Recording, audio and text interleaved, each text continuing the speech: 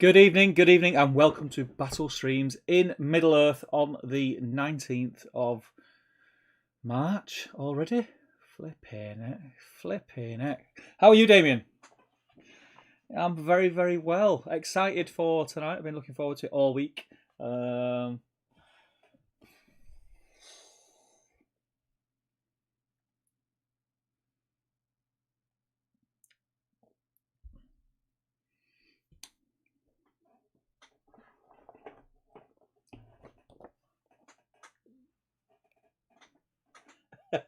Oh, hold it there. I need to put it closer, don't I?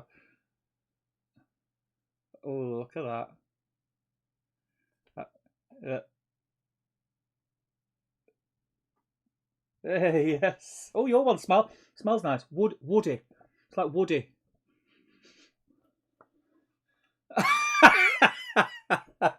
Smells like smugness.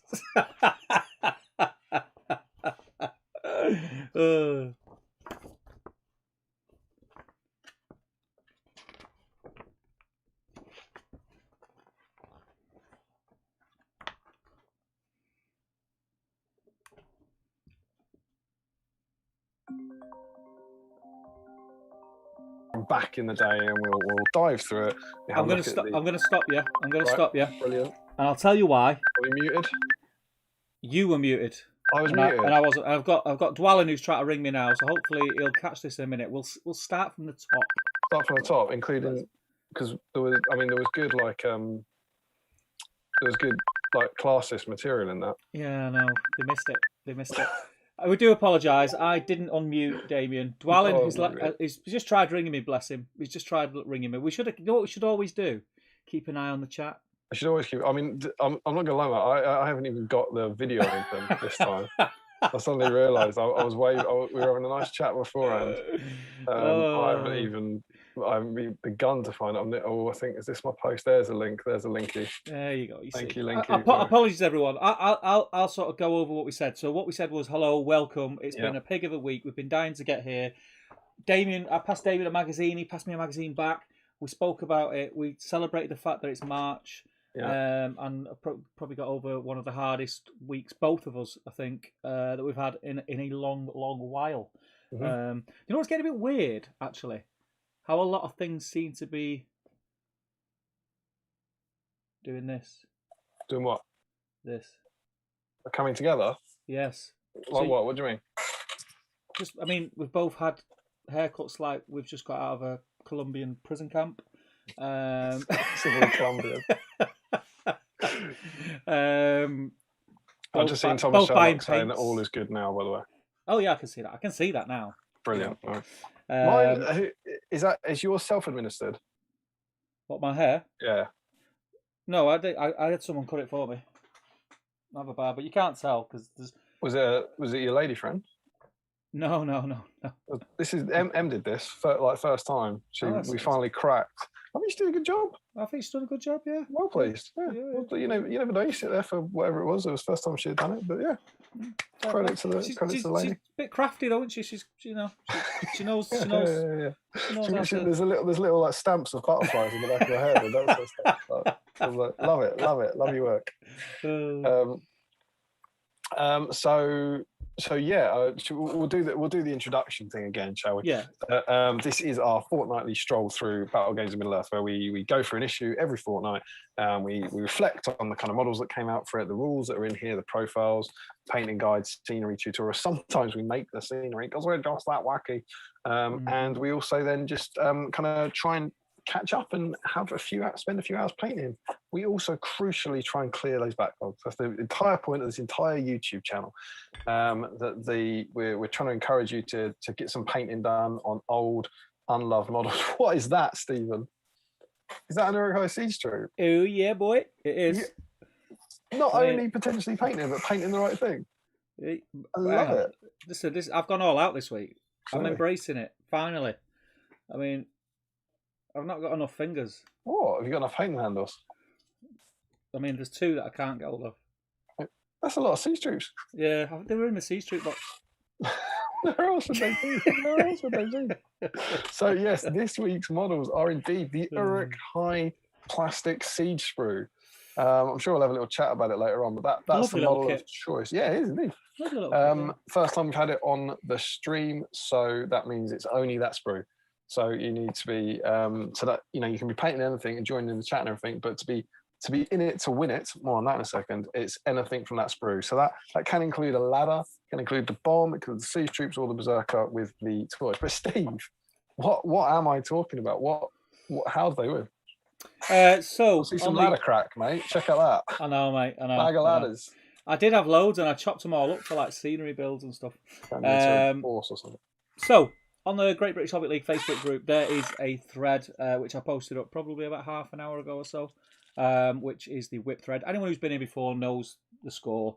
Whatever you're painting, get it in the whip thread on the Facebook group, and we'll take a look at it later on and go through it. More importantly, if you are on theme with your hobby tonight, so if you are painting something from an Uruk Seige Crew, it could be a ladder, could be a bomb, could be one of the Uruks, could be a berserker with a flaming brand. We're only accepting the flaming brand plastics, yeah? Oh yeah, only the plastic berserker. If you are painting one of those and you post it on the whip thread, you will be entered into a draw to win a very limited edition Battle Streams in Middle Earth dice, as you can see next to me. That is a lot of sixes, Damian. I know. They weren't placed like that, were they? No. I definitely didn't just all the ones you rolled didn't roll. Definitely didn't roll the ball. No, look at this guy. Where is he? This guy. He's good. Yeah, he's good. Right. Oh, it's weird. It's backwards. That one. One in six. One in six. And only 3 ones. So what's the problem, frankly? Indeed, you could win one of these black Battle Streams in Middle Earth prize dice. Got another go. You ready? Yeah, do it. That's better. Well, Steve, it's there's too many dice. It's nearly every number. Look, there's 2 3s and 2 4s. But if I took away these, look at that. 1 2 3 4 5 6. I like it. How many dice could do that? And how many dice could just when you roll 2 get a 2 and a 4? Oh, that would have been brilliant. But yes, indeed. If you are painting and you put one of those pictures in the whip thread on the GBet show and you're painting something from that siege sprue, you can win one of those. I'll post it out to you. What is that going on? That looks like a Soho basement dungeon. I'm sick of the clubs being shut, mate, so I'm just getting absolutely. Ain't no party like a escrow party. So there we go. Guar, what have you? I'm on slightly time sensitive snacks, so I think we should jump into that. Yeah, let's do it. You start, mate. You start. Okay. Well, I've gone for a cup of tea. Yeah. I'm very much in favour of starting a stream with a cup of tea these days. Nice mug. Yeah. But I do have queued up the obligatory beer ready. I've also got a classic now becoming the standard bar. Yeah. Emma today said, "You look like you lost weight." I was like, "Brilliant." I'll get a bigger bar. Yeah, I'll keep going. And it was a Sainsbury's delivery day. Ooh. It's Danish day. I got a vanilla crown to enjoy with my cup of tea. So, nice. Yourself? I finished my brew before the stream. I just couldn't help myself, so I finished that. So obligatory Moretti for a beverage, and then I've gone with again. It's becoming a staple at this end, in the northern part of Battle Streams, a White Lion bar. But then I fancied something a little bit salty, so some salty peanuts, some salty nuts. I just wanted something just after the sweetness, So I've had all these sweets. I need something salty. I'm gonna go to the vending machines. I thought I should mention. I was debugging the computers. I said I was going to debug the computers, so I did debug the computers. I just thought you should know. Some line systems might go on and off over the next sort of 10, 15 minutes. It's nothing to worry about. It's just a minor thing. Yeah. For the fans. So there we go. Yeah. That's our obvious intro catch up. Should we see who's in today? Let's do it. Do you want to fly through it? I'll fly through the chat. Because I'll fly through the chat while I'm. It's become its own meme, that hasn't it? While I'm crowning. Oh, actually. Speaking of crowning, I should probably say, as a public service announcement. Sorry, I'm full of another crown. as most of you will know, we're expecting a baby. Not me and Damian. Alas, if only. Can you imagine? Oh, what a life! Oh my God, what a life! And it was announced by my wife on this stream on the internet several months ago, and it's come around, and we're due. So quick. our I know, right? It's madness. So quick. Time flies when you're unable to do anything at all. And our due date is the 31st, which by my reckoning is 2 days before our next stream. Now, any of you who have children will know that they don't tend to come when they come in precisely when they mean to. So we think this stream's all right. Emma doesn't seem to be in any discomfort now. We're all right, but we are in any day now territory, which means that our next stream might be the one that gets derailed essentially by incoming baby, particularly if she's on time. So yeah, 2 days after our due date is the next stream. I have had quite a serious chat with Emma about this, and obviously because the patrons have been lovely, saying, well, it doesn't matter, but it does matter. People are committed, people have signed up for the Patreon, people tune in every 2 weeks, but we think this isn't going to be affected beyond the potential for 1 week. Is what our honest opinion is, that potentially if the baby comes on Wednesday or Thursday, it's unlikely that we're doing that stream. On the other hand, what you want as battle streamers is you want the baby to come tomorrow. It's not what I want. If the baby comes tomorrow and then we're 2 weeks in, I reckon the next stream goes ahead as normal. Do you see what I mean? So there's definite potential for the next stream. So we can get excited about the next stream, but in the knowledge that the next one might be the one that we potentially have to pull at the very last minute, based on baby. So there you go. That is my warning and my apology in advance. But no apology needed. No apology needed. It's I'm sure everybody is wishing you well. Thank you very much. Well, yeah, and, I'd say it's not my fault, but it is my fault. Bow chicka wow wow. It is, you naughty boy. So yeah, prepare for that. And at some point, I think probably a bit later, we'll talk about what the next stream is going to be, and it might even, it might even further damage your excitement about it, because if it does get cancelled, but anyway, what can you do in such a world? Emma's literally texted me, let's just check, my waters are broke, we need to leave now. I'm just lolling with you. She might need my help moving Charlotte a bit though. They always pull the pregnancy card. I know. It's always like, oh, I'm pregnant again. So let's see who's in tonight. So we have Scott in, Joe's in, Michael Haskell. It's Friday evening, thank goodness. I echo that, Michael. Dale Groves in, CB Miniatures Painting Studio, our latest patron. Yes, Chris. Welcome, and thank you very much, Chris. Chris, great to have you. Chris, I haven't forgot, mate. I haven't forgot. That's the second time I've heard you tell him you haven't forgot. I'm starting to think you forgot. I've not forgot. I've just been extremely busy. But I will speak to you, Chris. Are we allowed to know what you haven't forgot this weekend? Not just yet. Ooh, sounds to me like not only has he forgotten about it, he's forgotten what it is. Remco is in. Dale White is in. Dan Hollister is in. As I live and breathe. Eric Schultz is in there. He's currently in a Disney Plus Zoom watch party. Oh, I didn't know we were on Disney Plus. I know, imagine that. Did they pay us? I don't think so. Yeah. Well, hello, all you Disney fans. Let's go into the unknown. Michael Curtis is in. He calls us wonderful streamers. Hello, you wonderful watchers. Thank you, man. 63 people in. It's good stuff. Green Tree is in. Adam Davis is in. JRE7632 is in. He says, what's happening, troops? Hope everyone is well as could be. Weller to be here with you. Fine people on the phone up. Super well. Calman Steele's Right is in. As I live and breathe. Cal's normally working on a Friday. Yeah. So it's great to have him in. I'm going to give Cal a big shout out, as I believe I did a couple of weeks ago for this dear lady. It was Cal that pointed me in the direction of the fantastic deal and got me my lovely Tariel statue. So thank you very much, dude. Much appreciated. Great to have you in. Hope you're working on the siege troops, not the vault wardens. Callum is in. Harjinder Sin is in. Callum is still in. He says, anyone else excited to get their Ent on tomorrow? Don't know what you're talking about. We will probably come to that in a bit. Luke is in. Evening, fellow battle streamers. Harry Bates is in. Good evening from Australia. Steve, Damian, how are we? We're very well, sir. How are you? You're back, Harry. You're back. Back with a vengeance. Back once again with the Renegade Master. Joe Achilles is in. Good afternoon from the States. I think Joe, is that Joe Achilles? Is that a new name? I don't think we've seen him. Don't start. Don't start. He's here every single time. Oh, hopefully, maybe if I meet him at some point, you'll forget him. His name will stick. Al Mullen is in. Colin Brown is in. Max Malice is in. Late as usual, he said. Joshua Crosby's in. Harry is in for Battle Games of Middle Earth. Says evening all. Haven't caught your stream last night, Harry. Hope it went well. Did you catch Harry last night, Steve? Bits. The footy was on, so the footy was good. The footy was strong. Yeah. Everything's coming up second and the trophy.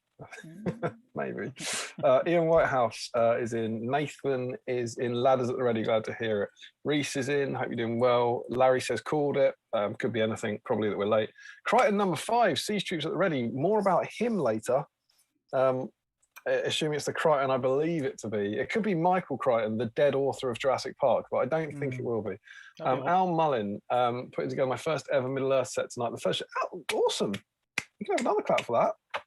Do we know, is Al Mullen's putting together his first ever Middle Earth set? So, listen, we've got a problem here. I'm reading live chat. You're on top chat, I think, are you? I am on top chat, yeah. See, that's where you're going wrong. That's where you're going wrong, mate. It's live chat you want. Yeah, I know. I can't keep up. It's pretty similar though. I'm on live chat now. Yeah, Al. Yeah, do we know? I feel like we know Al. I've heard that name. I can't see Al. Al Mullin. No. Well, anyway, welcome, Al. If it is, welcome, Al. I feel like you've been in before, but I don't know why you would be after you're on your first kit. But welcome, enjoy. Nathan T says big haircut. Indeed, thank you. Ben says evening all. Please be able to catch the stream live after being indisposed a fortnight ago. Then people start kicking off about the sound. Can't hear Damian. This is just miserable. Without Damian, this is not worth listening to. I didn't come here just to listen Al! to Steve. Of course I know who Al is. Now caught up. I'm with you. Yes. Al. He's from Top Table, obviously. He's a ledge. Yeah, the name sounded familiar. 73.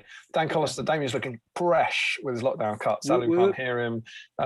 Can someone please sort this out? It's awful just listening to Steve. That's painful.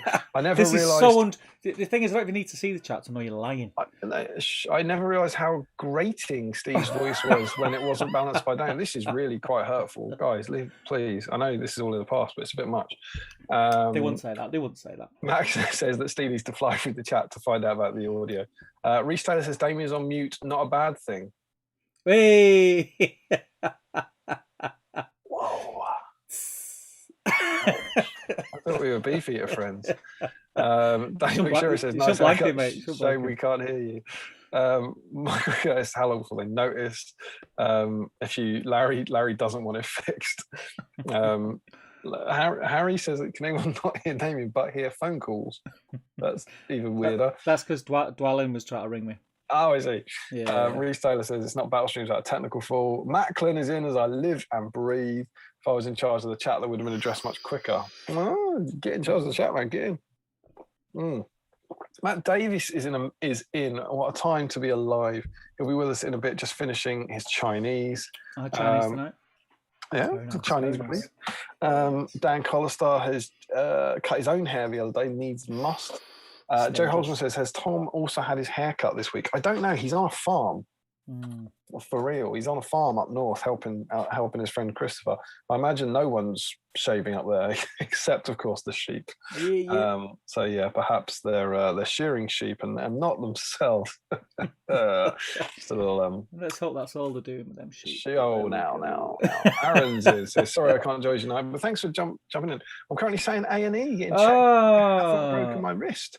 Man. I hope not, man. Yeah, I mean, if anything, if I went to A&E, I'd check that I had broken it, I think. I'm at home checking that I haven't broken it. I'll go to think that I have. Well, I hope you haven't. Get us on. Get us on in the waiting room. Yeah, let's get some more subscribers. NHS. Angel De Silva is in. Pizza and milkshake at the ready. That sounds quite fantastic. Solid choice, Angel. Joe says Emma did a great job. She successfully cut every single hair. That was it. She had one job, cut them all. Larry says, waiting out, I normally only get 2 or 3 haircuts a year, so it doesn't bother me too much being a bit long. Doesn't bother me being too much being a bit long. Max is saying, what are people betting that not a single drop of paint will wet Steve's Uruks? I think he will. I think he's well, it's already happened, actually. Are you doing it now? Why are you painting now? This is prime painting time. Because I'm waiting for the wash. You can still I've just washed it. I'm waiting for the wash to dry. This is your only time, mate. This is your only chance. This is your only chance. I've got to remember my my Uruk skin recipe. It's got to be dark flesh, isn't it? It's got to be dark flesh. I can't remember. Well, Doomball Brown now, isn't it? Reese says, right, Glyn, mate, a little chat there. Joe Hogsman says, Steve probably cut his ladders up to make stairs, indeed. Tom Tell, yo, what's up? Reckon we'll be up until the pre-orders go live. Yeah, I reckon this is a quick 14-hour stream. Tom Tell says, Escrow 7, absolutely. Colin Higgins is in saying evening. Oh, Reese is on Stella and a crunchy bar. Nice. Seymour is on Thai curry and oat milk. Julian says evening in ladders that are ready to escape a boring week. Indeed, take the ladder out of the week of misery to the parapet of Battle Stream's joy. It's a parapet. Generation Shift. And I'm in, guys. He's back. He's finished his Chinese. Nathan says, unacceptable. If she's in labour, you can stream from your phone. As we should. Gordon's on the Malbec. Matt says, hair's looking sharp, man. It's all right. It's not too bad. It's pretty soft. Jake Banks says, I'm painting Uruk Seige crossbowmen as their closest I can get. So I think you're with us thematically, but alas, no dice for you. Dwalin says, order the curry now, Damian. We had a curry last night that I think we're all right. I really wanted a curry, but I also really didn't want a baby. It's a tricky balance. Scott Whitefoot is in. Glad to finally catch you live. Many early congrats. Cheers, Scott. Is this your first stream, Scott? It's been a year. It's been a year. He might have been in one of them, but he's not a regular. It's great to have you. Good to have you, man.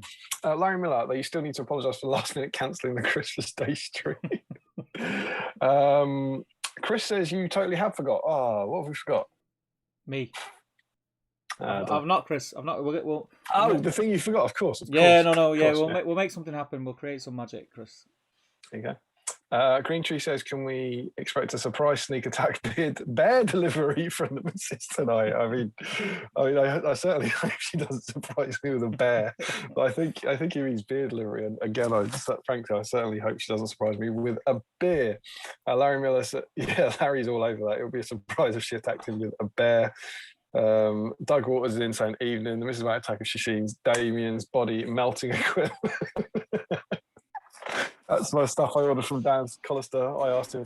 I simply asked him to help me strip models, and he sent me a group of things that would help me melt people. Classic Collister. Irex is in. Good to have you in, sir. Dylan Patel is in saying, I hope everyone's well. Been a while since I caught a live because I'm moving house. I hope it went well. I hope to come back to normal now. Richard Anderson is in. Crichton number 5, which now I'm saying it like that reminds me of Mambo number 5. But, that's just me. Nathan says, Steve said, I can't see. Here we go again. Destro the Dexterous, Houstonian greetings all. Good to have you in, sir. I did the thing. Damien just got some instant karma. That's probably about when Reese said something rancid about me. Joe Garman, good evening. Excited for the stream tonight. Skeeth148 says, bit late to the party. Evening all. Hey, Jamie. Larry Miller says, Tom's gone to live on a farm. No, he's not. He's not dead, and I'm trying to shield you from it. He's fine. He's working on a farm. I mean, can you believe it? I don't even believe it when I'm saying it. But, yeah, Tom Harris is currently working on a farm. Destro the Dexterous, post the recipe. Could be your Uruk skin recipe. Could be the recipe to get Tom Harrison onto a farm. I don't know. Don't know. Dan Collison's senses shenanigans. Nathan says the bear has an axe. Max is asking if bears can wield bears. And Sophia Wilkinson says, evening, I'll apologise for my tiredness. Hopefully I didn't miss anything important. You didn't miss anything at all, Sophie. Thank you. But that, Steve, I've flown through the chat, mate. flew through it, completed it. I mean, I'd have flown through it. You kind of. You'll be finding the window about now. So there we go, sir. There we go. I have caught up. I'm gonna have a Danish. Steve, how are you? How's your fortnight been? Ooh. What have you been working on? What are you working on tonight? Go. Well, yeah, pretty much like last time we came on, and I think I complained about how busy work was. Same again. It's just absolutely crazy. I rearranged. Was the man cave this way last time? I don't think it was. Yeah, the shelves were, but you've moved something since again, I think, haven't you? Yeah, so I've moved the shelves down to create more space back there because my table, I've got a next board that I'm building. Oh, and some paints. I think you can see just there. Recently purchased for a certain painting guide. No. Looks like an authentic river surface to me. No, it's not a river. What are you building? A board, mate. No, it's all will be revealed. I don't think that'll give anything away. It's got Am and Hen on it, but it's not the Am and Hen board. It's something that I'm looking forward to getting on. That's weird. So it's got Am and Hen on it, but it's not an Am and Hen built board. No, because I finished painting Am and Hen, and I moved everything around, and I had nowhere to put the painted Am and Hen, and I stuck it on there, and it's kind of just stayed there. So right. So Am and Hen won't be on there at the end. Not on that board. Right. On the next one, it will be. Will Am and Hen be on the Am and Hen board? Yes, one of them. That's probably the best place for it. One of them, mate. So yeah, changed all this round. I've done a little bit of filming. I've done a Space Marine speed paint guide. I've done a review for the Zaturdi's Dwarven Crypt thing. And I've been doing a lot of. I saw that one. It's pretty cool. Look good. Yeah, it's pretty cool. I've been doing a lot of backroom stuff for Top Table. Lots of stuff that I'm hoping will come into fruition in the next week or so. I can say no more. But other than that, no hobby, not painted anything. Just been really busy with work. And what I've been doing is normally I just come in here and I paint and hobby and build stuff and neglect my actual real job. That's what I generally do. Your family. And then I got to the point where I realised, it's nearly the end of the tax year. I think I better start doing some work, actually writing things down. So it's the end of the tax year and spirits are in the sky. So yeah, it's just been a lot of paperwork. So, but I'm through. I broke the back of it. I'm through the bulk of it. I'm really, really happy to have done that. It was a bit crap, but I'm looking forward to getting some hobby in. Next week I'm going to get a lot of hobby in because I've took a few days off. Very nice. So I'm gonna be here when the kids are at school. I'm just gonna be chilling and getting some stuff done, doing some filming. What about yourself? Have you been busy? Yeah, I've done quite a lot. I think overall, but nothing that I plan to do each night. I can't remember when I did these things, but what was last stream? Hobbit. So I was working on the Bilbos, wasn't I? So I've got my two little Bilbos that I haven't put tussle on, but I finished these. There was an impromptu patron Zoom call last Friday. There was. I tuned in for a small period of time. A guy set up, and I finished these on them, and I'm quite happy with them. So I got those done, which was quite nice. I finished the stream Moria Goblins, but I can't honestly remember if that was before the last stream or not. I can't remember. But, yeah, like they were left. I don't even know. They're still out somewhere, but God knows where they are. Oh, they're down here. So another 12 Moria Goblins, like nothing fancy at all, but done, painted, backlog clearing, boom. So I got them done. I built the trolls, all inspired by the last stream. So I finally got my trolls kit out. I love them models. Yeah, they're great awesome. Models, man. I built all three of those in front of the telly over a couple of evenings, which was good fun. I haven't done the campfire yet, which is really doing my head in because in my head that means I've still got the box. You know, all the sprues are still in the box. So I've got to assemble the bloody campfire. They're awesome. They're wonderful models, and as I've been saying for years, I want to do these, and they're a step closer. So stuff like that. That was cool. I got tons of stuff. I've bought loads of stuff. I'm having work is absolutely shite at the moment.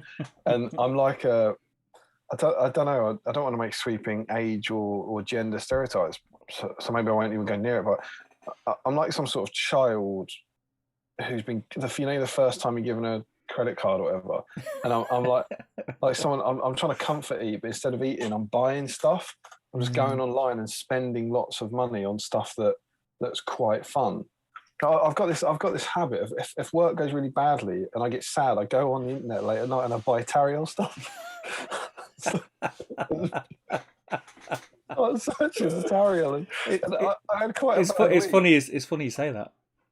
You bought some Tariel stuff? No, not Tariel stuff. I sent you a picture of it last week, then I forgot about that. You don't remember what I sent you? Shall I go and get it? If you like, it could be. It's on the shelf. I'll go and get it. It was an impulse buy. Can you not remember? Not a moment.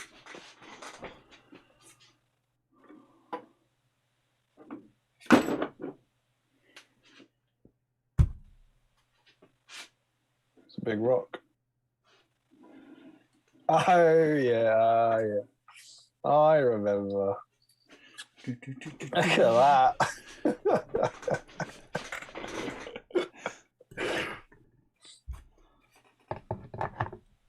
It's pretty sweet. Look at this. It's pretty sweet. So which one's that? Where's it from? Oh. Sideshow. Sideshow. But it's like posable. It's a slippery slope. It's like a proper toy. Toy. It's like a proper toy. It weighs a ton and it's even got like a metal look. Look at this. I don't make the metal noise, but it's metal. Helmet. Can you wear that? Can he play around? Can Aragorn be a bit foolish? Role play? Oh yeah. I'm an Uruk. Sneaking up behind Legolas, go boo, boo. I'm an Uruk. Still counts as one. Oh, do you remember what happened to Haldir? So yeah, sorry to interrupt, but yeah, I did. I treated myself to that. You know, being a bit of a. So where did that come from? Like, what was the? I got an email because I know you love an Aragorn. Yeah, I got an email. I'm in loads of groups for like collectors things and stuff like that. And I only got into them because most of the prizes that I have for my events are like cool statues and stuff. So I got an email, and it was I think there's a limited edition. There's only like a couple of thousand of them made, I think, something like that. And I just thought, oh, that's super cool. I've got to have it. So, classic Crow. Like you, I was feeling really sorry for myself. I was having a crap time at work. I thought, do you know what? You deserve it, Steve. you deserve Such that, mate. A good boy. You deserve another hour. You deserve that. Go on, get it for yourself. But the thing is, it's an investment, so they always are. It won't devalue. It won't devalue. So Yeah, it's that money in the bank, isn't it? Yeah, absolutely. If anything, it probably would have been more expensive not to buy it. Exactly. Yeah. So yeah. So I started doing that. I bought all sorts of crap, but I also had the very sad news that Tom Aurelian's closing, which have been Tom Aurelian have like sold kind of this sort of generic dungeon fantasy furniture for years, and all of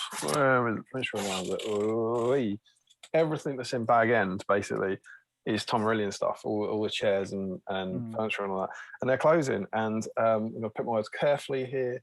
My next hopefully upcoming project needed a load of Tom Aurelian stuff, and he's basically said, once it's gone now. So I went on and I spent about 250 quid on this shop because I bought like all the stuff I could possibly need. Yeah. And so I've bought more than I need for this project. Yeah. And so this big, I don't know if you can see it, just there, that you can see the white label, right? Yeah. White square label. That box arrived, the awesome service as ever. And so I've got tons and tons and tons. It was quite daunting when I got it out. And Emma came over and was like, what's all this? And so I've got loads and loads of stuff towards my next, hopefully, Throne of Skulls board. Did you tell her though? Don't worry, love. It's like money in the bank. Yeah, I said if anything, it just goes up in value. She said, how much does this cost? And I said, yeah. About that. What is that? Is that the bell? Is that the doorbell? So that arrived. But I also, one of the reasons I flagged this up earlier, I saw on the trade group These out. Very nice. Pillars from Mr. Stuart Crichton, who I believe is Crichton number 5. Mm-hmm. 1, 2, 3, 4, 5. Stuart Crichton's building warrior pillars, and they're really good. And there's a set of them that you put them up on Trade Group. There's 3 like this, and then there's a little broken one. They're one-offs, they're all like they're just built out of foam, and they were awesome. And you did them for like a really good price, and so I ordered them, and they turned up like the next day or something. It's cool. I said I'd give. He's done loads of scenery stuff. I said I'd give his Instagram a little shout, and it's the Glasgow Mech Shop. DA_Glasgow_Mech Shop. He does loads of really cool scenery stuff, and he's building loads more. So if you're on Instagram, you want to go and check it out. But cheers to Stuart for sending those through, because that was good. So I picked them up. I'm looking around. I then got. I was looking forward to upcoming releases as much as everyone is. And then the painting guide for Treebeard dropped. And I was working and pissed off at work, so I was like, "Screw this!" And went digging through my cupboards. Found this guy, assembled him. This is Barky McLeafface. Yep. It was a cool model, absolute pig to assemble. Yeah. But he's done now. I've also dug out my old metal Treebeard, who's currently downstairs in a bath of Dan Collister murder juice. Being cleaned off, and I picked up. Where did they end up? Oh, here we go. Da-da-da-da. All the paints I needed to do to follow the Treebeard painting guide, including my very first contrast paints. Nice. So I got a few of those. So yeah, I've bought a load of crap I don't need, is the short answer. Yeah. Isn't it weird that that's what we do? There's a little chemical in our brain that needs to do that to make us feel a little bit better. But I did the same as you. I ordered all the paints from that painting guide that I didn't already own. And a lot of them are quite obscure, I noticed. And I quite wonder if GW in their marketing genius say to the painters, "We've not sold many of these in the last 6 months. You have to paint a Treebeard with these paints." I'm sure that's not the case. But anyway, sure. Yeah, I did the same, and I ordered what I didn't have. And yeah, it just made me feel good to do it. And I think, you know what? I think every now and again it's nice to treat yourself. Yeah, problem is, I think you say every now and again. I did it most evenings this week. That's the problem. It's these things. These things are the problem, mate. These things. Yeah. If you didn't have these and there was no Amazon, yeah, be all right. No, yeah, I've spent a lot of money this week, but I think I feel better. You look better. You look better for it. Do I? Thanks. You're glowing, mate. You're glowing. Thanks. They say you can't buy happiness, but you can buy Tariels. So. This is actually one of the Tarot-related products, but it's just the old Bridge Direct 6-inch. Frankly, I couldn't believe I didn't have this. I've got the she's down there, and I've had this one like for forever. The 3.75-inch one, but as you can see, significantly less Tarot. Yeah. Like, and it's like double Tarot. I was like, why does this exist? And I haven't bought that. Buy that. And it literally came in there. Went, why have you got that? I don't know. I was sad last night. I wanted a new Tarot. So there she is. Why not, mate? Why not? COVID. Yeah. So I think what we should do is we've touched on. We've said hello in the chat. We've talked about what this week's episode is about. We've talked about what we've been up to for the last 2 weeks. I think it'd be a nice time because there's quite a lot of people in. Just to give anyone who has never been in before a quick little shout out, say hello. If it is your first time here, please do say hello in the chat. Let us know where you're from, what you're painting. It'd be nice to know who's watching. And welcome. Don't be put off by us talking gibberish. Oh, embrace it. I mean, if you are put off by us talking gibberish, then leave now because it ain't going to get any better. But yeah, welcome. Do let us know in the chat. We've got a few of the old names are in tonight. I can see as well, which is quite nice. I've just seen like Jeremiah and Jonah, that sort of thing. This is what I've got to put with. Thank you for joining us and sharing the load. So yeah, I'm actually going to get some painting done tonight, Damian. Glad to hear it. Yeah, what I'm gonna do actually is I'm just gonna get my paints together. So, can you just hold the fort for 2 seconds? I thought you were going to be like talk. I thought that was you taking on the baton and saying, "Well, I'll tell you what I'm going to do," rather than, I'm just going to. Well, I've got paint for a while. I've got to go. I've got to go and get my Doombull Brown. All right, It's only there. I will see what the lovely people are saying. I'll be back in a minute. So Holzman is at a rock farm, maybe. Matt Davis, I told you not to get any more of that stuff. You have your quote for the week. It could be anything. Sophie Wilkinson, Damien, you need to find a matching cat first. I know, it seems strange to have that cat, but who knows? Destro, the Uruk skin recipe, they are after Steve. I'm not sure if you can hear that. Something's lackluster to Sophie. Could be Steve again. Gayton says, even though I'm late, did you miss much important? It's all about as important as itself. So if you think this bit's important, then yes. If you don't think this bit's important, then no. Green Tree says, my doctor said I'm important. Angel De Silva says, secret squirrel stuff. Nathan says, what's top table? It's he knows. Don't. I don't think. Don't even. Not as well known as I can, you can. I can, you can cook. Don't even entertain that, Nathan. No. Cut me deep, man. Cut me deep.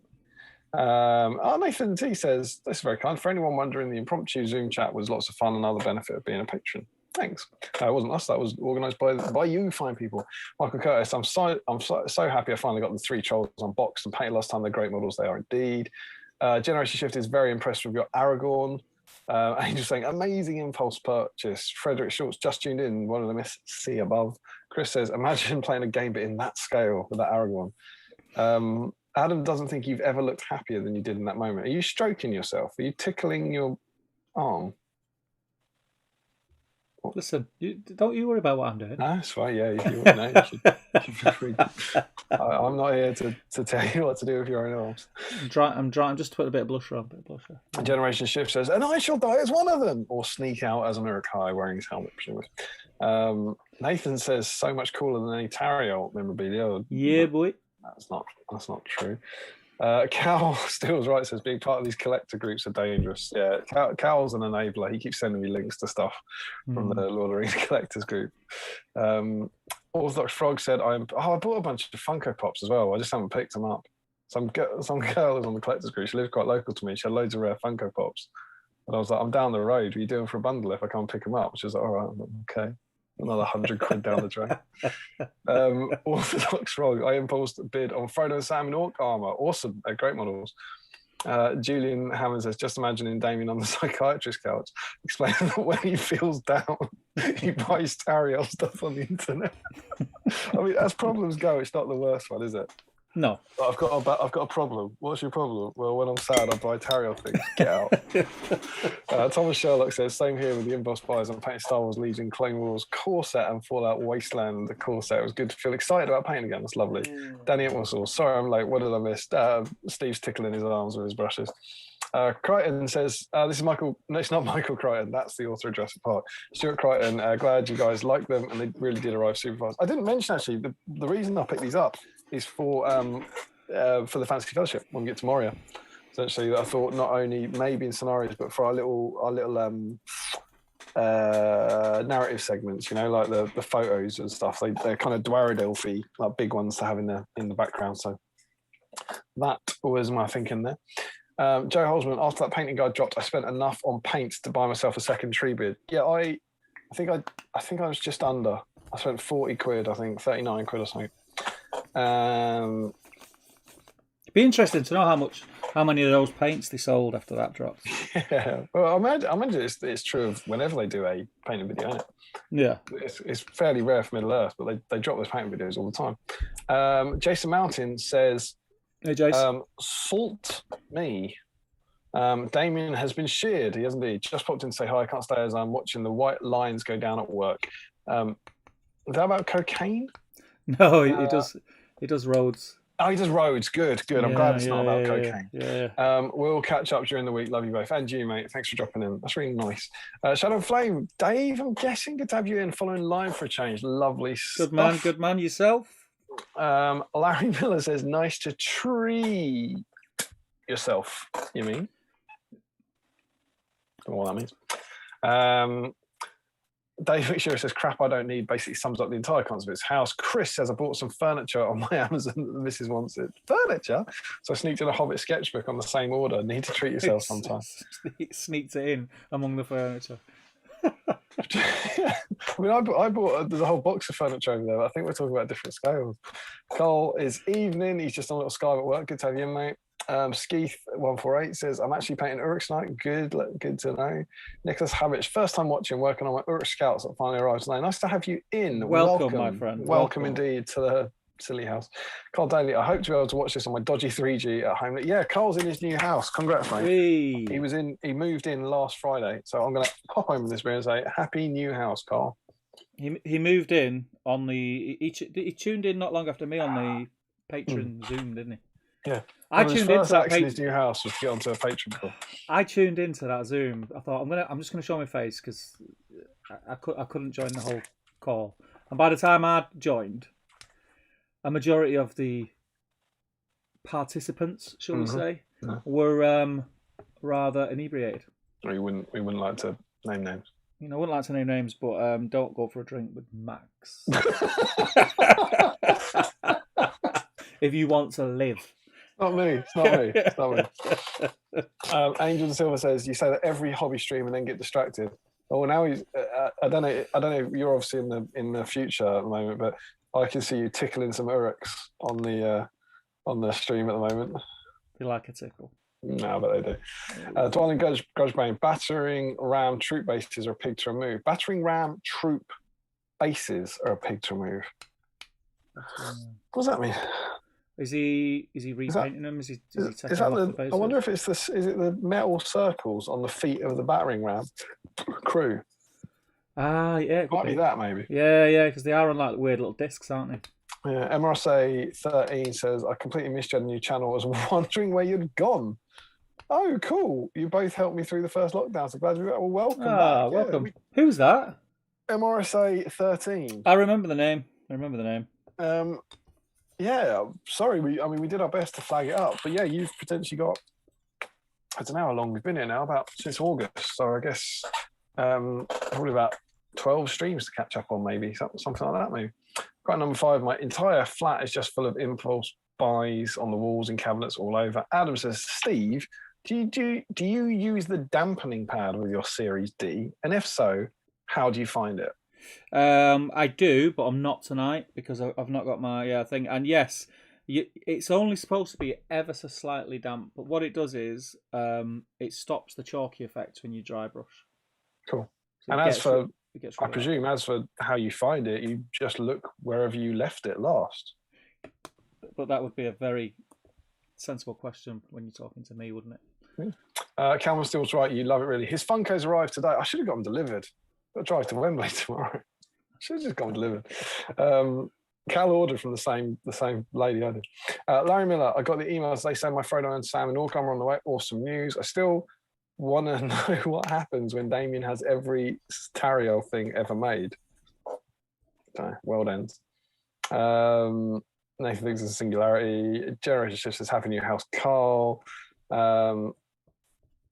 Chris thinks you look like you're dusting for fingerprints on the Uruks or whole handprints. Nathan T, don't go for a drink with Max. There's no red wine splattered across my table. Carl Daly, thank you guys. It's great to be finally in. Love the Zoom call chat. It was nice to join in after a mental day. Dan Nelly is in. Mr. Starts tonight. Hope you're all well. Rory Campbell, evening gents. Hope you're doing well. Good way to end the week indeed. Carl says, I felt sore the following day, but not as much as Max would have. Max, I guess I'll go for a drink myself. Sophie, it's snack rather than hobby related, but best Doritos flavour. Cool original for me. Cool original, yeah. I like them with fajitas and that sort of stuff. Yeah. Yourself? Cool original, mate. Cool original. Daniel, I mean, every now and again, I'll go for the cheesy ones, just to mix it up a little bit. But if I could only have one flavour for the rest of my life, it'd be Cool original. Yeah. Dan's last impulse buy was a vacuum cleaner. Since I'm doing it wrong. Even that sounds like he's a murderer, doesn't it? Max Alice, it was not a good morning. I got so confused when I realised 2 bottles of Scotch were gone. Indeed, they were inside you. Adam says, cheers, Steve, most helpful. Damien, Dan thinks it's flaming hot, except no substitutes. Harry thinks, got a message from his local shop saying his mate's order is arriving. Awesome news. Tomorrow's going to be a big day for hobbying. Sophie thinks it's chilly. Heatwave and Irex thinks it's tangy cheese or go home. Stephen Crow, I've caught up with the chat. Flown through it, if you will. I don't see what the problem is. Flown for it. Cheers. Way. I'm going to do some painting. Yeah, I've been painting away, mate. I think I've done more painting in the last 10 minutes than I've done on every stream. Every stream in total. I'm painting 8 Uruks and 5 bombs. Yeah, well, we didn't actually do what we're working on, did we? So you're working on Siege Troops, mate. Siege Troops, yeah. So I'm going to my fail-safe speed paint version where Uruk's a lot of silver on them, which can be fiddly. Swords on there as well. So paint them all silver. Washed up all none oil. I've then just dry brushed them back up with lead belcher. I'm going to let that dry a little bit, and then I'm going to dry brush them again with Storm Host. And then I'm going to start picking out the flesh and the leather. And that'll be them done, barring a bit of detailing. Cool. Is that you're clearly, I don't think you're particularly big on Isengard, so you are just battle streaming away, clearing the backlog? I actually have an enormous Isengard army. It was my slow grow from just before lockdown kicked in. Yeah, so I've got a big Isengard army now, and these are the only, I think probably the only troop type for Isengard that I've not got in the army. Just trying to think. Is there any bizarre troop types in Isengard? Might be new Dunlendings and stuff. But I presume you're kind of talking about Uruk, are you? I mean, I've got Dunlending as well, haven't I? Yeah. I think I've got everything. I've actually, funnily enough, it's not an army that I play or have played, other than starting it for the slow grown. It's probably the biggest army I've got now. Because I started painting it in the first lockdown and just went crazy with it. So yeah, Dunlendings, eh? Be nice to get them out soon. Once they're finished, I haven't got any, and I was wondering, would you mind if I borrowed them? What's that? Your Dunlending army? Nah, mate, I'm Dunlending them. Oh. I'm done with that. Dunlending, mate. Dunlending. Just do it once. Only needs it once. Victory sip. Very cool, very cool, very cool. So, apart from, here's a question for you. Apart from battle streams, and apart from the amazing Fantasy Fellowship series, apart from painting for that, is there anything you've got in your mind that you want to paint? I.e., we are, you know, we mentioned at the beginning of the stream, we are at a time now where everyone is really fed up with the situation in and around the pandemic and everything like that, and you know, it's starting to take its toll. If it hasn't already, it really is now.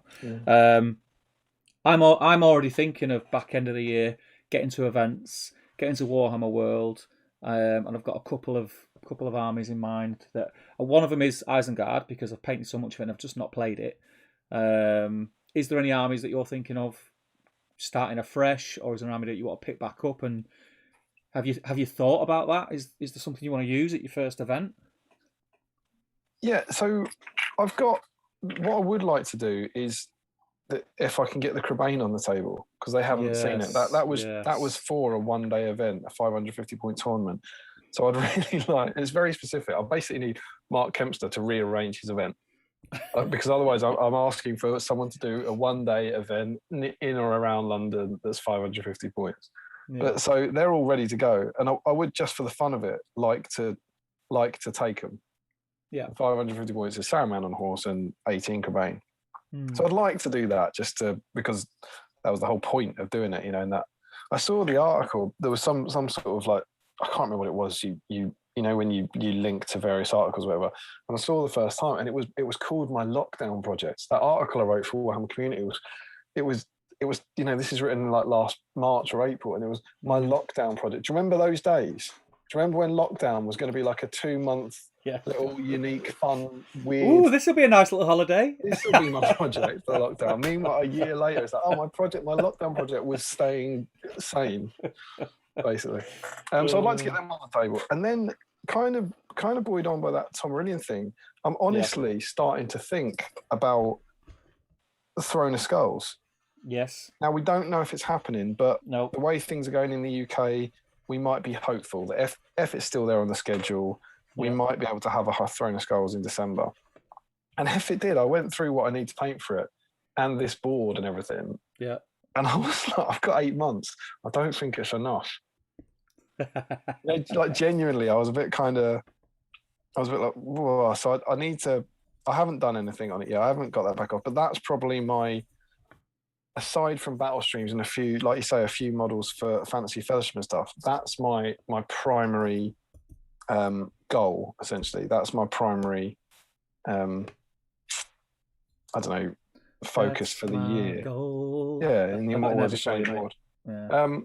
This is good. We're actually having a chat about hobby, which means no, they won't like. But Emma has texted me to interrupt.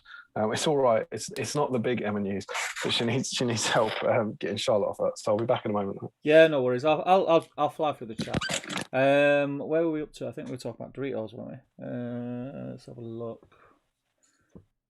I've had an easy night tonight. Damien's been on the ball with the chat. I quite like it. Vacuum cleaner talk. We did that.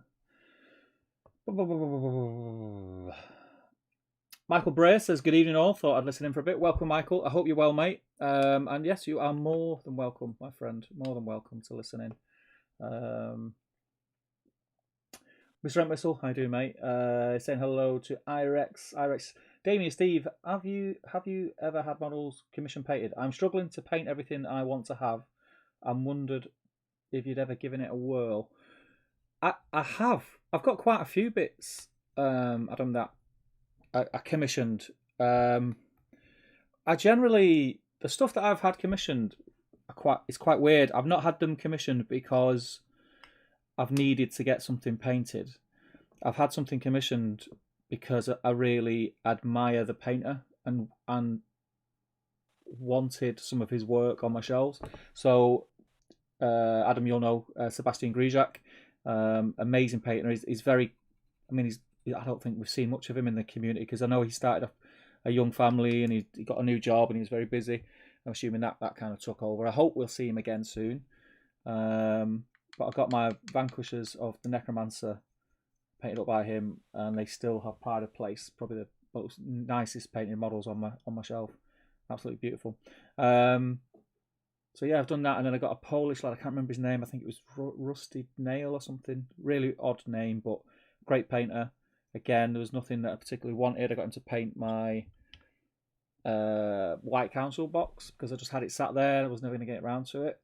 And I think, yeah, I'm quite an advocate of, how can I put it, helping people of that ilk to do this as an income. I get something out of it. They get something out of it, and just, if they keep doing it, seeing their stuff in and around the community is great. I love it. So I'm a big advocate. I don't know. Damian will answer for himself. I don't think Damian, not that I'm aware of, ever has. I think Damian sees his collection more of a journey that he wants to do solo from start to finish. He's here now. He'll be able to answer. So no one tell him what I was just saying. But yeah, so I was actually just answering. Irex asked. He's in two minds about getting some of his models that he's never going to get round to, never have time to. Have we ever had anything commission painted of our own collections? And I have, but I don't think you have. Would I be right in saying that? No, yeah, exactly that. I haven't. But I'm getting something done. It's not. That's for real. But it's not. It's not SBG. Okay. Well, I don't know if I want to say what it is. I almost feel like I should save it. But there's a completely separate game. Yeah. That I have. I had some stuff from that I've always wanted, and trying to cut down a little bit and rationalize the collection a little bit of late. Yeah. I went through a few things and got rid of things, and I was like, I want this. I want to keep this. It's completely self-contained. Think Cursed City or something, yeah? Yeah. Just like a game in a box. I think I know what it is. I think I know what it is. You think you know what it is? Yeah. And I was like, I want to keep this, but at the moment I can't do anything with it. Yeah. And so I've chatted to a few people, and I'm going to get it commission painted, and then I'll do something with it at some point. Yeah. So yeah, it's bizarre timing, but before a couple of weeks ago, no. Within a few months, yeah. But not SPG stuff. For me, I don't know. You feel very personal about it, don't you? Yeah, I just want the models to be mine. I've got hopefully, all being well, I've got a long life ahead of me, and I've got time to paint them. Yeah.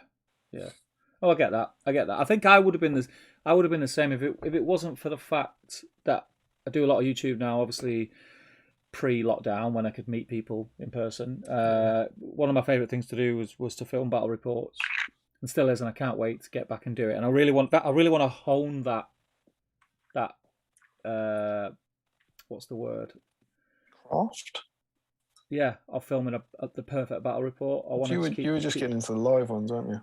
Yeah, I just want to keep going until I hit that sweet spot, because I'm still not 100% happy with them. So to do that, I don't want them to become stale. So I need a lot of stuff painted, and I don't just want to rush stuff. So I'm quite happy to get things commission painted, and then at the same time, I'm quite happy to support artists in our community that I admire. And if it helps them keep doing that as a hobby and like a second income or whatever, and we keep seeing their cool stuff on the groups, then I'm happy to do what I can to support that, because it's the same as when people support us, I suppose. It means I get stuff painted, it looks really nice, and I can use it in the future. So yeah, I mean, I think it's a really good idea to support them. And there's so many now. There's so many talented people commission painting at the moment. You had a go at it, didn't you, last summer? Yeah, I hated it. Absolutely hated it. First lockdown, I panicked because we didn't know when we were going to go back to work, and I was thinking, how am I going to pay my mortgage? Blah blah blah. And the community got really behind me and sent me stuff to paint. But just and I didn't want it. But I just painting stuff and having to. I think I was overcritical of stuff. I was really worried about painting something and sending it to them and them not being happy with it. Yeah. So I always had this vision in my head of someone opening a box and going, "Oh, do you know?" Oh, Steve Crow. I have gone to the wrong person. These aren't like his pictures. Oh, this is embarrassing. He's good with Photoshop, isn't he? But for me as well, when I was looking at it, I'd want, as well as the personal attachments to models, I want the stuff to kind of look the same. Yes. I do. I'd not say I do this a lot, but I like the idea that I can mix my models together into different ally contingents, and they'll fit. This Gandalf from Thorin's Company will fit in the Fellowship and all that. Yeah. And this other thing is completely self-contained. It's completely separate. So it was like, oh, well, that wouldn't matter if that had a completely different style to it. And I was looking at it, I really, really, really, really, really, really want it. And I'll never, ever, ever, ever, ever, ever paint it. It's that kind of, by me not painting this, I'm not missing out on anything, because I'm never, ever going to do it, in all honesty. But I do want it. So yeah, I mean, it's it's cool. So what Irex wanted to know, should he get his stuff commission painted almost? Well, I think he was thinking about it, and he was just saying, what are our thoughts on it? Have we ever done it? And I'm assuming it was like, did we regret it, or was it something that we were all right with? And me personally, I'm happy with it. But then I think if I wasn't doing YouTube and I didn't need stuff painting, and it was a benefit to me in that sense of having the stuff on the shelf painted, ready to go, I'm probably a bit more like you. I'm a little bit more possessive about my collection, or I was, if you know what I mean. My own, my precious. Yeah, I want to do it. So I've kind of got over that. But I think just having the models painted is more beneficial than thinking, I'm going to get round to that one day, I want to do it myself. Or the thing that I have is, especially if I've not painted for a while, I tend to think, I'm not ready to paint that yet because I'm a bit out of practice. So what I want to do is do like 2 weeks solid of painting, so I get back up to my highest level, and then I'll tackle it. But my schedule's so busy that I can never I can never get there, and stuff just piles up. So, yeah, it's good. It's a good question. That is interesting because I'm really interested in that kind of stuff. Really, what people think about that, because my outlook on that has changed drastically because of the circumstance that I'm in. Yeah. Also, I think if there's someone whose work you like and who you kind of like or admire and you want to support, then why not? Yeah, it's a great thing to do. Yeah, I think it is. If there's people out there trying to make a living out of something like that, which is cool, and you're in a position to support them, then yeah, it's great. Yeah, and a lot of people don't have time to paint and hobby. A lot of people, they might have careers or jobs that take up so much of the time, they don't get a chance. And I think there's probably been people who have joined this, whether it's be this hobby or 40k or any other gaming system, and probably drop out of it just because they don't have time. Yeah. To paint the models, and it's like frowned upon at events and stuff. So yeah, I think it's well worth. I know dropping out of the hobby is definitely frowned upon at events. But if you do it in the middle of an event, I'm out, mate. I'm out. Well, I know. You gotta play your games. You gotta play your games. Matt Woods, who we were talking about pre-stream, he gets a lot of stuff commission painted because he doesn't really enjoy painting. Yeah. But he loves having armies that are painted nicely. So he spends a lot of money and a lot, part of his when he buys an army, he has at the back of his mind that a large part of his investment in that army is going to be getting it painted by somebody else. Yeah. And he just likes to play with really nice minis, whether he's painted them or not is irrelevant to him. Yeah. Well, different people have different sort of attachments to the stuff, don't they? Yeah. Yeah. So yeah, I'd say give it a go. Maybe get someone to commission something that, not that you're not fussed about, but that you're least attached to. As I understand it, Irex is a bit of a hobby butterfly. He's got fingers in multiple pies in terms of like Necromunda, 40k, SBG, the one with the big robots. What's that called? Transformers. What's it called? Adeptus Titanicus. So maybe if that was my advice, I would go for like a warband or a gang or a army from something else that you get someone else to paint the whole thing. Yeah, that would be what I would do. So yeah. And then Jamie. Oh, go on. Sorry, Jamie says, "Do you even have feral Uruk Steve?" I do. I have a warband of ferals. Feral Uruks. Yeah. It takes me back. I did have 2 warbands. 21 I've got painted. And got rid of a warband when I realised that they weren't as cool as they used to be in Damian's day anymore. God rest their souls. They've done a job. God rest their beautiful defense 5 2 attack 11-point souls. Dan says to Irex, "You'll want to tap up Miniature Rome Studio if you want MSBG or indeed any other commission. Stu will see you right. Stu is a very good painter. He's busy." Oh.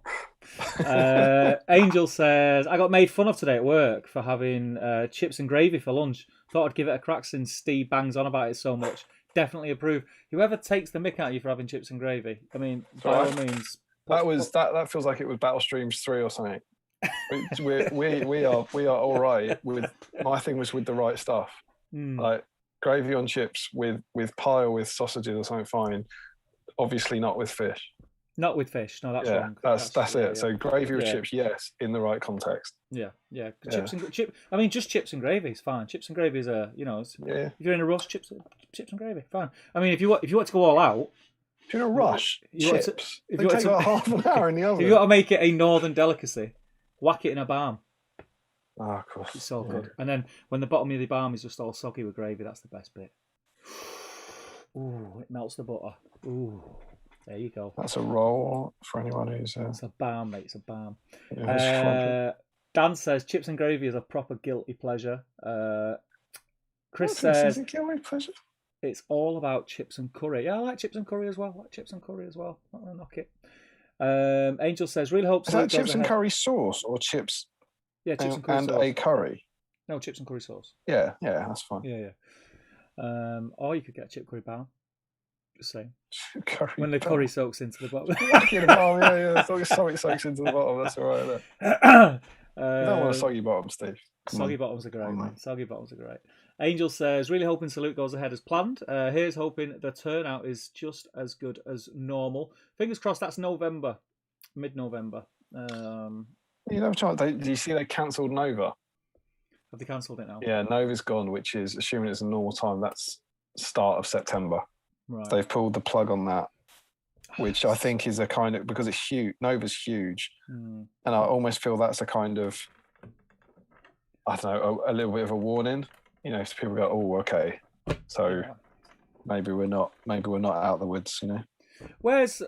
I mean, I kind of stopped keeping up with things probably about a month ago. As far as the sort of, not going back to normal, but going back to some sort of normality, are America kind of at the same place we are? Are they behind us? I thought it was still pretty bad in America. Oh, I don't know. In terms of their lockdown, I really don't know. Anyone in the chat, do let us know. Yeah, that is a biggie, though. That is a biggie. Nathan T says, thoughts, Berserkers redder skin tone than Uruks, or the same? I've always gone redder. Yeah, just to make them stand out a little bit, I think. Yeah, they don't wear any clothes. They're bound to get a bit burnt. Yeah, they catch a bit of sun. And they're always hanging around near flaming brands. They're always near fire. Yeah, they're bound to be Absolutely. Tanya's in. She says, hi all. It was late tonight. Don't mention it. It's fine. It's just, you're here. That's all that matters, Tanya. Welcome. Harry says, chips and curry sauce rocks. We bought some sauce to have a fake away tomorrow. Can't wait. Very nice, very nice. Very nice. Luke says, I won't discriminate. Chips and gravy or chips and chip shop curry sauce is a win for me. Correct. Yep. Frederick says, fun fact, when I got my first siege troop set over 10 years ago, the bomb parts were missing on the sprue. The bombs I'm putting together now are my first bombs. There's a lot of bombs in this. Even though Isengard was my first army, excuse me. I've got 5 bombs on the go. 5 bombs. Chris says, I like this food talk. What I really want to have, I never asked for, is fish and chips, but the fish is wrapped in a kebab like a pig in blanket. Jeez. That's not for me. That's like chippy and kebab shop are two. You can't wrap something in a kebab. You could wrap it in kebab. You could wrap it in like a tortilla. You could wrap kebab meat around it. Yeah, that's what I mean. That you could do. Is that what you mean? Like kebab meat around it? I'm assuming that's what you can't bend a kebab around a lump of fish. No. Well, he says. I mean, that's just putting fish a kebab and chips, on top but of the fish is wrapped in a kebab like a pig in blanket. So yeah, I'm assuming because you wrap the bacon around a sausage. So I'm assuming he means wrapping the doner meat around a fish. Yeah, I mean you could do that, but I wouldn't ever do that. I mean, that's lamb and fish. That's like lamb and fish. Yeah, that's like I'm trying to make it happen. It's like pressing 2 magnets together. No, don't put the lamb on the fish. No. Larry says, I think I know. Lamb on the fish. No. Larry says he thinks he knows what it is. I think this is about what your army for thingy. I think he's talking about what I'm getting painted. Oh right, okay. By all means, speculate. I probably won't confirm, but by all means, if we want to have a fun game of speculation. You said you thought you knew what do you think it is? I think it's that. What was that? C game that you were going on about a bit ago. Carcassonne? No, the shit one. You know what I mean? You're not saying it now because I've got it right, yeah. That was a C game. It was a C game. Come on, yeah, you know what I mean. You know what I mean. C game. C game. You mean Dreadfleet? Yeah, that's the one. Yeah. Interesting. Yeah, you know it's right. You know it's right. I can smell it. I can smell it. Orthodox Frog says, "Is it Battle of 5 Armies? Is that your theme?" Oh, I think he's guessing the Warmaster game. You know, the box game. Yeah, that's a good shout. Angel says, "What? That's a thing?" I think I was talking about the kebab wrapped fish. No, it's not a thing. She might be talking about Battle of 5 Armies. You can't go too far down that conversation. Yeah, the wrong one. Angel, don't get that. If you try that in work and everyone takes the mick out of you, then I can't back you up on that one. No way. Sophie says, if you ever went to Wigan, which you shouldn't, you can get a Wigan kebab. Yes, we know what this is, Sophie. It's known as a slappy, which is a pie in a barm cake. It makes no sense to me. A slappy? I didn't know it was called a slappy, but I've heard of a pie barm. I've heard of a pie barm. You put a pie in a barm cake in a roll. It makes zero sense because, like, yeah, it's a conversation that, you know. Chris is asking, what's a barm cake? Don't start. Ruari Campbell says, is it Rory Campbell says, that's nothing on a macaroni pie roll. Macaroni pie roll. That's pasta pie roll. Pasta in a pie in a roll. That's carbs. Triple carb. Triple carbs. Chris says, is that a cob? No, because a cob's crispy, aren't they? Cob's a crispy cob. Stop saying cob and crispy. And a barm cake's soft. Sophie says, is the correct word? It's the correct word for a bread roll. Yes, correct, Sophie. Like a hot dog roll. No.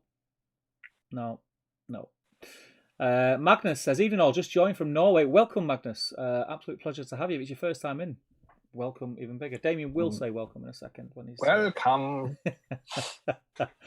Larry says, whoa, they're actually both painting. Never thought I'd see the day. And talking about hobby as well. It's really weird. It's mental.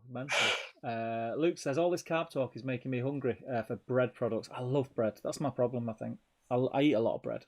Sometimes when I'm sad, I go on the internet late at night and order bread products. Do you know what I like? I like just getting like when you go to the supermarket, if they've got like a bakery there, you get like a fresh, warm French stick. And you just go home and cut in slices, put butter on it. It's just the best thing ever. It's Sainsbury's Day here. We had it. We had the baguette. We went Tiger bread. Oh, Tiger bread. Cup baguette of tea. Of choice. Cup of tea. Baguette of choice. Ooh. I don't know. Changes. I'm licking my lips now. I can taste melted butter on it. Yeah, but what's on it? You can taste the bread. What's on it? Come on. What's? I can just go butter. The baguette. Yeah. Different types of baguette, right? You mean actual fillings? No, I mean like poppy seed, sesame seed, tiger bread. Oh, plain, normal. Plain. I do like poppy seeds though. Poppy seed. I do like poppy seeds. Yeah, poppy seed. I do like poppy Correct. seeds. Yeah, like poppy seed unavailable today. Got tiger bread. Nice. Very nice. I like tiger bread. See, I like soda bread as well. Like Irish soda bread's nice. Really nice with butter on. Really nice. Nom. Whack a bit of butter on it. Bit of butter. Bang. Proper butter as well. Not none of this fake butter stuff.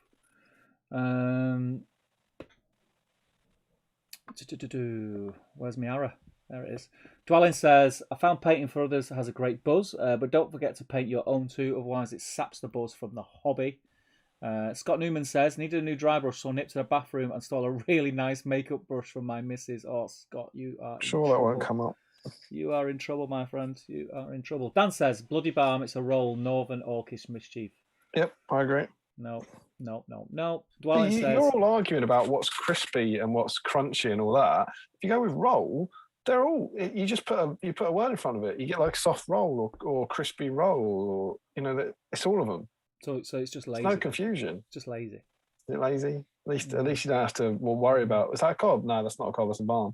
No. Well, what's that? I thought that was a cob. Is that a roll? Yes, a roll. See, I don't have that conversation where I thought that was that, because a balm is a balm and a cob is a cob. That's it. I mean, you had a conversation like that about 5 minutes ago. You know what I mean? Yeah, with people who don't know. That's the thing. Of course. See, yeah. Dwellin says she won't mind, Scott. Nathan T says Dan is correct. Chips, rice, and gravy from Chinese. Scott Newman, what is wrong with you? You do not put gravy on rice. Chips, rice, and gravy? You do not put gravy on rice. Scott, go and have a word with yourself in the corner. This is not on. I need to go and buy some Tario stuff off the internet. It makes me feel a little bit ill. Not gonna lie. Larry says, yeah, it's roll. I like semolina. That's not like good, is it? Beef semolina. Yeah, it's semolina. Not good. It's not good. It's not good. It's a reason the Chinese don't eat it. Orthodox Frog says some states in the USA are open, but private businesses can refuse service. Masks usually mandatory in shops. Gaming stores are open, but social distancing and masks. Joe Kelly says it's improving over here lately. Knock on wood. They're allowing 20% fans at sporting events. Well, hopefully it keeps going. We still haven't got fans, have we? Yeah, hopefully it's going in the right direction. I read today though, Wimbledon's going ahead this year. Well, didn't it say at the end of this month they're going to let fans in to watch football? Yeah, they're going to let stadia start to be entered. But yeah, I read that Wimbledon is happening and they are going to have fans at it. If there's no further yeah, just keep everything crossed, people, and be sensible when you can. That's Throwing the Skulls is the major sporting event we're all hoping for there. It certainly is. It certainly. Can you imagine this? The clamour for tickets. Oh, God, I mean, Battle Streams has got to be there, surely. Just saying. Does that mean me and you are going to Throwing the Skulls? Is that what that means? It's like, yeah.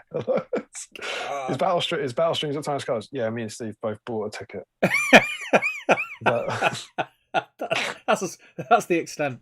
That's the extent. Have you been asked in? Yeah. We both paid for our ticket. And they asked us to come after we did that. They asked us to come along and be there. Oh, you stream it? No, we're not allowed. No.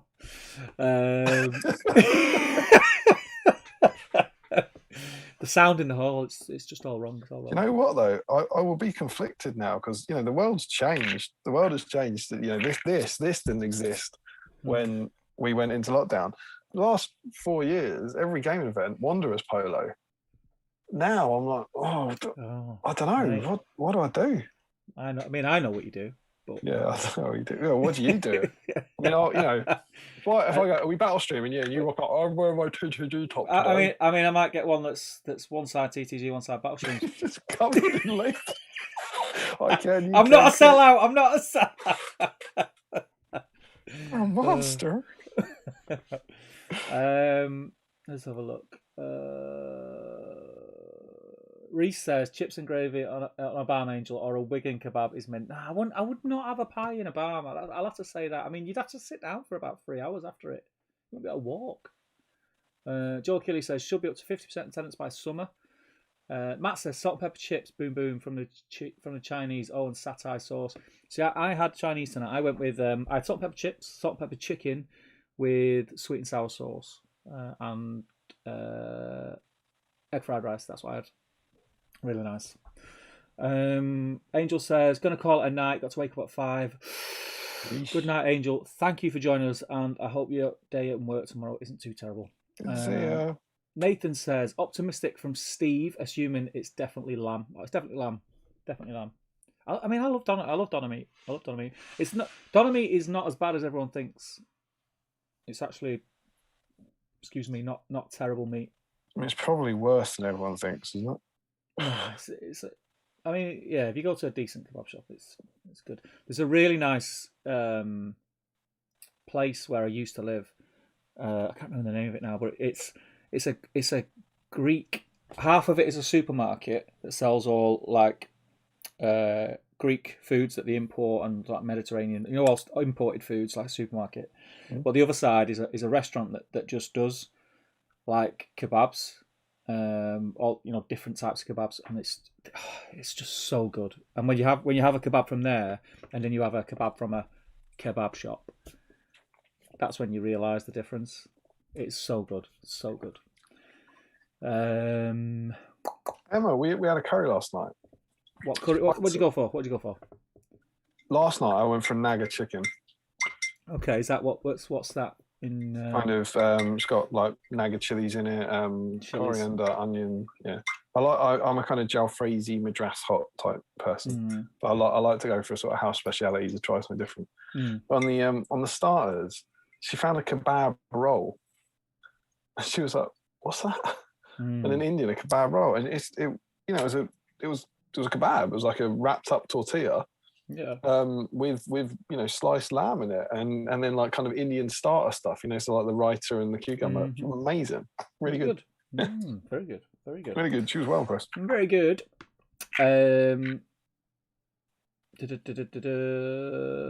Oh, hang on a minute. Hang on now. Hang on. Whoa. Everyone just calm down a little bit. Jumped. Let's not let things get out of hand. Nathan C also says speculation Dreadfleet. That's where I'm at. Dan Collister says lamb kebab and fish sounds like a low rent surf and turf. Surf and turf in Wigan. Can you imagine if you ordered surf and turf? Someone dumps a kebab on top of a piece of cod. That's not what I wanted. It's not it, mate. Matt thinks it's Dreadfleet as well. Matt Davey. Yeah. What? Thanks for Dreadfleet coming in. Yeah. Julian Hammond says fish finger sandwiches are the best, but they have to be chunky fish fingers. Correct, Julian Hammond. Correct. Yep. I'd love a fish finger sandwich. I have to stop myself making them because I like them that much. I don't want to ruin them by having them too much. Do you know what I mean? I want it to be a treat. So like once a month or something, I'll have fish finger butties. Is it what is that? Crichton number 5? Is it Crichton? Crichton. Stuart Crichton. It's not Michael Crichton, the author of Jurassic Park. I've checked. Okay. Crichton number 5. Would fish wrapped in a kebab be the English version? That's another one. Surf and turf. Dan Collister's voting for Man of War. All my Man of War stuff's painted. Boom. Larry Miller said, "Yeah, but did you strip it?" Larry Miller says, "Oh, not you." Oh, that's painted. I'm finished. Oh, I spent 2 years painting that. Let's strip it. I hate myself today. I reckon I'll just strip that. Yeah, I'm a rebel, mate. Larry says, I think it's something that has you filled with dread at the fleeting thought of painting it. I don't know what he's getting at there. It's fleeting, filled with dread. We're on the same page, Larry. We're on the same page. Joe Holzman says Jurassic Park. Larry's bought into that. I didn't buy into it in a really shock twist. I resisted just because I thought I'm never ever going to paint or paint this. The minis are good though, right? Yeah, I mean it looks amazing, but I was just like, I'll just never do anything with it. Yeah, I'm a bit like that. With that's exactly the sort of thing I would get commission painted.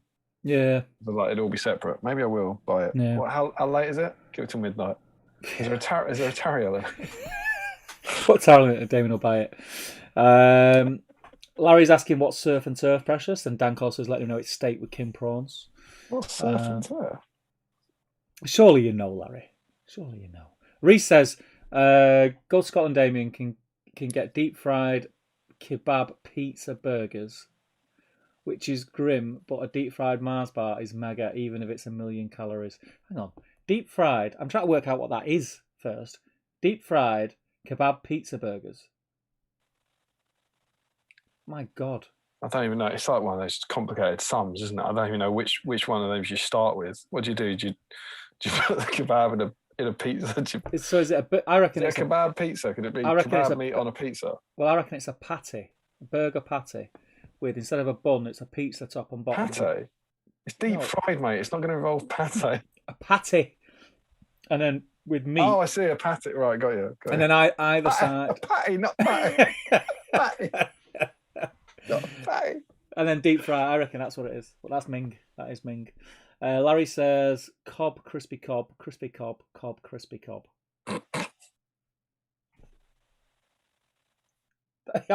Is that what I said? Yeah, well, didn't I say stop saying cob and stop saying crispy? Michael Curtis says painting, hobby talk. If it wasn't for this food talk, I'd storm out of here. Yeah, I know, right? Larry says Tigger for me, probably. I think that's the tiger bread. He'd love a bit of tiger bread. I like tiger bread. I like most breads. I don't think there's a bread that I don't like. Unless you stick raisins in it, there's something wrong with you. Like, don't do that.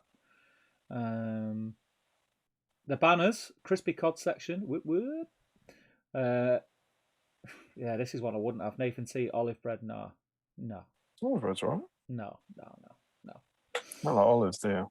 No. Yeah, you're not gonna like. They leave that weird, and I don't know if it's the olives or if it's the oil they keep them in, but it just dries your tongue up. I just don't like the feeling. It's weird. Dries your tongue. Yeah, I don't know how else to describe it. It's like better than that.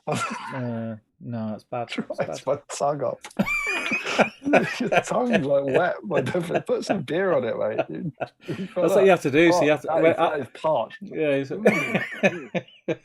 Sorted. I am sorted at this point. Another olive, please. Oh, it's Oh no, God, it's all dry. It's all dry. Dear. Ashley Hampstead Reed says, I'm late to the stream. He's in. Good to have you, sir. He says he's late to the stream. Painting his Gildor, amazing. Hang on a minute. He's late to the stream, and sadly, he can't stay. But he wanted to say a quick hi. Have a good evening, everyone, and I'll catch up when I can. Thank you. If you're still out there, your Gildor looks amazing. Yeah, it does. Very good. Very good.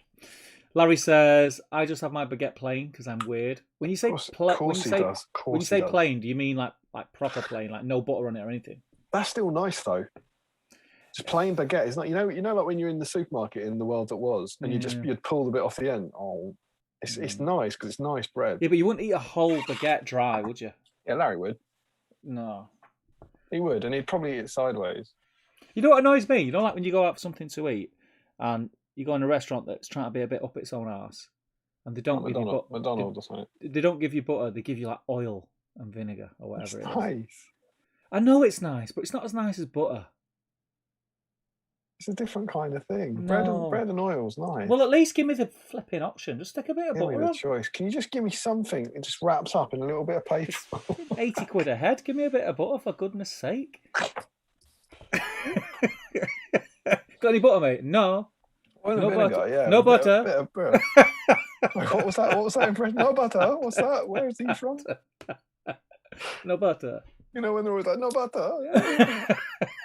In those Spanish, Greek, French restaurants. No butter. No butter. No butter. Samuel Lake.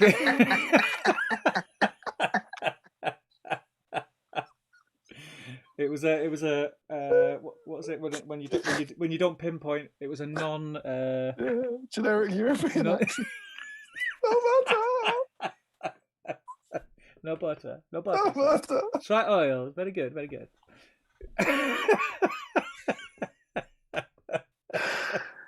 More balsamic? No, mate. No, mate.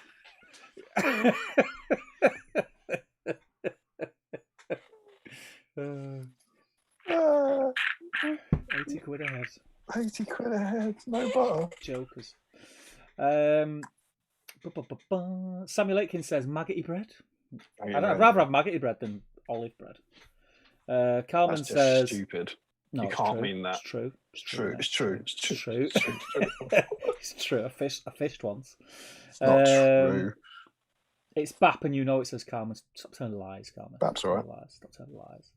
Scott says, I hope Foreign Schools goes ahead this year. I've got 2 armies with display boards ready in prep for the next 2 years of it. Flipping heck, Scott. I've got, I mean, it's not to say they'll happen, but I've got next year's Throwing the Skulls army list written, as in what would be 2022. Yeah. In January last year, I had the next 2 December's Throwing the Skulls army list written. Well, I mean, because we don't know it's going to go ahead. I haven't got a clue what I take if we do get that go ahead. But when we do get the go ahead, I've kind of convinced myself that I'm going to go and I'm going to make a board in the time between them announcing it and going. I'm going to make a display board. Is that not what everyone thought? Well, you've not, and Scott's 2 years in advance. I think what you've just pitched is between the time where I hear about an event and I go to the event, I'm going to build a board. Yeah, but this is what I'm saying. I'm not going to go. Oh God, I don't know. I'm going to build. I know what I'm doing for 2027. Like, yeah. Yeah, I'm like, nah, mate. I'll just do it. Like, yeah, I mean, I was planning it for last year's already, and then put it all on ice. But it's because I've started going, fairly elaborate for that one, so they take a while to plan and build and stuff. Yeah, I've got some ideas for, and it's not even necessarily for Throne of Skulls. It's just ideas for display boards for some of the armies that I've got that I want to make. Just to put because I've got like loads of armies on my. I've got like a load of what do you call billy bookcases here.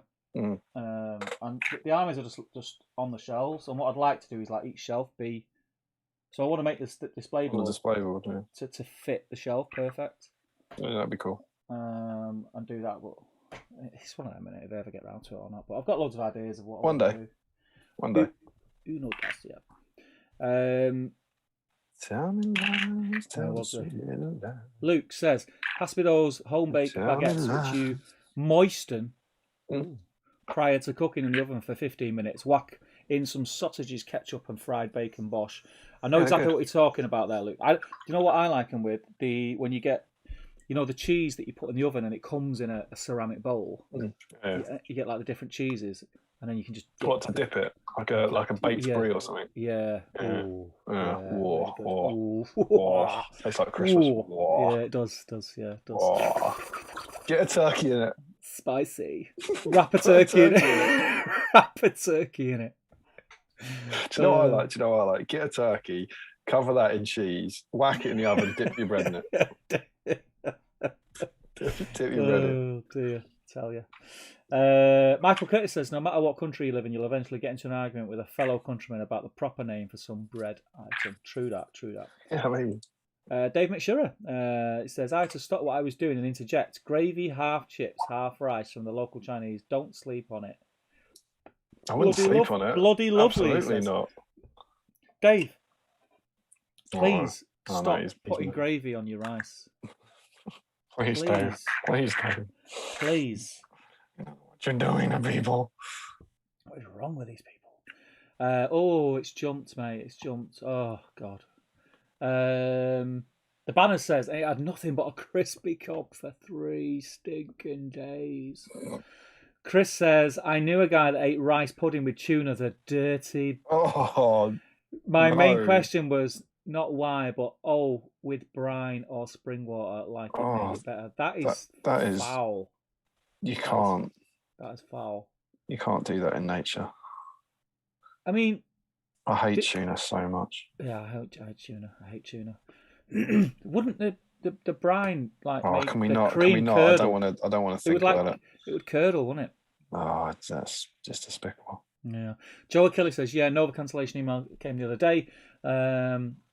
It's too bad. I hear they may be in trouble in the future with 2 straight cancelled years. I hope not. I hope not. No, we've lost so much with this crap. Scott says to Dave McShurra, thank you, buddy. See, lads, I'm not a weirdo. You are, but there's 2 of yous. Yeah, that's the answer you're looking for. Nathan T says, this raises an important question. How will events affect stream nights? Ooh. Yeah, well, I mean, not just events, mate. There's also real life and social lives. Yeah, at some point. I mean, bear in mind, I don't know. There's no point really thinking about it, but no. We did start on a Sunday, so maybe it ends up moving back there when. Maybe it ends up sort of bouncing around the weekend. Yeah. Like one fortnight it might be on the Friday, the following fortnight it might be on the Sunday. Because I don't know about anyone else, but I am actually quite looking forward to getting the social life back and actually going out for a drink to a restaurant. That'd be nice. But then we do it fortnightly, so it's a conversation we'll have. But I mean, we'll make it work one way or the other. Just like Blondie did. Yeah, boy. So I won't worry about it. Joe Holzman says, isn't doner meat supposed to be halal? Probably better quality than most of the rest of the takeaways. Yeah, it depends what you get. I think you can get non-halal. I think that's exactly it. It does depend where you get it. Yeah, it does depend where you get it. Unless you have any food in it. Dan says, Stu and I are planning on being at Throne of Skulls if it goes ahead. Reward for a sucky 18 months, correct. God, yes. Do you know what? It's weird that actually the thing I'm probably most looking forward to at Throne of Skulls is like seeing everyone. Yeah, didn't I say to you like 2 other streams ago, I want to be in the bar in the Holiday Inn. That's kind of what I'm excited to be for. Yeah.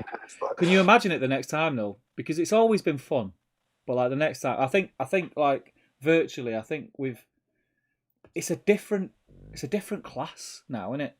It's not the class of 2019.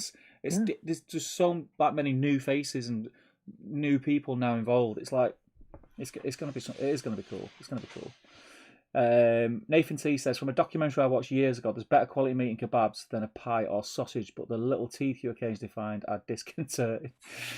I think the meat in doner meat is probably better than most sausages. I'd agree with that. And I love a sausage. I'm a big sausage fan. Love a sausage. Now. Love a sausage, mate. Love a sausage. Naga chicken, my favourite, says Nathan T. Larry Miller says, every single time you guys say, what is it? Crichton? Crichton. Well, it doesn't say that, does it? Yeah, it does. It says Crichton. It doesn't. It says Crichton. I get the Gorham song stuck in my head. What's the Gorham song? Gorham song. Sorry? Gorham song. I don't know what that is. Julian says Stephen Two-Faced Girl tossing a coin to decide which t-shirt to wear. Nah, mate. I'll get them specially made, mate. One will set. It'll have battle streams. It'll have battle streams there where it is now, and then on this side it'll have TTG, and on the back it'll say "Flew through the chats." We'll have to get. You know what? That's the thing. We'll have to get Throne of Skulls t-shirts made, mate. Oh, flew through the chat. There's some part of you that thinks I won't be in fancy dress. That's true. I forgot about that. Remco says the tortilla roll filled with kebab meat is called a durum. I'm going to try that. I'm going to search for that. A durum. I'm going to remember. Is that how you pronounce it, Remco? Durum. Is it just durum? Reese Taylor said it's got to be Hero Quest, Damian. You're having commission painted. Good shout. It is a good shout. It's a great game. Joe Holzman says, since when has Surf and Turf been King Prawns? Always been Scampy for me. I think it depends where you go. I actually think King Prawn is what I'd want. Scampy's like your Wetherspoons version. Yeah, I think it depends where you go. And I'm not mad on seafood. I only like whitefish, really. I'll eat whitefish. I'll have scampi. I'd have prawns at a push, but I wouldn't pick it, if you know what I mean. Yeah. Joe Kelly says to Dan, "Wash your mouth out, mate. Surf and Turf in the States is steak and lobster." Oh, lobster. I've never had lobster, you know. Never tasted it. Have you tasted it? Yeah, I've had it, but I like it, but I'm not. It's to me like king prawns or something. I like it. It's nice, but I wouldn't choose it. Yeah. It's meaty. Yeah. Larry says that does seem unreasonable. Matt says if Denethor ran a restaurant, he would have bread. He would have bread and oil. And cherry tomatoes. Yeah. Larry says I once ate a whole bread and oil. The moodiest waiter in the world. You'd be far away lying there going, no, can I have some butter? I'll be like, you got any butter, mate? Any butter? Bread and oil. Boromir would have wanted oil. Boromir would have brought me a mighty lug of oil. You wish now that our places had been exchanged and I had brought butter instead of oil. Yes, I wish that.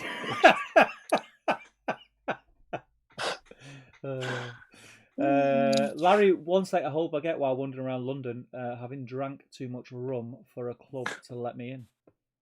Where did you get the baguette from at 3 a.m? They sell out at about noon. In his pocket. Found it in his pocket. A sock and a baguette. A spoon to eat it with. Chris says, tonight's stream is so funny. I've pretty much just been giggling for the last hour and a half. Definitely in my top 5. Ooh, what's the other four? Is that including Brian Adams? Nathan T says, don't know if it's the olive or the oil. It's olive oil. If it leaves your tongue feeling dry, it means you're dehydrated. Drink a beer, mate. That will help with that. Yeah, it's probably because I've had about 10 pints before I sit down. I don't know why am I so dehydrated? Alcohol drying the moisture out of my body.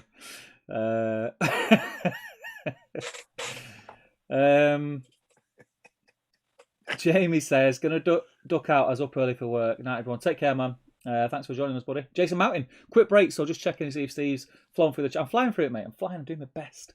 Top table terrain school, says Green Tree, question mark. It's coming, mate. I've said this before. I couldn't finish the second half because I filmed the first half in the studio. So I need to finish it in the studio.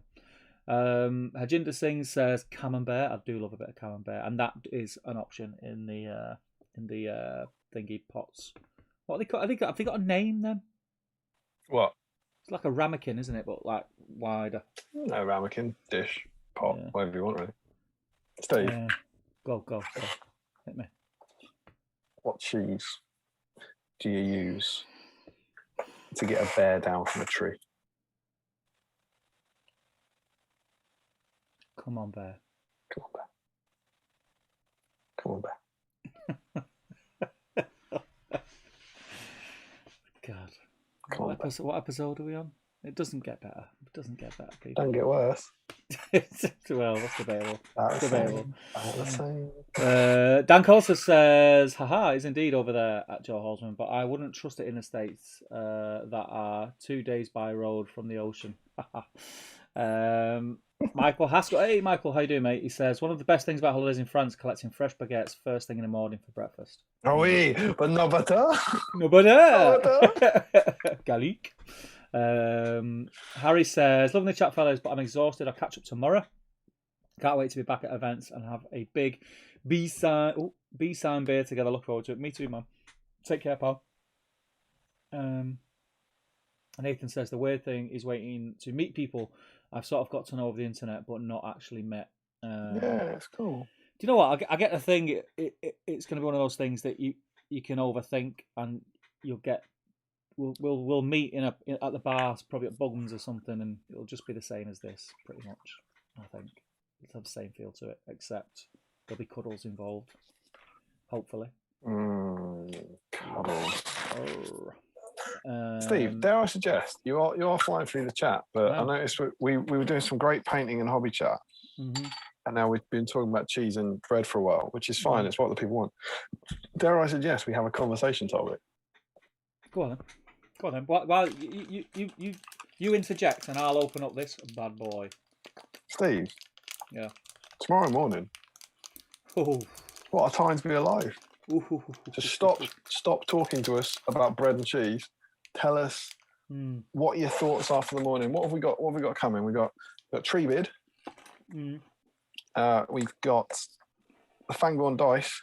Controversial. Conifer tree versal. They're nice dice. I know. Conifer tree verse. Is there we could do something? No. There, meaning green, like tree. Conifer tree ver. Chill. They are nice dice. They're very nice dice. I really like them. So we're picking some dice up in the morning. Pre-orders at 10 a.m. of course. Yep. Pro tip from the B-Sim crew, I would say be there at 9:50 and start hitting refreshing. It's been a while, but I tend to find they'll actually be on sale at about. I feel like I want to say like 9:52, 9:53, somewhere around there is generally it. Yeah. So be there at that time. Don't go for 10. Yep. Just refresh. And if you do that, can't promise. I think you'll get them. I agree. That's all I've done every time. I've been there at that time, refreshed, and I've bought them. Here's what not to do. Go on the internet at 12 midday. Yeah. To go and buy them. And then be upset when they're sold out, even though you knew they were being released at 10 o'clock. Yeah. And then start shouting about it on the internet. Yeah. Because keep it happy. Internet can't help you. It can't help you at that point. The internet doesn't have any dice for you. Everyone who you're telling who's got their dice can't help them. Yeah. Because they were there at 10. Yeah, they got them at the time. So. Also, the other thing to do, don't not want dice. Wait for the dice to sell out, and then post about how you're furious about the dice selling out. Don't do that. But they will sell out. Yeah. Who knows? They might have some more. Hopefully they have some more. They're looking at trends, but they will sell out. They always sell out. So to get there early, and I think you'll get them. We have it on good authority that there's more in this run of these dice than there has been on the previous dice, which is a step in the right direction and obviously a great thing. So I think there's 71 people in the chat. I'm pretty sure that if us 71 are online at 10 o'clock tomorrow, we're in. 9:50. 9:50. Yeah. I mean 9:50. You're going to be sitting back like this, aren't you? Yep. Getting your dice. Emerald burn. There you go. I just trod on a teeny tiny leg. You trod on a teeny tiny leg. Ooh. Is this Tariel's? Oh. I don't know what that is. Looks like an Uruk Seige. Where was this leg? By your bedside table, of course. Cool. Oh, yeah. She's been SBGing while you're not there at night, mate. That's what it is. I didn't recognise that. A little leg, eh? It's like a pointy, some sort of Uruk Gundabad type leg. An Uruk Gundabad? Well, yeah, but I don't recognise it at all. Can't help you, mate. Well, no, not from there, certainly. No, I can't help you. I'm tucking into these bad boys. Very nice, very nice, very nice. Because you know what these do, don't you? Chris Pellick is in. Yeah, you know, good old Chris, my mate Chris. Yeah. It doesn't play, just likes to watch. He is a subscriber though. He sent me a text earlier today going, "Yes, Uruk Seige troops finally." So he was excited about it, and he just texted me say, "Stream wife." She won't have seen that though, mate. So you'll need to text her. Yeah. So Chris has been to Warhammer World. He loved it. Mm-hmm. Yeah, so Treebeard in the morning, getting that. Yep. Are you getting Beach Bone? Nope, doesn't exist yet. Oh, the other one. What's it called? Come on, help me out. Quick Beam. Quick Beam. Quick Beam. Again, Quick Beam. I will try, but he's a lower priority for me than the dice. So I'm gonna secure the dice and Treebeard, and then go to Forge World because they shot the days, right? Yeah, it's freaked me out that. I was on at 10 o'clock this morning until Dan told me, mate. I was like, you what? Is that part of this new my Warhammer thing, do you reckon? I mean, everything's doing it. Everyone's doing it. Whatever you were saying about earlier, and then Fish and Lamb, and then on Forge World, and it's crazy. GW. It's crazy. Yeah. I mean, I would have preferred Forge World to stay as Friday because you're not rushing to be on two sites at once. Yeah, well, it's like if you're going to merge them, put them on the same website, right? Yeah, totally agree. But yeah, I'll be there. I'll be pre-ordering 100%. I'm assuming you're going to be there, Damien. You're already getting the practice in. Yeah. Well, I'm I mean, otherwise, them paints you just bought are wasted, aren't they? Yeah, absolutely. I'm all in for it. That was exactly what I said to you earlier about. I worked out what I need for throwing the skulls. I was like, God, I've not got time for this. So then what I did was go and assemble two ends. Yeah. Well, that's the only way forward. Yeah. Classic hobby. I really want a board. I mean, I'm going to do it. I've been promising to do it for ages, but I really want a board that is the dam from Isengard, where the Ents are there, and you know, there's a nice dam coming up in Battle Streams. Oh, I do, yeah. It's the Merry and Pippin one, right? The Fangorn issue. It's a really nice damn bit of scenery. It's damn nice. I was looking at it and I was like, damn. Damn.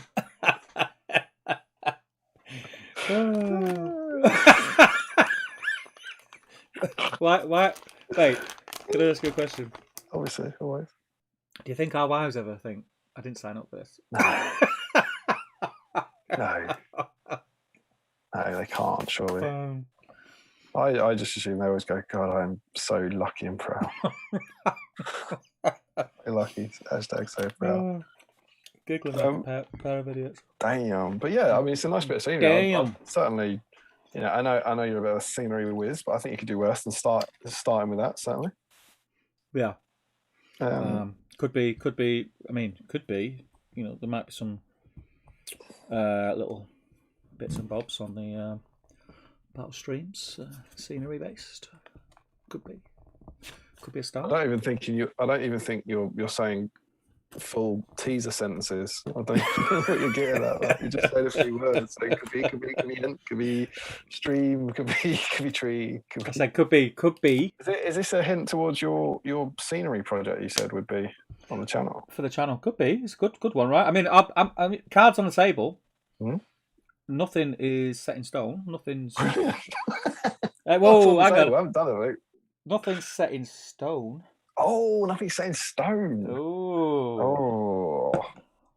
You know, stone. Nothing's set in throwing stones at a dam.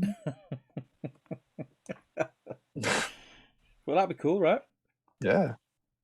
So much exciting stuff coming. Much exciting. So yeah, we've got Treebeard, who is awesome. Yeah. And there is a great painting guide. And I wanted to get him because I think the model's awesome, but he definitely wasn't about to get painted. And yeah. I'm not saying Treebeard would be the hardest thing in the world to paint, because you know it's fundamentally going to probably be a lot of dry brushing and that sort of stuff. But I hadn't painted anything like that in a while, and I wasn't particularly. I was like, oh, I don't really know where to start with that, and so he wasn't ever going to be hard on my list. And then I watched that painting guide that they did, the Warhammer TV one. Yeah. And it's like 10 minutes, and obviously it will take you longer to paint it, but the whole model is only 10 minutes, and there's really not many bits to him. Well, have you seen his back? Yeah, he's covered in leaves, isn't he? Yeah. A lot of edge highlighting on the sleeves. Yeah. And I was like, I could do that. Yeah. No, I know exactly what you mean. I think it's a great. Guide. Hence, this guy got built up. I think it's a really good guide, a really good painting guide. I think it's really smart, because it's like you say, you watch that video and that's what it makes you think, I could do that. Yeah. I think most people could. Obviously, he's a very good painter. But yeah, I think it's a really intelligent video. I think that video will really help with the sales of Treebeard, I think. Yeah, absolutely. Because I think the thought of painting Treebeard well could be quite off-putting. Yeah. Which is, probably a reason why you've had Ents sat for ages unpainted. It's the reason I've got Ents in a box up in the attic space here, unpainted, because I just thought, I don't really, like you said, I don't really know how to. I'm not afraid that I'd make a mess of them, but I want them to look convincing. Yeah. And I don't really paint trees, kind of thing. And then you look at that guide, and you think, you know what, that looks great, and I can. It gives you a fair bit of encouragement. Yeah. So it seems to be all about laying down the tones first before you even go anywhere near it with a dry brush, and getting them base colours, the nice different sort of variations in the browns and the greens. Making sure you learn how to stick to the basics. Yes. Before branching out. Yes. And you could be a. No, I'm not going to say that. Tree. Anyway. But yeah, so let us know in the chat who is excited about Treebeard. I think most of us are, right? Yeah, and then Quick Beam as well. We don't know. So Treebeard is 45 quid. Yes. Which is significantly less than I thought it was going to be. I think I'd pictured him as being about 60 quid or something like that. I thought 50. I had 50 quid in my head. So the fact that he's actually below that is a bonus. So and then we have Quick Beam, who hasn't had a price announced, but is really tricky, because you think you get that thing where he's probably going to cost less because he's not a special character, but he's going to cost more because he's forge rolled resin. And I don't know. I'm gonna say about the same. I think it's going to be 45 quid. 45 quid. Yeah, I think it's a good shout. I've got a load of forge roll vouchers. I've actually got forge roll vouchers from Mr. Chris Pelling. So Chris, you might be buying me Quick Beam in the morning. There you go. My birthday. There you go. He always sends me. You think there's going to be a lot of event armies at the first tournament? At the first what? Tournament. You mean the first tournament? Event. Tournament. I think so. The thing is, it's included in so many words, isn't it? Yeah. That's what makes it so good. Yeah, I think it probably will be. Yeah. Which is fair enough. Yeah. Anything to give them enough encouragement. But I mean, if I'd spent that much money and bought that many big models, I would. Yeah. Yeah, boy. I went there. Yeah, boy. So now I'm going to do a bit of flesh now. All my metals are done. Very nice. Getting there. So So we've got those. There's also though, let's not be too dismissive. We've got some Easterlings. yes, we have. I forgot Easterlings about coming out as well tomorrow, right? Yes, they are. You gonna get them? Yes, I am. You know me, mate. I'm a bit of a weirdo, aren't I? Yeah, such a loser. But I am. I'm actually building a Easterling army. Glad to hear it. Which I'm quite enjoying. Actually, I'm quite enjoying having it because it's not an army that I'm massively enthused about, but want it enough to paint it. So I'm doing it in between other projects. I'm dropping in and doing 6, then dropping on something else, then dropping in and doing another 6. The last 2 weeks have been really busy, so I've not got much done. Not got anything done in the last 2 weeks, I'm totally honest. But I've enjoyed painting it that way, rather than sort of making myself sit and paint 700 points of Easterlings. Yep. It's made it more enjoyable, and I have enjoyed. I've actually looked forward to them. I've actually been painting like other stuff, and I'm looking forward to finishing them so I can get on to the next 6 Easterlings, which surprised me really because I tried painting Easterlings a couple of years ago when I first started streaming actually, and really disliked it. So I don't know what's changed. I don't know what's changed, but there is a really good painting guide out there, mate. If you know. Is that Warhammer TV? No, some other awesome dude. Is that Matt? Matt, really accessible, really approachable. Shadow and Flame. Really nice guy. Kev Spectre stuff. He has balms with his chips. Northern. Does he live in Manchester? Definitely lives in Manchester. James, Man of the people. Man of the people. Man of the people. But yeah, he's a ledge anyway, apparently. So I hear anyway. I got nothing. No. But yeah, I've done that painting guide. Enjoyed it, and I think you know what I think it is. I think it's because for anyone out there, it was me. It was me. I think it was just getting that routine of what order to do things. Just a thought of like that much. Yeah, they were good. I enjoyed those 2 little guides you did. I thought they were cool. I'm gonna do. I want to do some more, but I don't know. I just don't know what to do. I might do one for the acolytes actually. It's going to be a similar thing, just with a lot more flesh.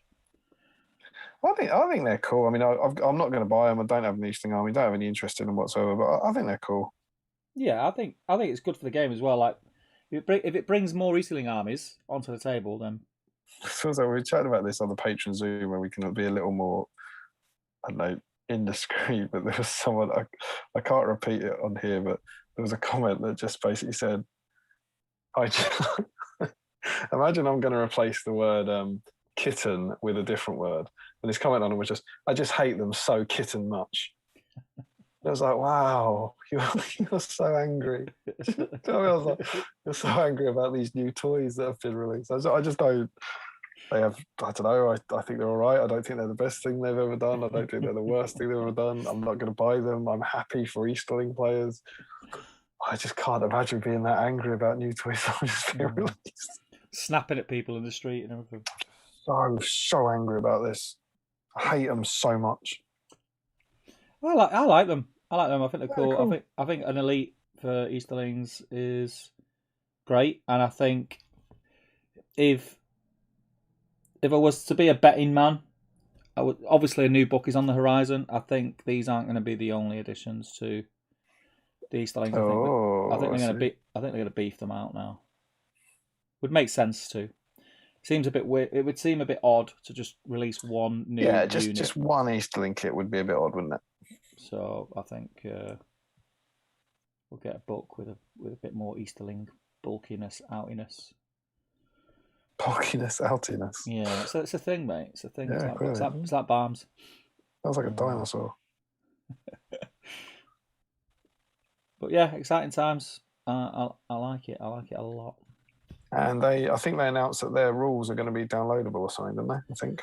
That's what they normally do, don't they? They'll be on the Forge World website on the page where you see the minis. Let us know if you're going to, if anyone's picking those up. If you're excited about those Eastling players out there, must be nice for the Eastling players, I reckon. Do you think Strength 4? They look beefy, don't they? Yeah, I don't know. They've kind of revealed their profile, haven't they, in that article? So I doubt they will be Strength 4. Mm. I'm a little hesitant about Strength 4 men, to be honest. I don't. They do look beefy, though, don't they? They do look beefy. The models, they look heavy. Maybe it's just because they're not wearing anything over their arms, are they? But then why should they be ashamed of their bodies? They definitely do a bit of a few bench presses and a bit of curling. But do you not think that's Strength 3? I think we're underestimating Strength 3. Maybe. I don't mind what they are. I honestly haven't got a clue. I just, I am just guessing. They just literally don't. They just don't interest me because they're not close to. I don't even have a ton of plastic Eastlings in the backlog. So I think I've said this a bunch of times. I'm happy they're releasing them because it's something I won't buy. Yeah. Yes, keep that canned Arnor. Keep it coming. Love it. All that stuff. The hood. Bring it all out. Bring it all out. Keep releasing stuff that I don't want to buy. I think that's the other thing. I think it's quite exciting when they release stuff I don't want to buy, whereas some lunatics get really angry about it. What I like is the fact that I know we're just going to see different stuff on the tables because that obviously is what happens when new stuff comes out. Like people invest in it and build armies around it, and it'll just switch things up, and we're going to see things that we haven't seen, and come across challenges with them, playing against them that we haven't come across before. I think a major challenge is going to be remembering how to play the bloody game. Tell me about it. I mean, I struggled with that when we were playing regular. Ravik, what? Move? No, mate. Never heard of it. Stephen Cruel. Yeah, it's cool. I haven't told you what I'm working on, have I? No. Far away. I haven't got any spare Isengard models.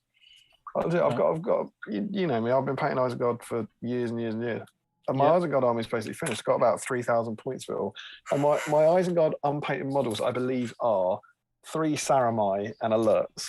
Okay. And I think that's it. But I've got like 2 or 3 of those siege sprues painted. But no, I have got bag of ladders. Yeah. My one day bag of ladders. This is very Steve Crow, so I got this out of my ladder box, and I was quite tempted to paint up some ladders, but in the end, I returned to me Mordor Orcs, Battle Streams Mordor Orcs that I started a few streams ago. Okay. I thought I don't really need ladders, but these models are on the go. It's very, very Battle Streams. They could be in Isengard, and I want to get them finished. So I've got 7 plastic Mordor Orcs in front of me that I did all the base coating on a few weeks ago, and I'm doing the highlights on them. Nice. And very enjoyable it is too. I've just finished the colour, so I'm going to try and catch us up and fly through the chat because I think I'm going to be some way behind.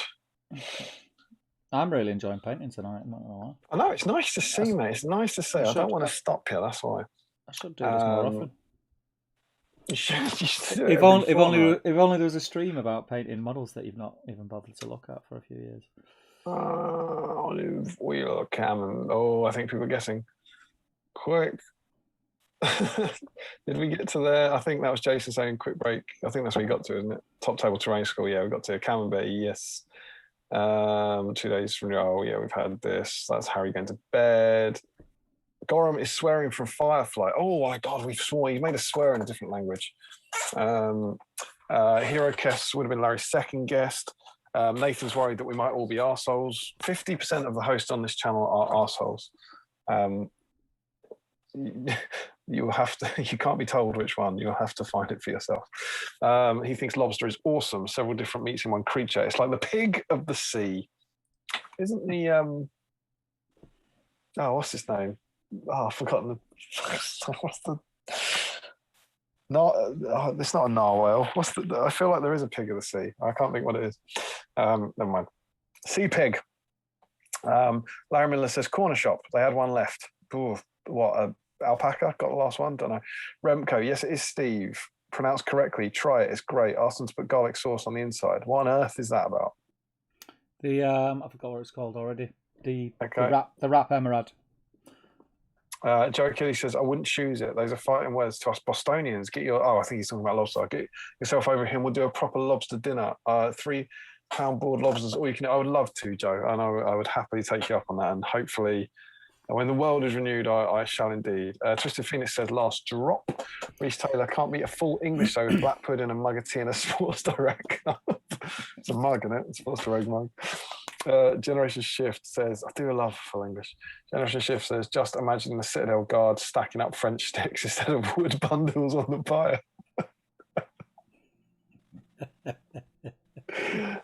Ben Fowley, I'm going to call it a night. It's got to be up early. We'll catch up on the rest of the stream tomorrow. Have a good night. Oh, Dan Costa. Tomorrow morning is bacon sandwich, Irish coffee, and then wait for 10 a.m. Oh, very exciting. It's nice. It's a bit of buzz, isn't it? I like it. I like a bit of buzz on a new release. Gayton says, alarm clock set, ready to order everything. Reece Taylor, new Ent dice and 4 packs of Dragon Cult for me. That's cool. 4 packs? Excessive. 4 packs. That's 12 acolytes. That's excessive. Is it? It's only a warband. Yeah, that's excessive, man. How many are you getting? I was going to get two.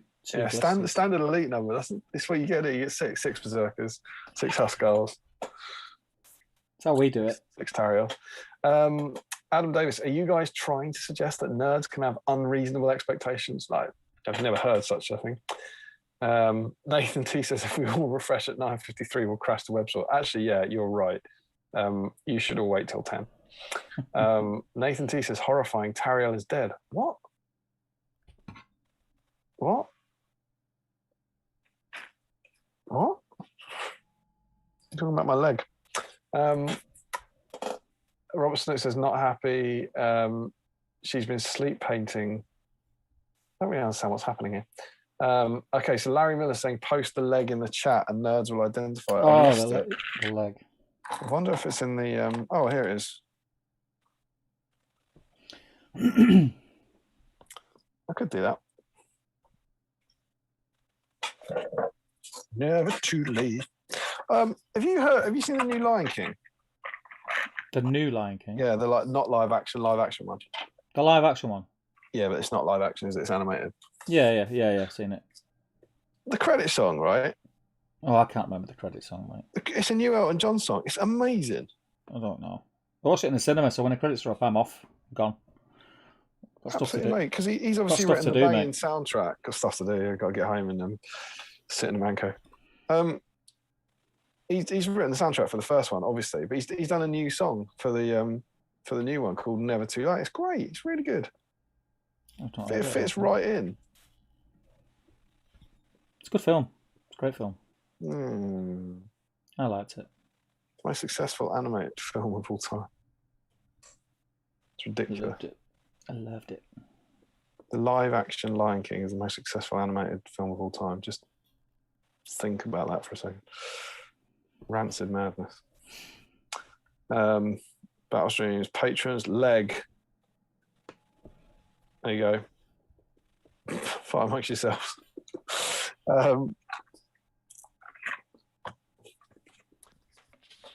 Sure.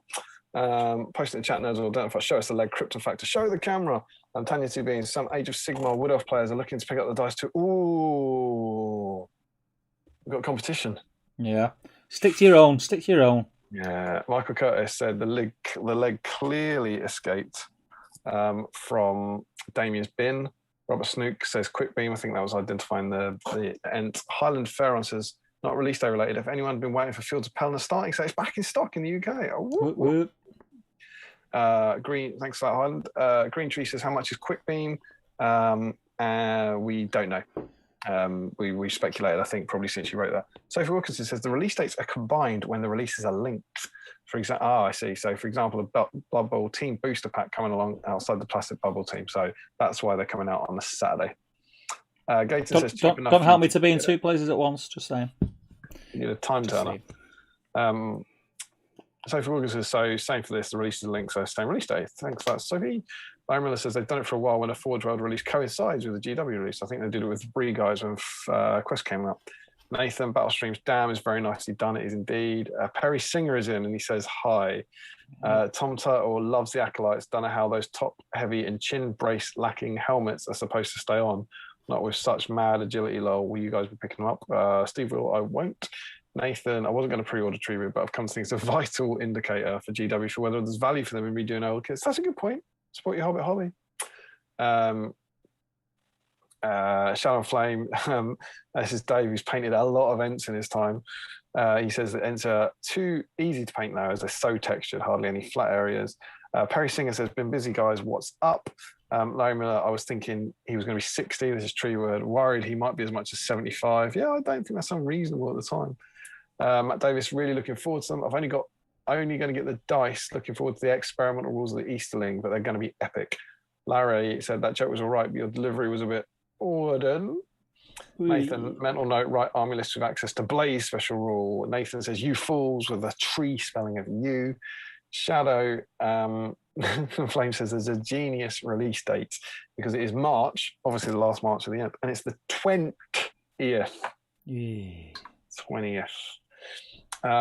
Shadow Flame is not normally in the chat live. I feel we must give him a shout out for he was the first person who suggested that the personalities of Bree should be costed £25 so that they cost a pony. And it worked. GW listened. Mullen, are the dice just on the GW store or can someone get them from a friendly local game store? I reckon someone's going to answer that in the chat for you in a moment now. The answer is yes. Pete Freeburn, the answer is yes. It's the answer can't be yes. The answer is yes. Right, the answer is yes. There you go. Peter Freeburn, excited for new Easterlings, almost more excited for what they might portend. Joshua Crosby, Easterlings, the Gleaming Horde. Peter Freeburn, he thinks it's War of the Ring era Battle of Dale hype. Yeah, I think that's the buzz, certainly. So Holzman is picking up Treebeard and the dice that Easterlings can wait until I'm actually working on the army. Quickbean can wait until the month when I haven't already spent an absurd amount on hobby, indeed. Tom Turtle, I hope the Acolytes are the harbingers of some nice middle-pointed heroes for the list. Named Dragon Knights, maybe. Very cool, very cool, very cool. Nathan, not ordering Easterlings, but it's definitely a good sign. We're getting some love for a largely non-film army. How do you think? Do you think we'll get the Fellowship finished off before the new book? New Frodo and Sam, Gandalf the Great, or Boromir? Not anymore, I don't. This feels like I suppose the ends are old released. I have hope. Yeah? I still think we're going to get a new Lurtz and Boromir. Yeah? Yep. Twin pack? Yep. You'd have to buy that for me, wouldn't you? Yep. It's been a while since they've released it, so I just want to check that we remember our deal. It's going to be one of those things where it's like, are you going to get it for me on release day? And you go, oh, well, I can't say, I'm going to have to order it myself. Well, that'll probably be safest. I do the thing. Do you think? Yes. So there we go. Matt says excited about them for sure. I might sculpt cloth over the arms because I like that in Easterlings they're fully covered. I think it gives them more mystery. Releasterings. Mystique. Mysteesterlings. Reese Taylor, I think we may get another unit for Eastlings and a character, a blue wizard. Or an Easterling emperor, blue wizard. Oh, I can't see the blue wizards coming into the game. I don't think they're allowed. I just can't see it anyway. Anatar and Palando, isn't it? Yeah. It's Alatar. It's Alatar, isn't it? Anatar's Sauron. It's Alatar and Palando. Yeah. Chris thinks a blue wizard would be awesome. Nathan says, I really think that's coming. My thinking is Frodo, Sam, and Gollum in a plastic set. Boromir and Aragorn could work as the captains of Gondor. Something would also live to see the brothers. Nathan T says the manatee CK. Yeah. We got an Aragorn though, didn't we, in the Free Hunters? We did. So I think Boromir and Lurtz, definitely. Michael Haskell, recall a game in the new edition tournament match of my Uruk Scouts versus Ronnie Dodd's Ents. Shot one down and then got bludgeoned to bits. Great games. Ents are, you ready? Tremendous. Tremendous. Tremendous. Tremendous. That's better. And Harjinder Singh agrees with Matt about the arms. Larry Miller says baguette because he's Larry. Nathan says, missed your comment when I visited Boston. I ate so much lobster and crab and nothing I've eaten since compares. Just what Sinead O'Connor was singing about when she said, nothing compares. Great song. Nothing compares Great voice. to lobster. Thank you. Batty as hell, but a great voice. Durham. Frederick Schultz currently building orc scaffolding using Uruk ladders and leftover screws. That's very, very cool. Carl Daly, tip run and a meeting with a carpet fitter for me in the morning whilst trying to get dice. Larry Miller said, I saw it a few weeks back. Quite liked it, but didn't like Timon. Oh, he's talking about Lion King. Didn't like Timon and Pumbaa. I felt they were better, more stylized. Yeah, I enjoyed it though when he doesn't cut him off, the meta gag, when he says farted and he complains that Timon is not going to cut him off. I thought that was very funny. Frederick Schultz, Black Dragon Battle Company, anyone, that one picture we got. Yeah, there's a picture that looks like it's a battle company, isn't it? Indeed. Might buy some Eastling moles. I've probably cut off the flonky donkeys on their helmets. Tom Turtle, Lutz and Boromir would be a great pairing, but is there a precedent for good and evil twin packs? I'll let Larry answer that in a second, presumably. Nathan T says, no blue wizards. I've heard GW lost the license. Larry Miller says, riddles in the dark. There you go. I knew I could count on you, Larry. Yeah, riddles in the dark has got Gollum and Bilbo in it. Larry Miller says, blue wizards are unlikely for the same reason Gandalf couldn't say their names in The Hobbit. Indeed. Joe Holzman can't see GW having the rights to blue wizards. FPJ couldn't name them. I only make reference to the number. 3 hunters, Aragorners, the wrong bracers. Need a fellowship one. Yes, he's too late. He's got Anduril as well. Frederick Schultz, if they can't use the blue wizards names for licensing regions, they could do a ring wraith like named unnamed profile with a limit of 2 instead of 8. Yeah, I suppose they could do wizard, couldn't they? They must be able to create a wizard, I would think. Who knows? I remember that's what I said they had one left of in the corner shop. What? Rum? Is he still talking? Oh, baguette. Found it in a corner shop. Got ya. Peter Freeburn, they did have profiles in GW's War of the Ring. They must be allowed under license or rum. Oh, did they? That's cool. Larry Miller, when I was drunk on rum in London. Chris says, I wonder if GW will ever do something like a start collecting for Middle Earth armies back in the day with boxes with both plastic and metal in these. It's like, yeah, they were good. Yeah, maybe it'd be cool. Now you've got plastic heroes, it becomes more likely, I think. Dan Elliott also agree on trying to cover the acolyte's shoulders. We'll reserve final judgment for when I've got them in. Yeah, I think that's the best thing to do. As is always the case with animals, they always look better when we get our grubby little mitts on them. I'm going to dive into our patron chat. People have been saying Moria goblins. Someone says Hunter Orc. Oh, it's not Hunter Orc. I haven't got any. See, I don't know. The Moria Goblin is a fairly sensible suggestion because I've been cutting up some Moria Goblins. Could be a Moria Goblin. Could have just, when you cut it, could have just flicked off. So, we had a little chat about Ents. I caught up with the chat. It's really easy. Don't see what the issue is. We should talk about our next stream. Yeah, let's do that because I'll tell you why that's a good shout. I am nearly down. I've got this guy and one more to do the base coat of the skin, and that's all 8 skins base coated, which is tremendous progress. Tremendous. And then if you're all right, just chatting about that, I'll chip in. And then after that, we can jump in the Facebook.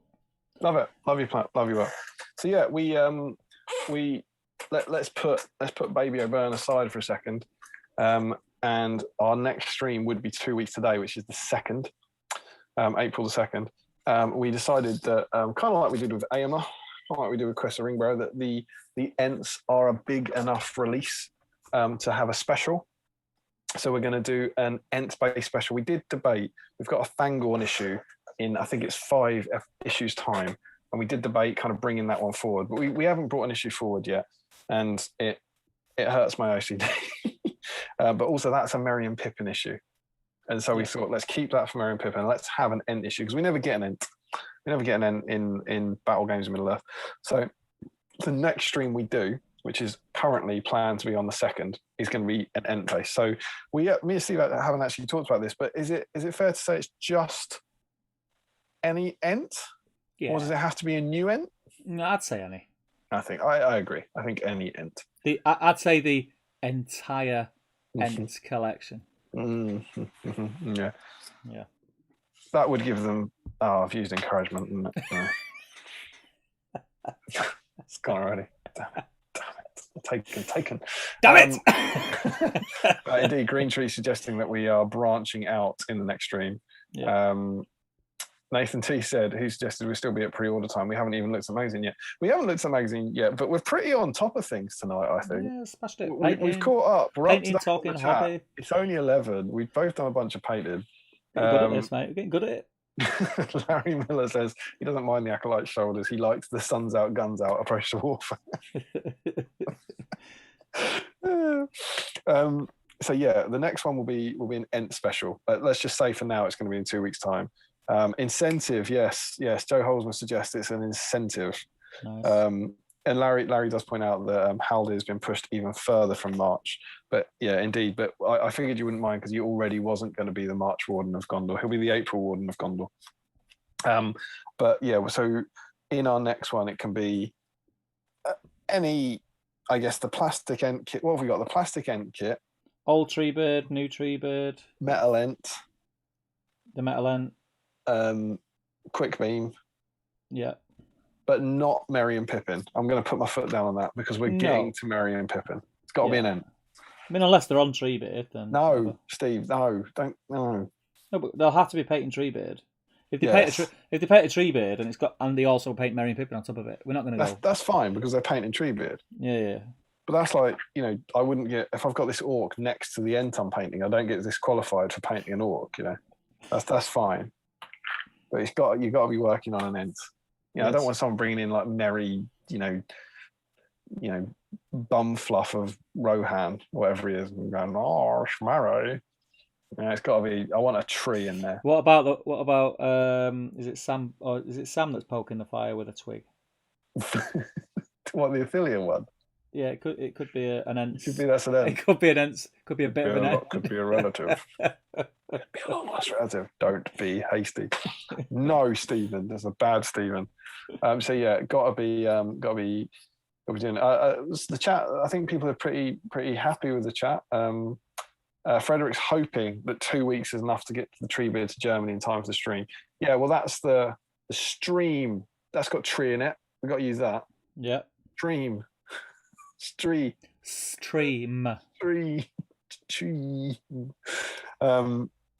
Yeah, that again, I hope it's fallen quite well. I remember this was the same with AMA, that we this is how we want it, to be honest, not to have it the day after the release. You want it to have given people a chance to get it, because it goes on pre-order tomorrow.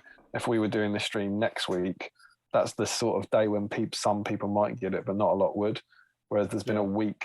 When our stream comes on, there's been a week's worth of it being out, essentially. Matt Davis thinks this stream sounds enticing. It is. Josh Crosby, would you allow the acolytes on the next stream too? Are they Ents? Joshua Crosby. No. If you're not 95% tree, you ain't coming in. Yep. No, sorry, lad. Would you say they were Ents? I would not. Nathan T keeps pushing them back. I'm waiting on Plastic Faramir.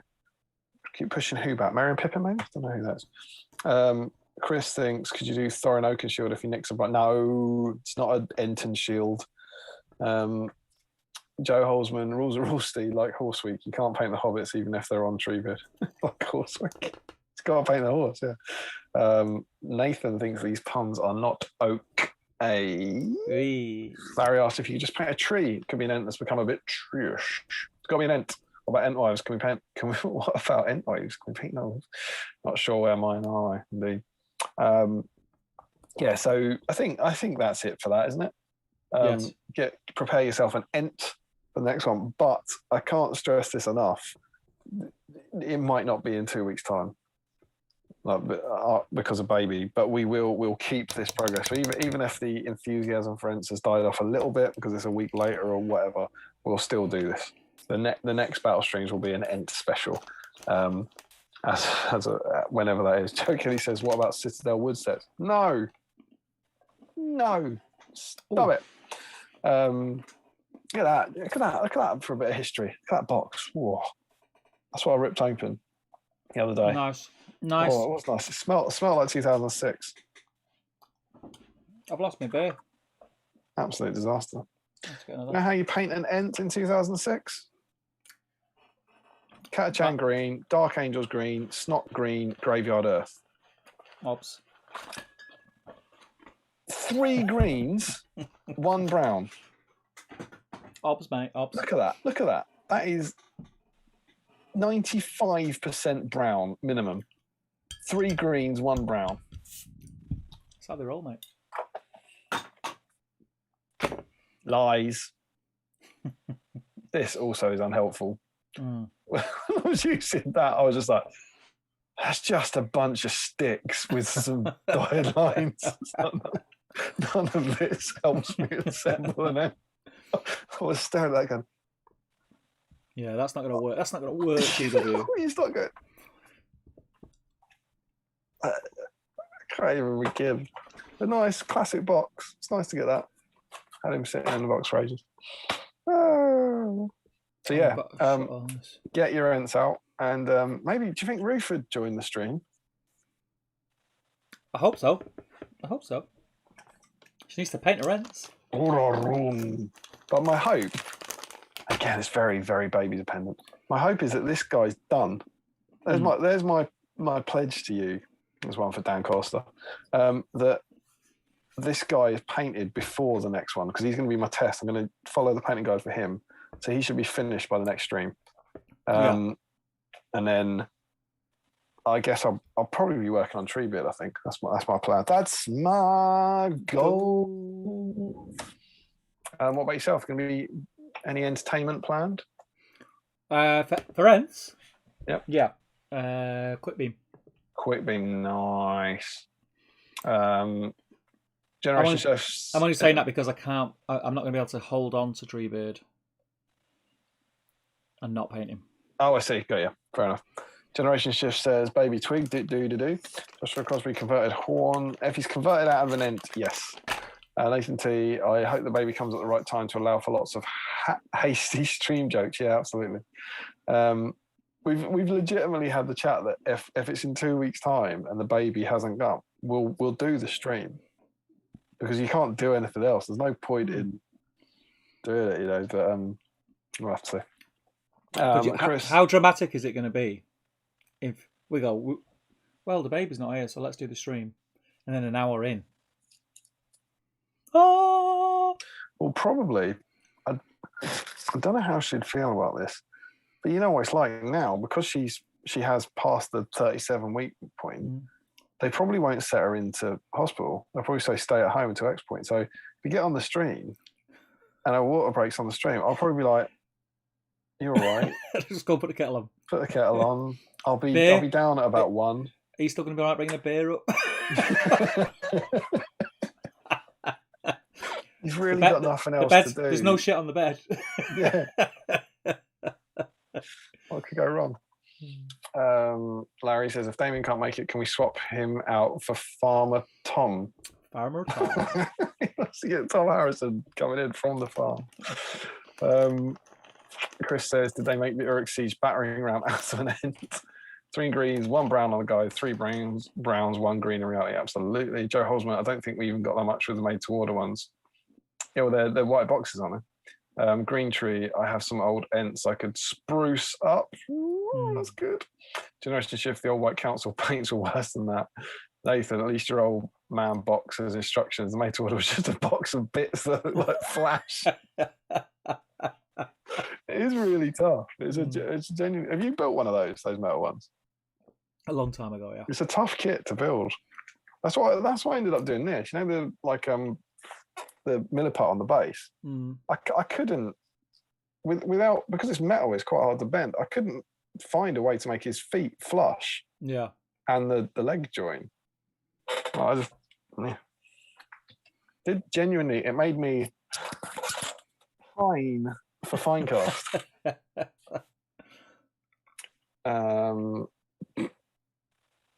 Joe Achilles says, what about Citadel wood with a hat on it?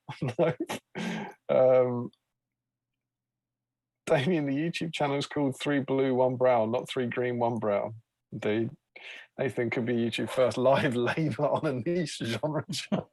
Baby born live on stream.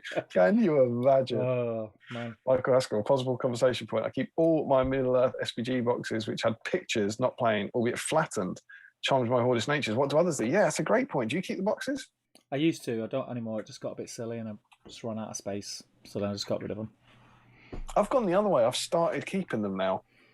I would have got rid of them in the past, but so I'll keep that now. Mm. No reason why. But I think it's now that they're not coming in that package in it.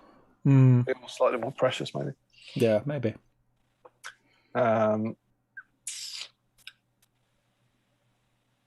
Nathan, I'm sure there was a guy that once used his own skin to put sails on man of war ships. What?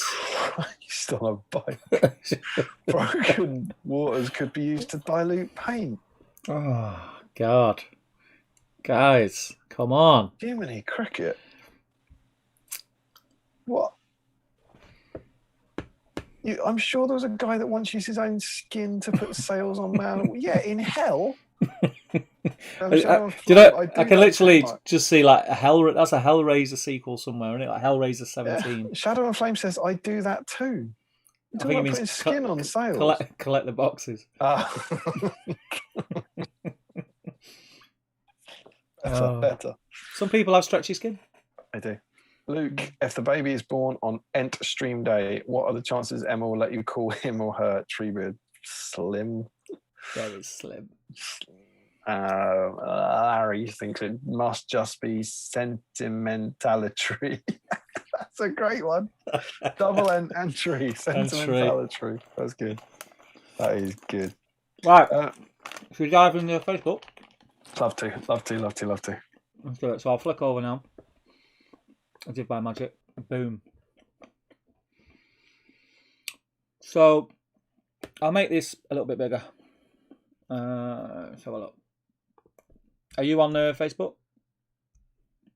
I'm on the page. I'm waiting for it to refresh when I'm hoping Steve Crow's mega thread will be there. How are we thinking? Have you seen it yet? Yeah. I'm thinking this isn't going to be a big one. There's a few comments. There's a fair few comments. 58 comments, mate. 58 comments. Not bad. 58. Stephen Crow posted. There we go. Battlestream sweat. Tonight. This week is Uruk Seige week. Yeah, boy. Have you got your notepad?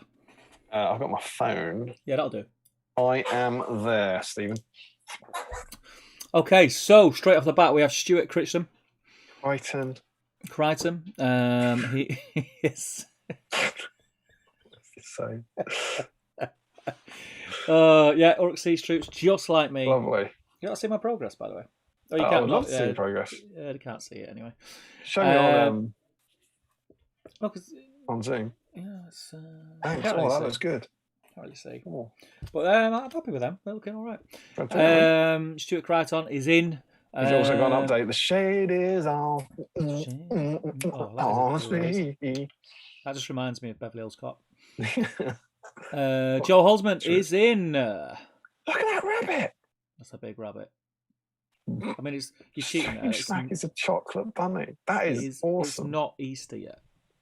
Yeah, but I mean, I love his commitment. That why not branch out and like make use of it as a way of getting some sea troops. When you open the box, does it leave little Maltesers everywhere? Michael Curtis, no Uruks this week for Michael. He's on a Hobbit kick though. His fell walks look cool though. Mm-hmm. Very cool. Nathan Tolbert is on his Seige Crew, so he is in. That was quite sexy, Steve. In a world. He is in. Michael Haskell, state of play on the outset, which I'll finish first. The red wine or the siege equipment has been that sort of week. Red wine and then siege equipment is the right answer, Michael. I love Michael. Ready salty crisp as well. He always seems to go and get hammered before a stream and then kind of turn up. It's great. Michael Haskell. No Uruks for Ben Fowley. Just some Moria goblins. The cleanest wet pallet lid in the world. Absolutely. Julian Hammond working the system like a boss. I love that. I love it being ladder week. It's great. Yeah. He's also painting up some Wildman of Dunham which look very nice. Very neat, his painting style. I say this every time, but I love his painting style. It's very nice. neat. It is very neat. And he's having a milker. I've not had one of those for a long time. Dan's painting orcs. That's definitely too neat. I mean, even the way he's arranged his snacks. I think the way the seat's pushed back, it looks like the stalker's taken it, you know? Has that moved? Has that setup moved? I don't feel like it's normally next to a window, is it? Yeah, it is, but I think he normally has a front-on shot. Okay, leaning back in the chair. Do you know what I mean? Colin Higgins, Uruks, but Uruks. So Dan's not in though. It's just normal orcs. No, Dan's not in. Dan's not in. Colin's not in, but he's working on crossbowmen. I like that if you haven't got siege troops, people are putting in some kind of some Uruks and stuff. Yeah, Dave Shearer is building some ring wraiths rather than painting some of the new boxes. Larry Miller. He is on. Do you know what? I do love a Galaxy Cookie Crumble. I don't think I've ever had that. Oh, mate, it'll blow your mind. It's nice. It's very nice. As I live and breathe. I like he's put his Uruks up his ladders. the ever-present vodka bottle lurking in the background. That's great. It's great, and then great. Marley's very quiet these days. Has just popped up with a meme. I don't think he got the remit. But yeah, good to see you, sir. I don't know if he's listening. If you are listening, Ian, get some paint on some Middle Earth stuff. Gordon Laidlaw has a huge amount of ladders that he's trying to get through there. That's a lot of ladders. That's a lot of ladders. I've been messing. You know how Larry confuses us in the comments? Yes. He's also put an awful lot of pressure on me because he's also direct messaged me. So there's a quote on here that's meant to be a quote from me. So anytime I see anything from Larry, I'm now reading it. That's a lot of ladders. Is that the quote from me? That's a lot of ladders. Is that what you said when you held the bag up? Maybe. That's a lot of ladders. That's a lot of ladders. A lot of ladders. A lot of ladders. But Gordon's in anyway. Gordon's live. Sorry, Chris is in. CB Miniature Studio. But here's another. Larry says, "I do not envy you. I'm 2 ladders into my 4, and I'm already bored of them." Is that the quote? No. No. What would I say? Listen out for things I might say. I think it's Laura Ladders. That's a lot of ladders. I think that's what you said. It's not the Doctor and Malcolm. That is one big pile of ladders. So I'll put Chris. I'll put C. I don't know your surname yet off the top of my head. Who, Chris? Yeah. It's sorry, Chris. It is difficult to pronounce. It's Chris B, isn't it? Syllabits, or something like that. Oh, was it C? Billowitz. That's it. I thought it was B. Yeah, Billowitz. Yeah. Yeah. I'm a few bits in. I don't murder the spelling. Harry Parkhill. A massive bar of cheese. That's not cheese. No, that's one big block of cheese. Is it? It's not. It's foam, isn't it?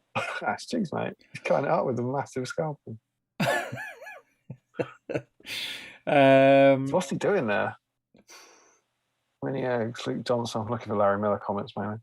On the first scroll past, I thought you were eating cheese by the block. There you go. Eat it by the block. He hasn't said what it is, though. Working on some terrain. Dwalin is in. Oh, look at that horn. Couple of Snickers. A brace of Snickers, if you will. Always be a marathon. I'm going to have to zoom in on this map because I can't see. Oh, look at Matt Davis with his slightly OCD setup. Oh, I do like a Grey's Crunch. Look at the paintbrushes, the way they're laid out on that part. Yeah, it's odd. It's a bit Dan Collister. Yeah. Good reference material there. Ginger ale, ginger beer. Yeah. Ginger beer. But is he in there? No, they're Easterlings. They are Easterlings. All of them. All of them. What are the things down the front? Easterlings. Oh, like flying ants. Shields. Arms. What's that? Something. Uruk Seige troops. Bombs. Luke Johnson is painting up the Uruk battering ram. See that? Look, was it him that asked? You see those little circles? I wonder if it was those. Yeah. It's a great kit. I love that. I remember it being a pig to assemble to try and glue it in place 4 times at the same. Yeah. Minute. So he doesn't make it. Though. He doesn't make it. No, he's not in. Daniel does. Mm-hmm. Daniel Lineth. Lovely. You got him? Yep. Scott Newman's in. A lot of ladders. That's a lot of ladders. I love that everyone seems to have tons of ladders and no Uruks. I wonder if it's just because everyone paints the Uruks. It's the same, exactly same situation. Because they just think, don't they? Well, never going to play a siege. Never going to need ladders. Thank God for battle streams. Yeah. Clear that backlog ladder. Lod. Dan Nelson is in. Lovely. Stream appropriate models to accompany my feet and stuff. Frederick's in. To hear it. Frederick is in all day long. All day long. Oh, of course, Frederick's in. Look at that, with the magazine, with the knoppers, with the triple threat drink. And there is a scaffold of sprues. Nice work. Oh, hang on. I'm just typing his name now. I'm going to have a look at that. Eric Schultz. Next level backlog clearing using leftover fruit. That looks wicked, right? Yeah, it does. Very cool. Awesome. Dale White is in. He's building a battering ram, but he's also got some of the plastic siege troops on his desk, ready to go. Very nice. Did we already get Gordon laid low with his ladders? Yep. They're up to dry. Remco painting 2 bombs, so he's in. He's in, absolutely. He's in. Were you ever at that I reckon 2014, 2015, there was a Warhammer World event where one of the categories, there were different categories you could enter, and one of them was War Machine, and it was a ladder. Like no one else had a war. It was an old edition before the. Was it an ladder or was it a bomb? I can't remember. But I want to say it was a ladder, but it might have been a bomb. But it was before anyone was bringing war machines, and just in the cabinet was just one bomb, and it won. Yeah. No one else had anything. Good bomb, strong bomb. Someone just had a bomb and went, I'll have a go at that, I reckon. Good odds. Ashley Fisher is in. Nice to see the magazine there as well. Mm-hmm. Oh, how are we doing for fat faces in the background? Yeah. I look fat and you look old. I've got nothing. Not good on reflection. Ashley asks, he stuck his bombs on bases because he thought they'd look better. Have I made a mistake? No, I don't think so. I think if you put some basing material on there. Yeah, I think it's fine now. Haven't they? Oh, I got so sick of all that bomb stuff. Didn't they clarify it in the latest FAQ? I think that when bomb on base like work. Start, I find it really hard to keep focus and follow them through to the climax. Yeah. I just lose interest. Yeah. Steve Ryan's in. Lovely stuff. Oh, nice. Josh Crosby, some conversions. So they are Siege Troop, but he's converted them to conversions from Josh Crosby. I shan't believe it. So yeah, they're cool, man. I like that. Awesome. Lovely stuff. Larry Miller says, for I am Steve Crow, Steve Videomaker, Steve of many channels. I looked then I saw that his shirt, which had seemed a battle stream shirt, were not so, but were covered with all logos, and if he moved, they shimmered and changed design. That's the quote. This has to be the quote. so that the eye was bewildered. I am Steve Crow, Steve Video Maker, Steve of many channel. I looked at them and saw that this shirt, which had seemed a battle stream shirt from Otso, was covered in all logos, and if you move, they shimmered and changed design. So the eye was bewildered. There you go. You would do that as well. You would leave the path of wisdom, I think. Yeah. You'd break something open to see what was inside it. Yeah, of course would. It's the only way we learn, mate. It's the only way we learn. Like a chump. Yeah, boy. Doug Water says, brace the gate.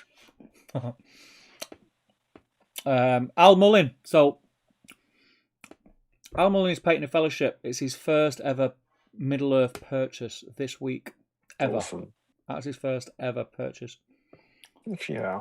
I'll follow your progress, Al. Julian Hammond. Ladders are almost done. Ladder. A lot of ladders. Sam Earnshaw. A lot of ladders there. Sam Earnshaw's in. Looking good, man. We've got another early Easterer. Carl Daly. Uruk's ready. Snacks ready. Stream is tethering. I got to say, I've got an amazing Terry's chocolate orange egg downstairs. It came in. Emma bought it by surprise. It was in the Sainsbury's order today. It's the chocolate orange egg, so the egg's flavoured, which is a big hit for me. So I like the egg to be. It's like a Ferrero Rocher one. Egg's fine, but if you can make it fancy egg, great. And then inside it's got the chocolate chunks. Orange. I think they're the mini eggs. Ah, mini eggs. Yeah. I was like, oh, that's a good egg. Yeah. And I was quite tempted today. I was like, I might half inch that for the stream. She was like, this is not for eating. This is for Easter. That's what I've requested this year, Ferrero Rocher one. Yeah, they're nice. They're good eggs. The egg's amazing. Thankfully, if your wife's a good egg, you might end up with one. Yeah. A video. Who's posted a video? Sam Davis. Where? Underneath Sam Earnshaw. Who? I've got Sam Earnshaw, and then I've got Carl Daly. No, you've missed Sam Davis. There's a video. I can't see it. He's got Legolas on a painting handle. I can't see That's it. weird. That's 3 Hunters Legolas looking very nice. Lovely cloak. Let me refresh. Refresh my browser. Refresh. Your Legolas is my only missing comment. Where's the bloody thread now? There we go. So you had let's get it right. Oh, flipping heck. It's gone pear-shaped, guys. Apologies. Right, it's brought me right back to the bloody top. Where were we up to? We got to Sam Earnshaw. Okay.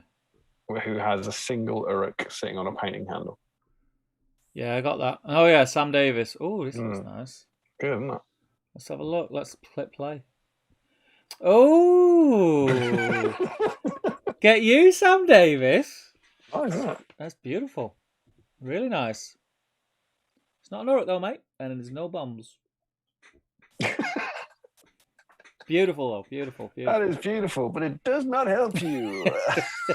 It is really nice. I like the green tunic. Nice colour. So yeah, Carl is in. Yeah, with an egg. Like it. Yeah. Like it. And that is everyone. We've got Hajinder's painting his horses, looking good. Hajinder, horses are grim to paint, but you're doing a good job there, brother. So yeah, that's for Grimbold. That's where we're up to. Indeed. So there's still a chance. What's the figure? What's the figure? We normally Damon? call that about midnight, don't we? So you got half an hour if you want to get in. Yeah. 1, 2, 3, 4, 5, 6, 7, 8, 9, 10, 11, 12, 13, 14, 15, 16, 17, 18, 19, 20.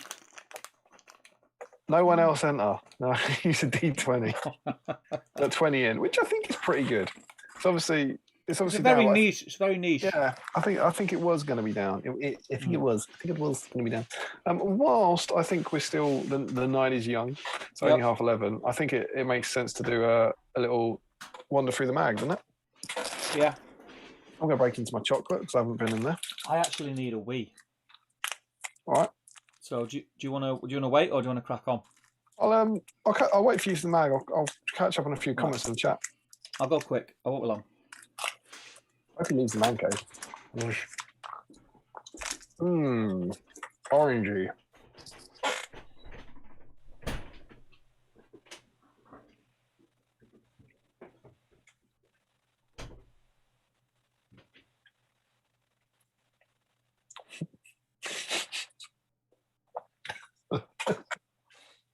I'm suggesting that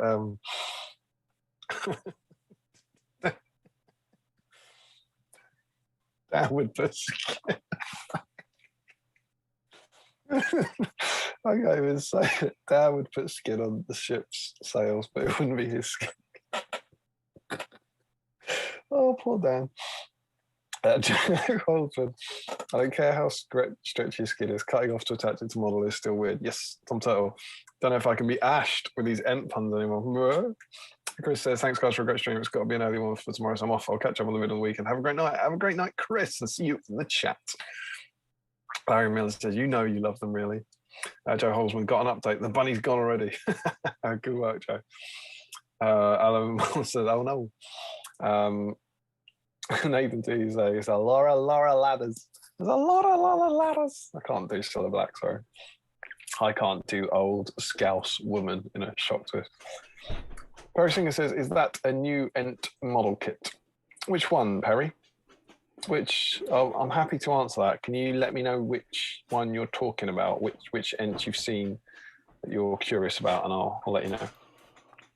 Nathan T, I'm very disappointed neither of you have put a Gimli good voice to any ladders moment now, so that's a good point. The quivers. Matt Davis has put quivers in front of his Eastlink. Oh, he's back. I can hear him coming back. I'm not going to lie, my coccyx is killing. You what? My tailbone, boy. Oh, your tailbone, yeah. Matt Davis has quivers in front of his models. Oh, quivers, yeah, for the bowman, yeah, they're separate. Not flying ants after all. I may have taken some inspiration. He says he's taking inspiration from Dan with his setup. Well, they do live together, don't they? Yeah. Classic sitcom. Frederick Schultz just wanted to post that. To Island Grudge Brand, surely you can finish off the ladders in Ent Week. They're made from Treebeard relatives. Oh, too soon. Richard Clammer was in. First time I've jumped in live in ages. You guys getting your Ents nice and early tomorrow. Oh, yes. Looking forward to the Ent dice. When do the battle streams, dice and teas come out? Yeah, they've gone out to £5 subscribers. Richard, yours will be going out to Steve with all the £10 and £20 subscribers. So thank you very much for your patience. We have them. Steve has your t-shirts. It's on me. I need to post Steve the dice, and then he'll post you the dice and the t-shirt. So soon is the answer. Shall I flash some of the t-shirts? Yeah, if you got them. All right. These are going to our battle streamers of Valor. Wrong bag. We put a call out to those people to choose the colour, and the biggest suggestion, the one that came back the most, was navy or blue. I can't remember if it was blue. How embarrassing would that be if they held up the wrong t-shirts and they were actually top table t-shirts? I can, you can t-shirt. Thank God. Different logo to ours. Very nice, very nice, very nice. Yeah, look. There you go. So yeah, Richard, you'll be getting that with your dice when I can get my arse in gear, quite frankly. Joe Achille. Joe Achille says, is there a battle streams email? Oh, is that a hint? I've shut my browser that has my Gmail open on it. Yeah, thanks for reminding us, Joe. I do always forget, poor Joe. Oh, I just put the heating on. It's nice. It's still warm. It was getting a bit chilly in here. Oh, cool. So Joe has sent us an email. He doesn't have an entry this week, so he's not in. But his dice got there. That's awesome. I'm really glad. Those are the first dice I've seen on the other side of the Atlantic, Joe. So I'm glad I got there safe, mate. International dice are always good to see. Yes. I hope they do well for you over there, spreading the good word of battle streams on the other side of the Atlantic. Thank you very much. Oh, this is going to play. Stop it.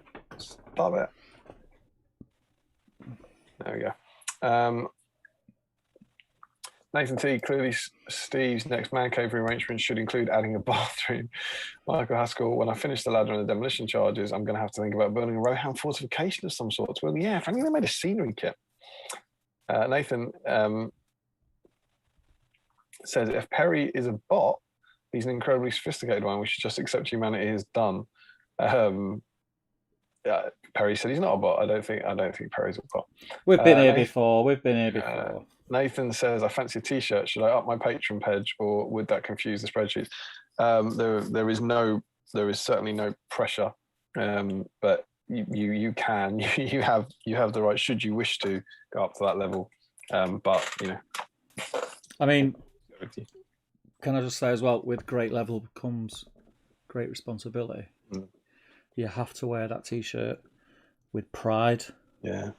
You've got to shout the Battle Streams name aloft. Like this. Battle Streams! And get chased down the street. Not easy. And Richard Cowan says, Uruk Seige, thanks guys. No, thank you, Richard, from the bottom of my heart. I've got a bit of chat, mate. Nice. I've liked this tonight. I think, got some painting done. You always like it. Yeah.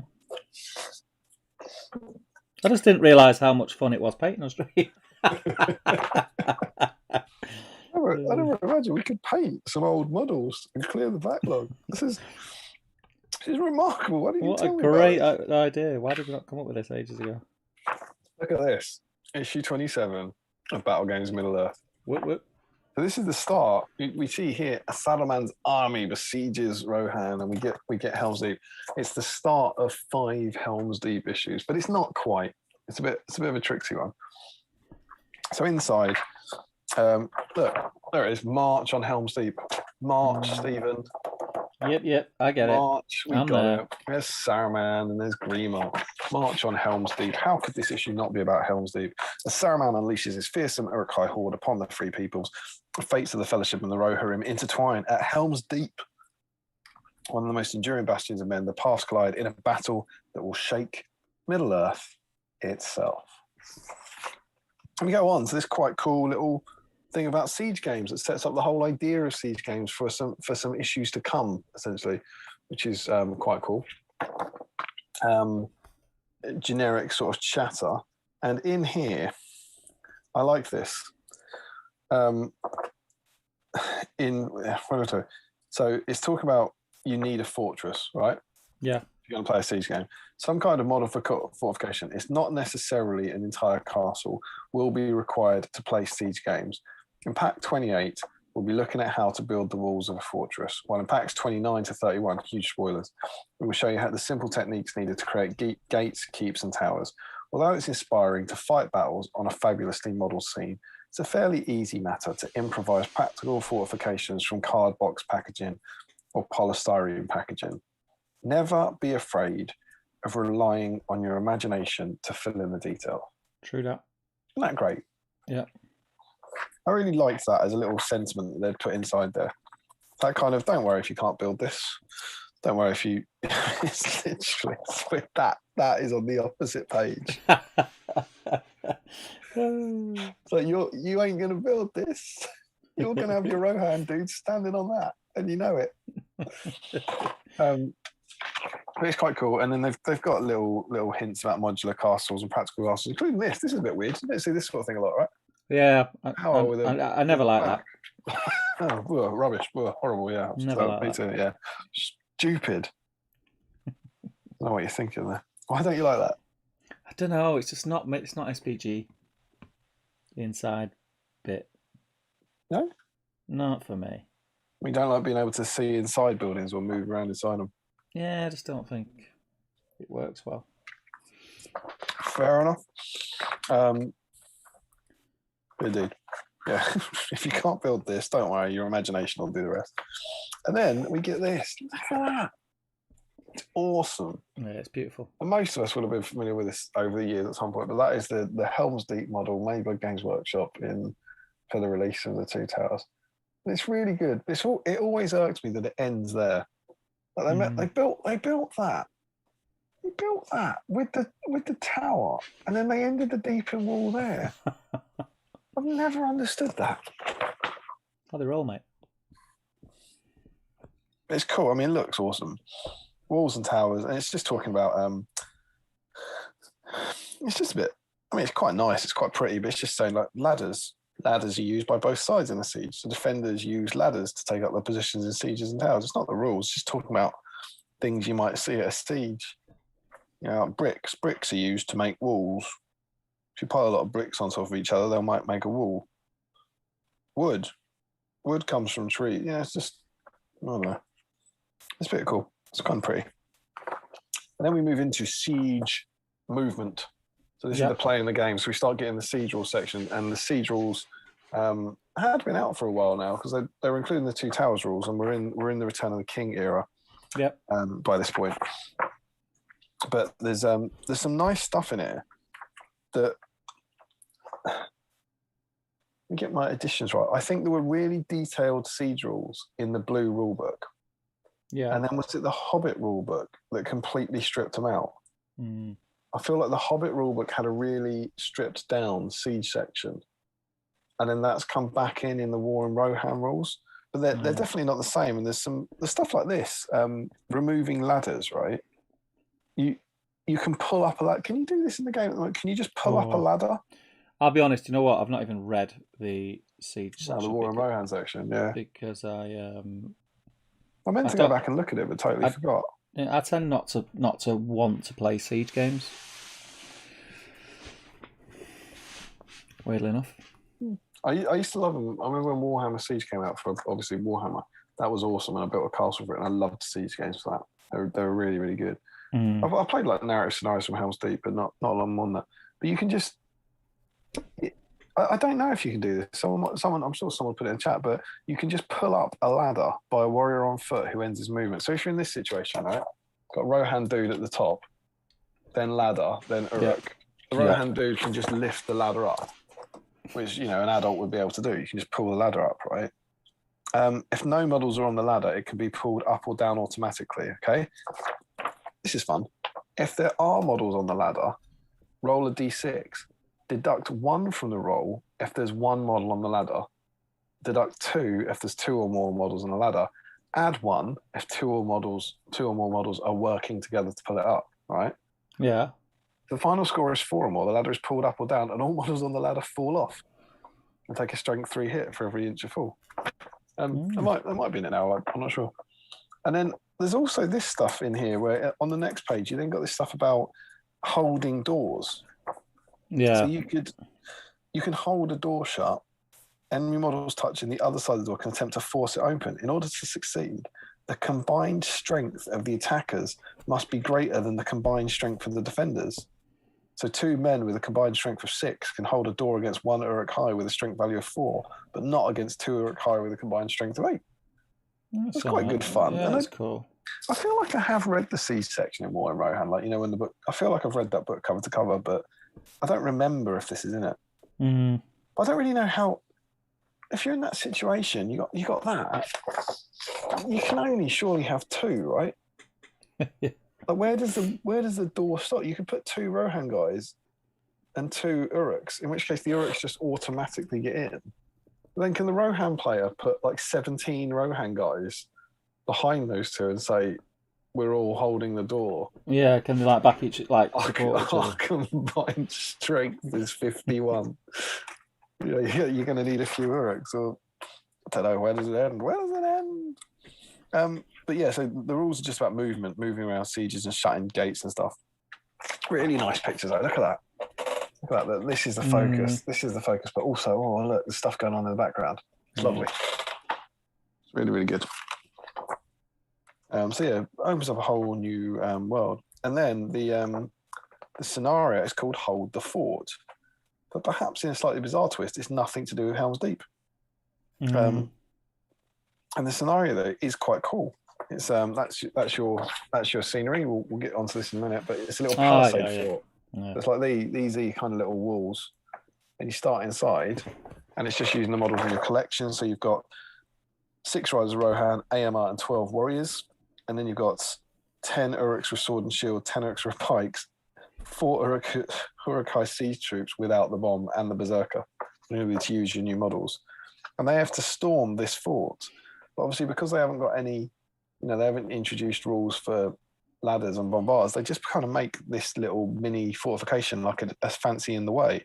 So the palisade walls count as barriers, and they can be jumped over just using like a jump test.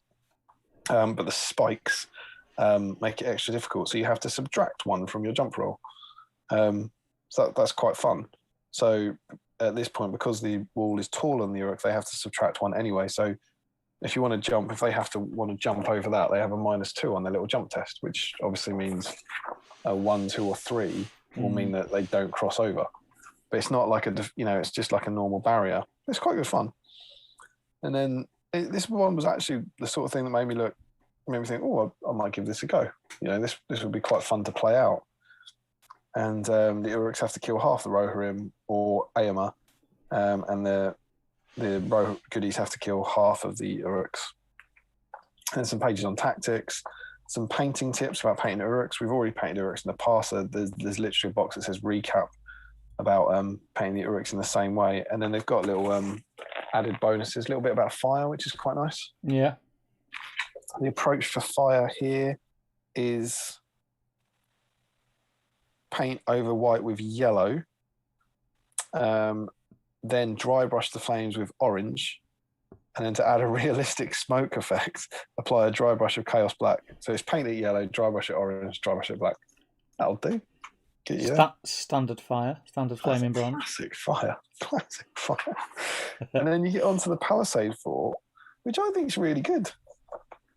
I'm trying to see. So that's the kind of thing you're building towards. This little thing here. Yeah. Cool, I read that the other day. It's pretty cool. And this is again, we're back in after the weird misstep for the path. I think we're back in sewer territory. Where it's like if this teaches you to make that, that's a pretty cool little piece of scenery. Yeah. Very niche. It doesn't necessarily look like anything out. It looks quite like a Roman fort, I think. It doesn't particularly look like anything out of the films or anything. But it's just your usual kind of like foam stuff, and then an awful lot of cocktail sticks, vicious spikes. Spiky. Yeah, use clippers to cut cocktail sticks into 3-inch lengths and put PVA into them on earthworks. Space them out until you have an imposing set of spikes for any attacker to contend with. But that, you see that? You see the fence? Is that coming up right? I can't see it. Yeah. That you would constantly stick your hand on that, wouldn't you? Yeah, it's constantly stabby, yeah. And as you reached for your models, they'd go down your nails, wouldn't they? You'd get it down your nail. Oh, that's just reminded me of something I seen the other day on the internet. Oh, was it someone putting a cocktail stick down a nail? No. Oh. Do you know, like when you ever watch some YouTube videos where it's someone's birthday and got a blow of candles out and people push the face? Oh yeah, the spike. Yeah, the spike. Yeah, spike. That's going viral, isn't it? Yeah. Don't smash funny. someone's face into a cake because it might be full of spikes. Or what that should be is don't be a. Yeah, absolutely. Yeah. It's like, why do you have to teach people? You like the washing your hands thing. You got to wash your hands now. I thought you were going to wash your hands anyway. But yeah, I look at that and it's like, that looks awesome, but there's no way that's not going to constantly hurt to own. Yeah. If I owned that, it would hurt me frequently. It's even called like 0.5 vicious spikes, and they're not plugged. They're just cocktail sticks, mate. And you know what cocktail sticks are like. You know how they can be. You're a man of the world. Yeah. But you can make. There's a nice little gate section of stuff. I'm upset to report there are no alternative approaches. Oh, they're not put it on a hill. No, I mean, they could have put that on a hill. You know what they've done? Disappointingly, they've got it, and they've put it next to a hill. Oh, they could just put that on a hill. That's lazy terrain making. But yeah, no, I mean that's as well. 1, 2, 3, 4. It's a 6-page terrain article with not a single alternative approach. You hate to see it at this level. Putting the side down. Yeah.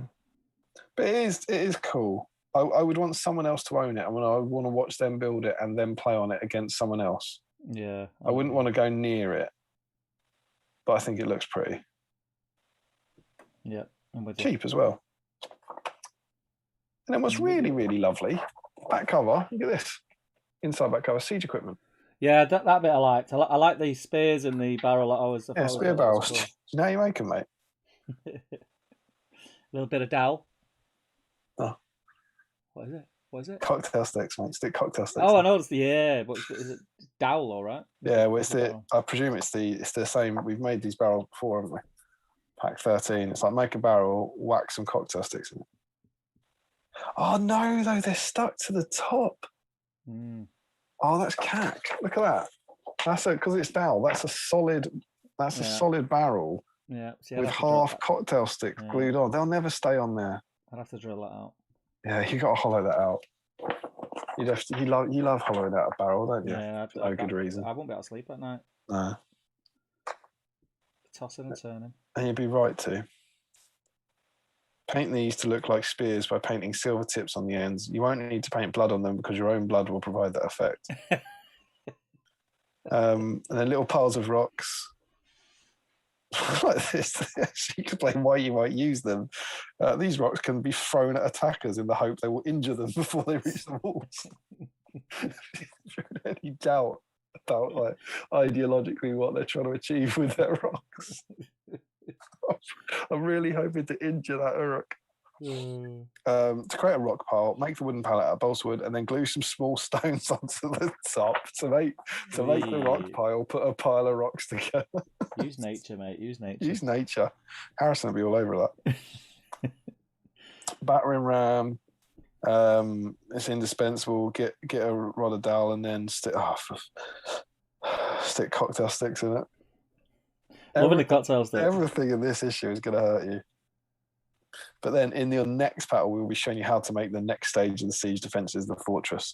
Once you've constructed this model, you'll be able to refight such epic sieges as the Battle for Helm's Deep or even the attack on Minas Tirith. Aside from the excessive pain, I think this one's really good. Yeah. I mean, it's scatter terrain, little fortifications that look a little bit better than a Brillo pad fucking... Oh. Whoopsie. YouTube will ban us for that. But yeah, you know what I mean. I said I swear, don't I? You said flipping, didn't you? No. Yeah, I said flipping, yeah. I'll take that. Yeah, a little bit. Just a little bit.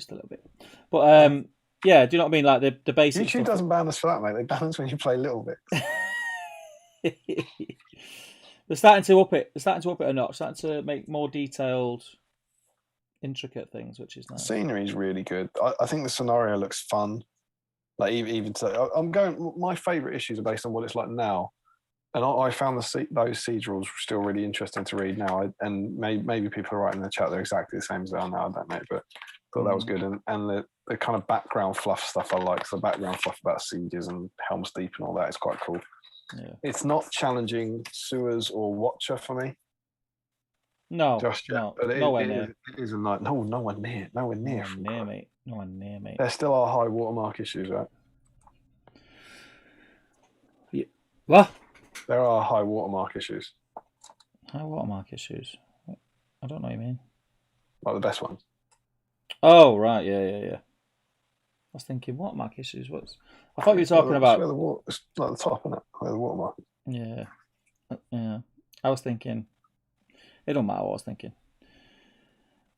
You just can't be bothered.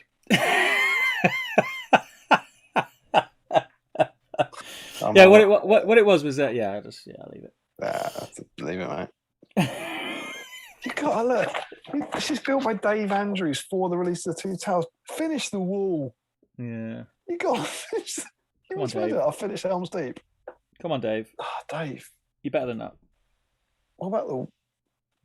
Have you seen what I did? Have you seen the Hornberg? Yeah, no, the Hornberg's great. I was just wondering, could you not just? Have you seen the Hornberg? Yeah, I built the horn. Yeah, no, we don't need the wall. It's fine. So yeah, it's a good one. I like it. It's fun. It is good. But obviously you've got to like sieges. You've got to love sieges. No rules in there for the bomb, by the way. Interesting enough. That came with it. Yeah. It's a funny old sprue, that one that everyone's painting today, isn't it? Think about that. Was a plastic kit that was decided. It was released for the Two Towers. We had Warriors of Rohan, Riders of Rohan fighting Uruk Hai, and the Uruk Hai siege troops. Yeah.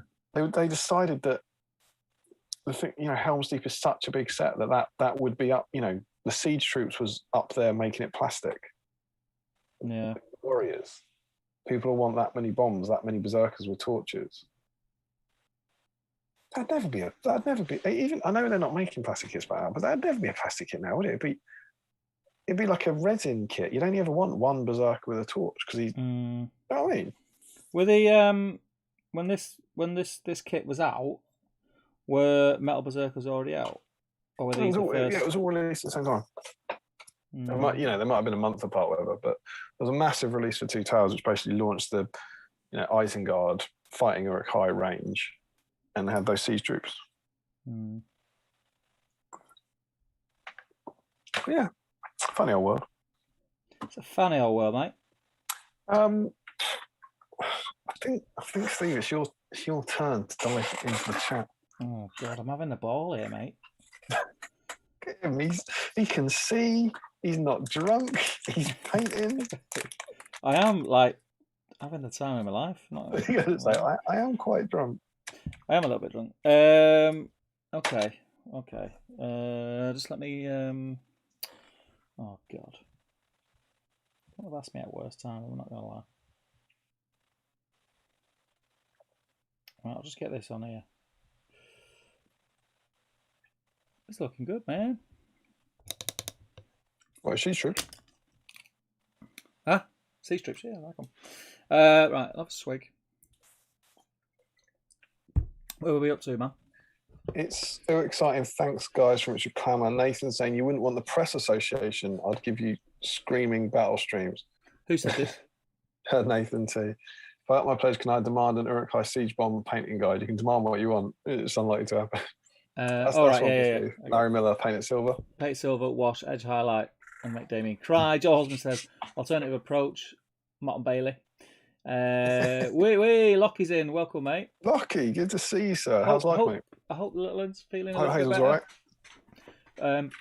Nathan C says, love the idea of some unnamed super strength warrior of Rohan dragging up a loaded ladder and flinging it into a horde of Uruks. Yeah, in the movies, them ladders are huge. One person would not be able to lift them up. Perry Singer says, I'm strength 5. Strength 5. The ent you was holding, says Perry Singer. Did Perry ask you a question? He showed about what ent kit was at. That's not a new one. It's a really old one. Yeah. In 2006 for the Two Towers Journey book. It was on the made to order recently. It was on the made to order. I'm sure it'll come back at some point.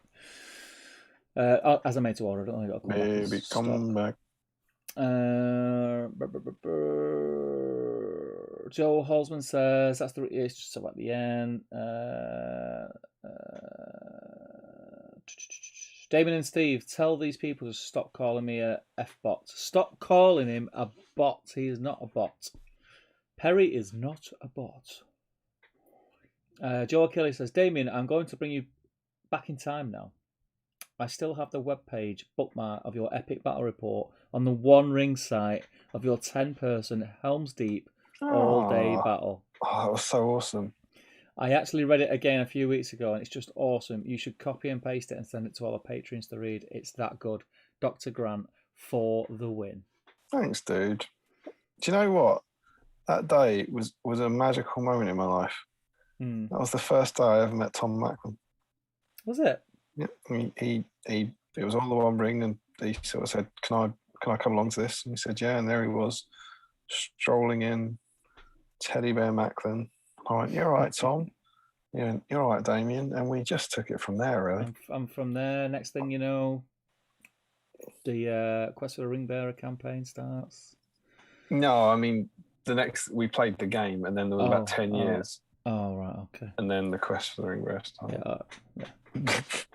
I mean, it was amazing. I was long story short in it, mate. I was long story short in it. Cliff notes. Played Helm's Deep, Quest for the Ring Bearer.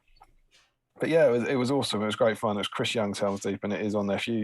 I'm pretty sure if you Google the One Ring, Dr. Grant's Helm's Deep Mega Battle or something. All the pictures are blurred now or something because Photo Bucket's gone under. But it was awesome. It was really, really good fun. Simpler times, man. Simpler times. Richard Clemmer says, that cake spike picture made me wince too. Yeah, it was grim. Nathan C says, I've just had a recollection. Don't they introduce rules for using those spear barrels soon? Does this still count as a current publication? I'd say no. Larry says, I can't wait to see the 90% cocktail stick Helm's Deep. Frederick says, aside from the excessive pain, I think this one is pretty good. Another top quality B-Sam quote, great for the merch guys. Aside from the excessive pain, I think it's a good one. Josh Crosby says, I was thinking that next stream would be the first one I could not enter, but I'm considering making a slaughtered, hacked apart and casualty marker. Perry Zinger says, I can't wait until you show book 90. Why is that, Perry? That's a way off. That is a way off. What's in number 90 that what you is like? in 90? What is in 90? I can't bloody remember. Why are you interested in that, Perry? What's the appeal there, mate? Larry says, I'm always surprised that sprue got made. Yeah. Do you know what? Until you mentioned it, I've never really given it a second thought. But yeah, it's Weird, isn't it? I wonder if they had... Maybe they were thinking of going in a certain direction that they didn't end up going with the game, being more siege based. Well, I think they obviously, I'm not quite sure what version of it they saw there, but Helm's Deep was going to be a massive, massive, massive part of that film. And so I think they kind of, doubled down on it or whatever and was like, well, people are going to be playing lots of sieges with it and stuff. Yeah. Richard Clemens says, were Plastic Scouts out by the time the Uruk Seige kit came out? No, definitely not. Shadow Flame, we think it's Dave. No Plastic Scouts came out much later. Samuel Atkins says to Richard, no, I think they were much later. And then Larry Miller says, the first time I met BS Tom was in my local GW for an SPG day. Then 2 weeks later, I saw him at my first tournament, and for a moment couldn't remember where I knew him from. Joe Hosman asks, is this United Farmer Maggot and his massive kennel?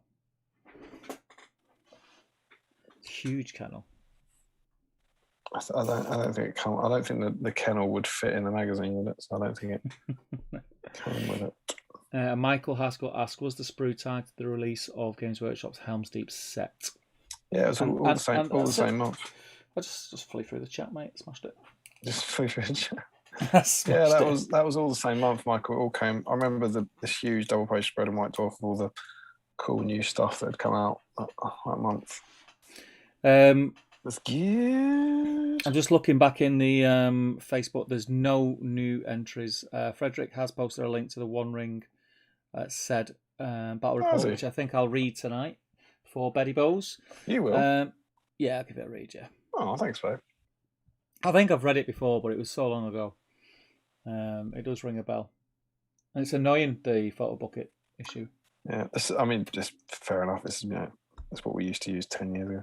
It's worth saying as well, it was a custom scenario we wrote. So there's two separate threads because it was so long that there's a thread that one's just the battle report. It doesn't actually explain the scenario because I remember just saying it would have taken too long to write everything up in one.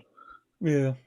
But it still works. I think I sent it to Dan and Stu when they were asking for, when they were doing their little review of Helm's Deep scenarios for when they'd play the mega game. Yeah. Because you really have to deal with stuff like we played it with, I want to say there must have been about 200 Uruks or something, and you have like 60 crossbowmen. And it's like turn one, all 60 of those will shoot at Aragorn. Yeah. Do you know what I mean? It's like, no, they can't. And so you have to kind of create rules for that. Yeah. We were like, you can't pick out characters and all that sort of stuff. And so you do have to be a bit, if you want it to be a fun game, you have to kind of say to people, I think I was running it to just say, like, if anyone tried to be a jerk, like, no, you can't do that. Obviously, you can't do that. Yeah. It's really good fun, though. Looks amazing. Fun times, man. Fun times. Yeah. Titans War Games Club. God rest his soul. Major. That club is such, I've said this before, such a major part of why we are where we are today. Yeah. Huge for the independent team. So Huge. I just want to confirm, right? We're caught up on the chat. Mate, we're rolling. We're both painted. We are rolling, mate. We've gone through the magazine. We're getting really good at this, like really good. Like it only took us the BBC 31 issues. This is amazing. I'm telling you now, BBC will be on the phone. Can you guys do question of sport? If you can do this, I presume you can do question of sport.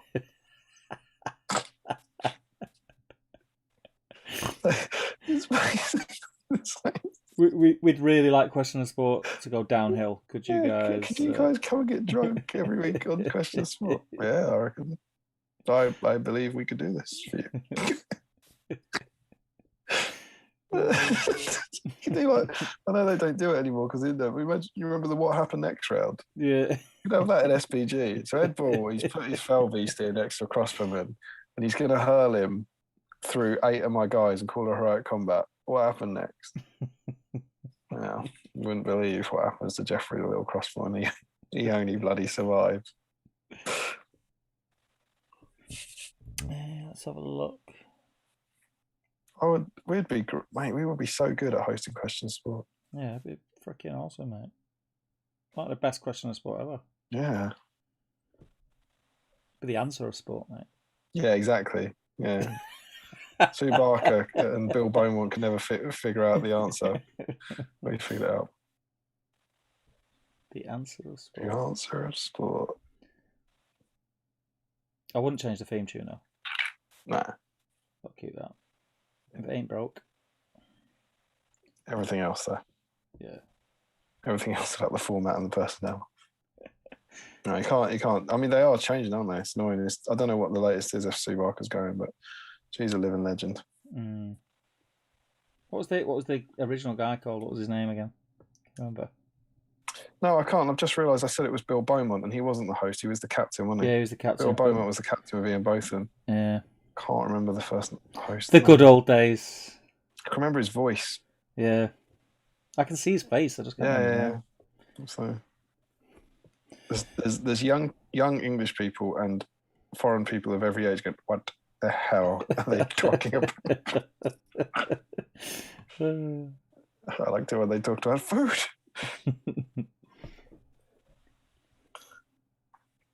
So without trying to force this in here, Uruk Seige Crew, Steve, have you ever bombed?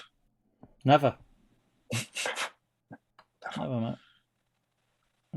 In any form? Never, mate. Successful in every way. What? Yeah. What do you think you did? Have you used a siege bomb in the game? Never. Successful in every way. What's he talking about? Let's go with it, man. Let's go with it. I used them at the GT, the last GT in the world that was. I used the attackers on Helm's Deep with the supercharged bomb, the supercharged ballistas. Mm-hmm. Very good. Would you use them again? Now it's changed. Yeah, I mean, I think they're still good, but there's things that I was trying to do something kind of thematic, and it was accidentally dirty, you know. Mm. And it was a bit like playing on easy mode. Yeah. Like I said, I managed to. I think that was probably my highest placing at GT. I think I came 4th, and I didn't play any practice games. Right. And the Uruks were just a bit kind of, well, I'm gonna sit here and shoot the hell out of you while you wander towards me, and then blow up whatever's left. It wasn't the hardest army in the world to use. But it was quite. I mean, it's quite nice because it is a thematic army. You know, it's definitely got weaknesses, and you don't have the named heroes and all that. But I don't know. I like armies. I think I like to do a bit more on the table. You know, like them to be a bit more dynamic. Yeah. These days. It's quite fun. I mean, I'll give them a go. I've got them bloody painted up now, so I'd be daft not to. They are very, very good, definitely.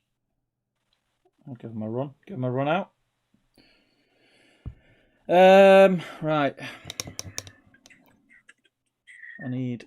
What colour is that? Do I want it black? I don't know what I want. Do it grey.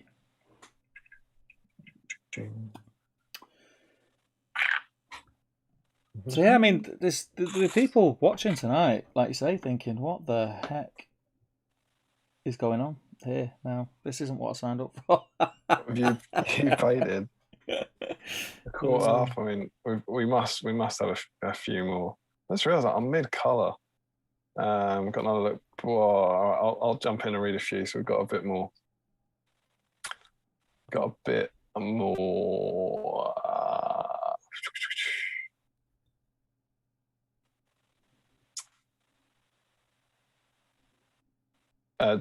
Sharon Phone's confirming it's Dave.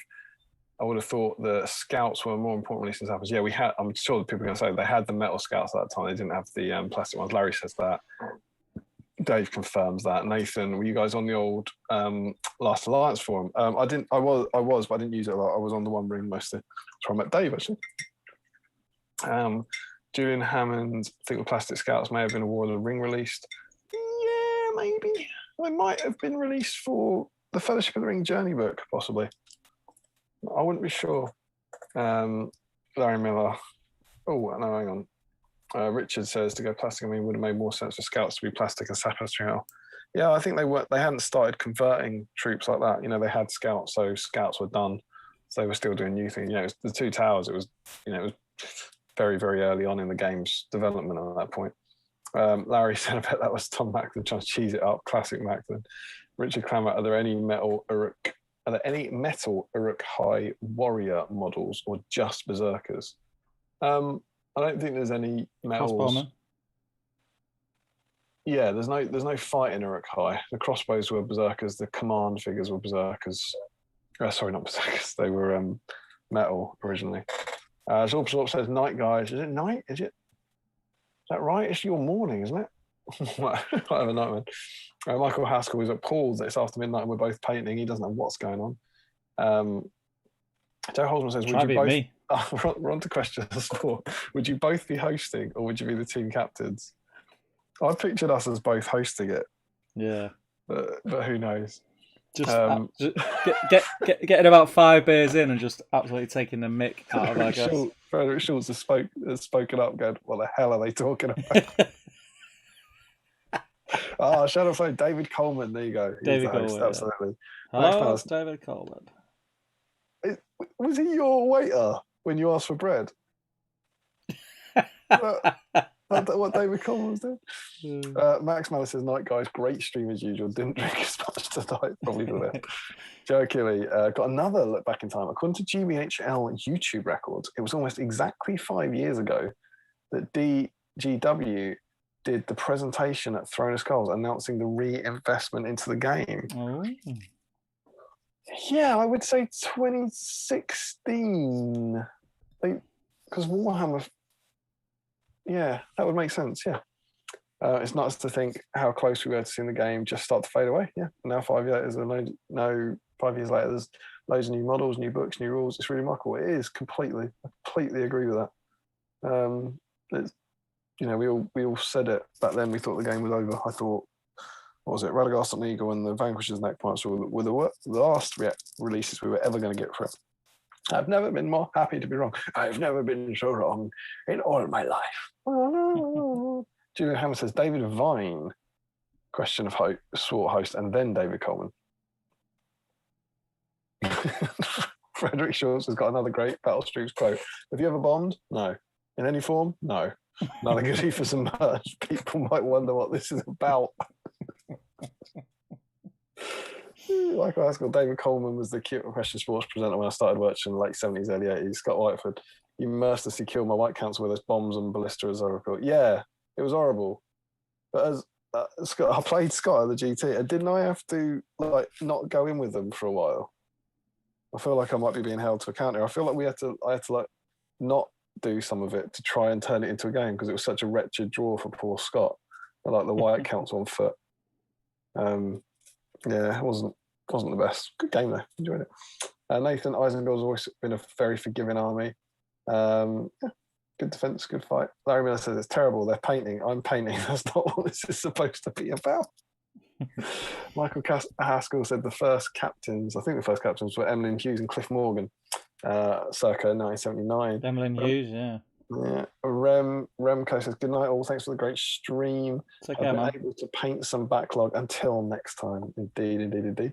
Joe Garman, been a busy tonight, so I haven't had much time to watch the stream or any painting done. Do you guys know what time the new Ent stuff will be at tomorrow? 10 a.m. Yeah, 10 a.m. UK time or 10 a.m. local time.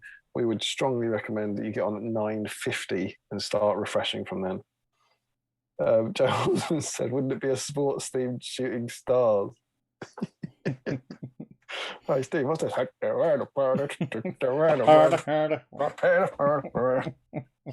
Yes, guess the Lord of the Rings theme tune.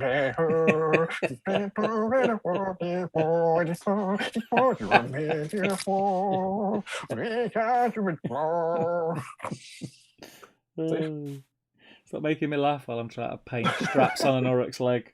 Never. Frederick Short's plastic sculpts with a full wall of ring. Yeah, I think they were Journey Book. I started before that and got Scout as some of the first minis. Don't know where the Metal Scouts were for a while and wondered about the minis. The rulebook. Julian Hammond, you both hosting Question Sport would be like Vic and Bob hosting Shooting Stars. Absolutely. I used to love Shooting Stars. Name a man, Steve. No, I'm afraid it was Dave. Great stuff. Nathan Talbot, you both hosting. Who would you pick as team captains? That's a great question. Nathan, we're nearly up to date on the Gary Neville on the chat, but can you confirm? Are we picking sports stars as our captains or SPG stars? What the hell are we hosting? If you confirm that, if it's sports stars, my vote would be Gary Neville and Jamie Carragher. Just because Roy Keane and Jamie Carragher would have a bit of spice, wouldn't they? Roy Keane and Graham Souness. I don't think any of them are quite light-hearted enough. Yeah. I'd love to see Roy Keane and Jamie Carragher going at each other. It would just kick off, wouldn't it? Did you watch them pick their? But do you not think 11? That, Roy? Do you not think that? What about that, Roy? Have you seen them pick their combined 11? It's hilarious. Yeah. It's going from the current. It's Liverpool last season and the 1999. What? Yeah. Really? No, Giggsy. Really? Over Giggsy. Are you being serious? Really? Really come on, Jamie. Come on. It's really good entertainment. It's really good. He just doesn't do it for me, Roy. Your Scouse is good, man. Perry Singer says book 90 does have farmer maggot and dogs. Yeah, well, we could get that done in a few years. Larry Miller says the correct way to play that legendary vision is not to move or shoot until the opponent kills at least one model with shooting. Classic Miller. Joe Garman says cheers. Joe Holzman would be his favourite would be the Crabane from above. Call down the Crabane from above. Who would we have on the drums? Oh, who would we have on the drums? I'd like to say Macklin on the drums, but I don't want to. I mean that in a nice way. That'd be quite. I think I could see Macklin being on the drums. The scores.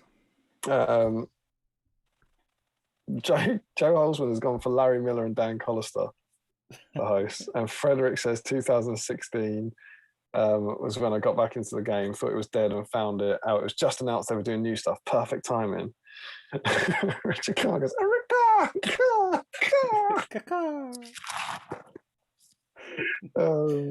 Larry Miller, a question of SPG, indeed. Perry Singer, issue 90, Farmer, Maggot and Dogs. Love to see how to paint him and his dogs. I love how the tables have turned, mate. People are just trying to get us back on topic. You can always count on Perry. He's very excited about the dogs. Nathan, my son just let out a blood-curdling scream.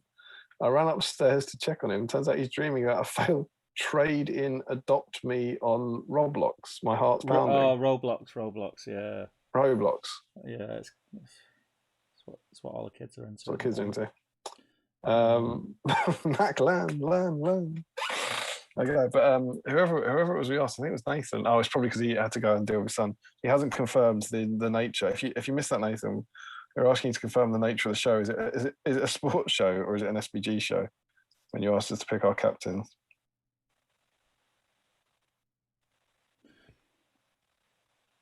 I mean, I can see Tim Henman.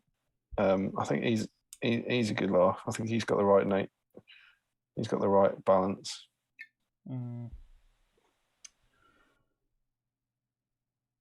Yeah.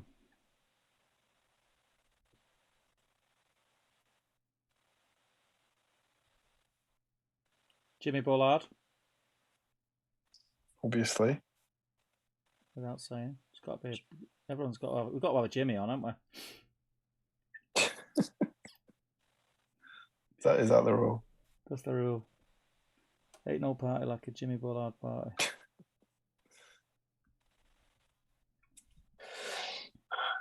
Larry, the best thing is that Palantir about the game being dead like a week before the announcement. Yeah, that was good. That was James and Jamie's, wasn't it?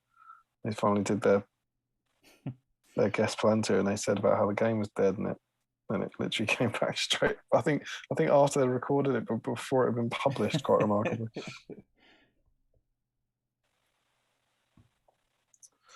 That's what happens when you try and mess with a Palantir, you see. Never happened me and Tom. We're always right on fleek. Yeah. I think Tom Harrison actually created that term. I can imagine, mate. I can imagine. Yeah, he's always been a bit of a trendsetter with the kids. Carl Daly went for Max and Callum, but only if it was alcohol. Oh, that'd be great. Good host suggestion. Nathan says, pick you like question of Emmy SBG is probably more fun. There you go, Steve. I think we're hosting question of Emmy SBG. Oh.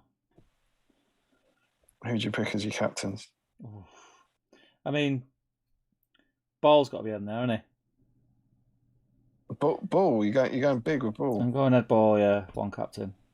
Because you always need what I think them shows always need a captain who like rebels against the hosts and just like is, you know. Oh, we're the hosts. I don't want a captain who rebels against the hosts. I know, but you got to have it. It's part of the rule. And then like someone who's really nice, like the polar opposite of an outspoken rebel.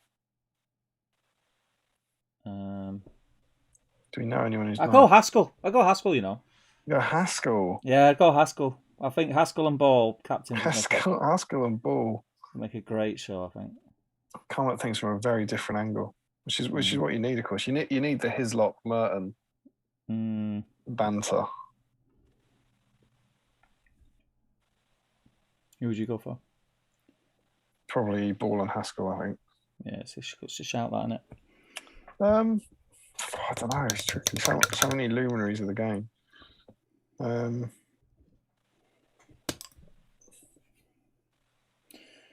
feel. I mean, you know, obviously biased here. I feel like Harrison would be good. He's very charming. Comes across well. Yeah, and I think he's. To be fair, yeah. Just remember how it works in the world of SBG, though. What? I mean, he's been away, hasn't he? What, on the farm? Yeah, he's been working on farm. Went at farm. I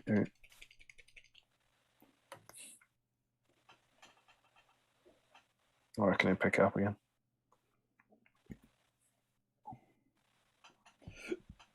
Excuse me. He's a smart little monkey. Oh, I don't know.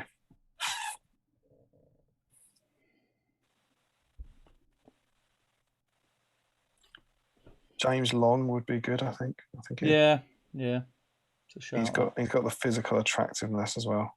Yeah, bring the ladies. Yeah, and some of the men. True.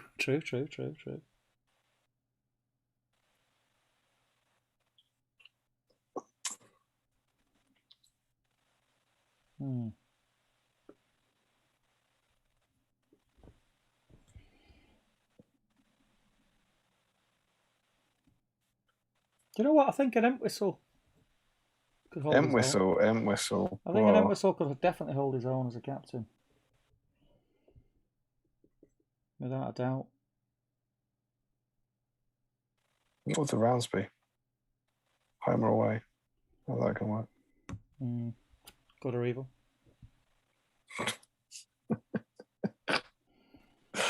You're going good or evil? Good or evil? Good or evil? Let's see what people are suggesting. Sporting Roy Keane and Micah Richards. Sam Atkin, Mike does know how to wind him up. Joe Holzman, Cammy's a shoe. Yeah, Cammy. I'd watch Cammy on Question of Emmy SPG. Larry says, when the world goes back to the way things were, we need to organise making episodes of A Question of SPG in the Dan and Matt sitcom. Got all the ideas. Nathan T, Dan Collister does fit the Mark Lamar misery idea. Richard Clammer, loving you is easy cause your kennel's huge. Martin Cheers goes off to bed. Thanks for the stream, getting me into SPG. You're very welcome, Mal. Thank you. Man. Looking forward to painting them. Nathan T, Tim Henman, a good laugh. Isn't he incredibly dull? He's not incredibly dull. People think he's incredibly dull. It's like Andy Murray. Andy Murray's very, very funny. There's a great interview where you can watch Tim Henman and Andy Murray argue about who's more boring. It's very enjoyable. Haskell and Ball sounds like an 80s double act from Joe. It does indeed. Michael Haskell says the only time Haskell versus Ball met on the tabletop was Felbeast versus Elves. Foregone conclusion, should we say? Did you crush him, Michael? You didn't take him down? I'd hope so. Take down those Felbeasts. Elves are quite a good matchup against Felbeasts. They'll fight 5 and the Elven Blades and all that sort of stuff. Alas, Mr. Ball was very good with them. And she's always really annoying. Makes it so much harder to play against someone if they're good. A bit rude, if anything. Loving you is easy cause you're beautiful. I'll be singing that all day now. It's a great song, isn't it? I like how we started singing at the same time. That was quite romantic. Wait, I'm telling you, it's getting a bit weird. Yeah, it's nice, isn't it? I like to only order the same paints as each other. Miller says, lol, that Joe Haskell Ball. Frederick Schultz, is the Harrison Farm thing a joke? Or did I miss something at the beginning of this? No, he's there. He's working with his mate. He's upstaying with his mate. As we speak, he is literally milking rabbits. Right now. That's not true. That's probably not true. I don't think Tom Harris at 12:30 is milking a rabbit. I just send him a message and ask him, are you milking a rabbit? Steve doesn't know what happens on farms. I thought I brought up another beer, didn't I? Ooh. Oh no, I'm not out. Sure, I brought up emergency beer. I can't be out. That's dreadful business.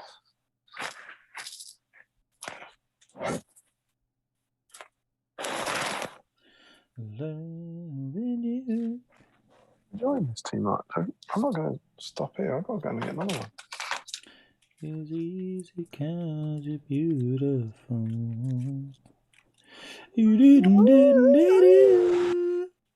I can't do the high pitch, but I've got it, mate. I've got it. All right, I've got your back. I just can't do it. Oh, we're getting the votes in for Harry Parkhill. We're captain. Generation Shift. Matt thinks Nick Baton would be awesome. Nick would be good. Old Daly thinks Barney and Entwistle. Yeah, Barney would be good. Yeah. Barney's not a good one. Perry Singer.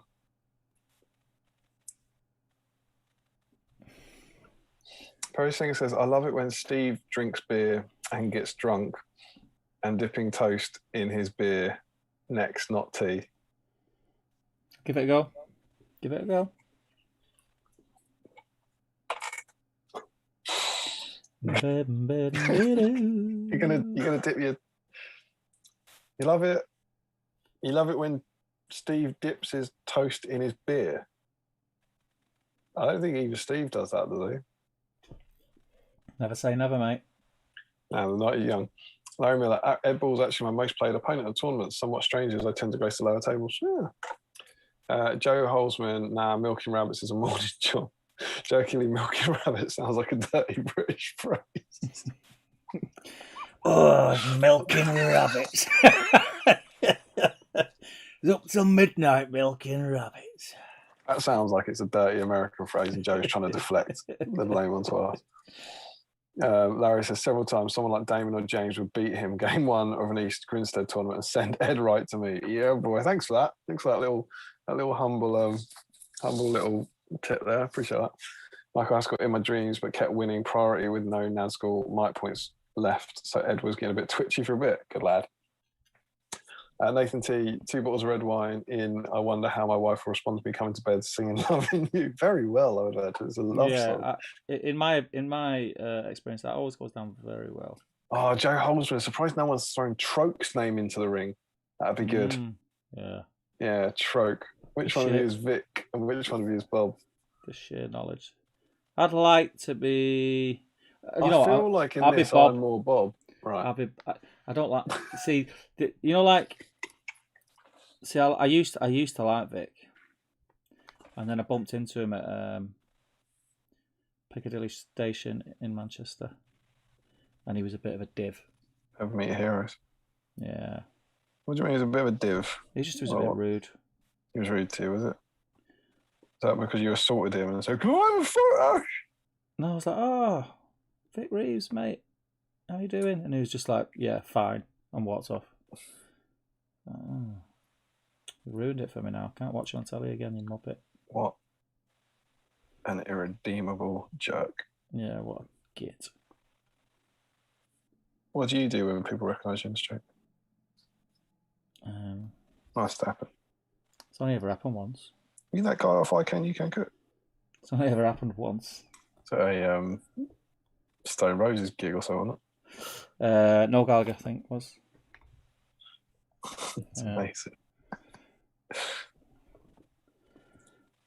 So,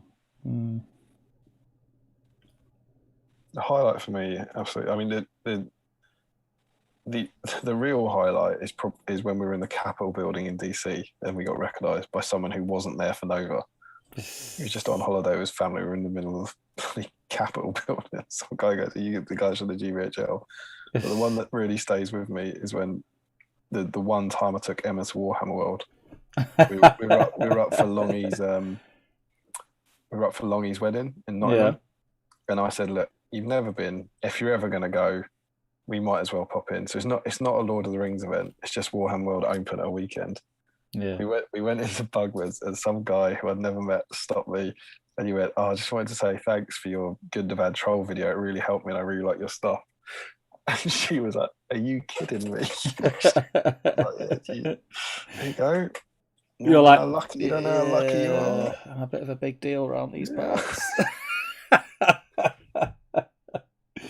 Yeah, she was obviously quite excited. Mm-hmm. She quite realised what she had. But yeah, I think you'd do that. I think you'd be. You'd be Simon Steve. Shut up. Shut up. Don't look at me. Don't let me know. Speak to one of my team.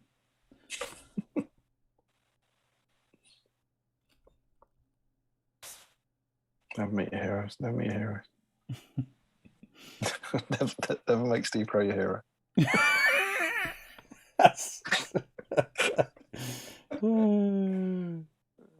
Such good fun. Do you absolutely believe of all the things we've painted over the last year, the thing that would get both of us just sitting calmly painting would be Uruk Seige troops and Mordor orcs. the things like that I'm probably never ever going to use. Absolutely. I've got no intention of using these whatsoever. I'm quite enjoying this though. No. Oh, no, don't. I was at this point, look. What? And you said it. I was at the Oh, there we go. and See, it come out. I was like, loving you. what's that Phil Collins one? We got two hearts Living in in just one mind.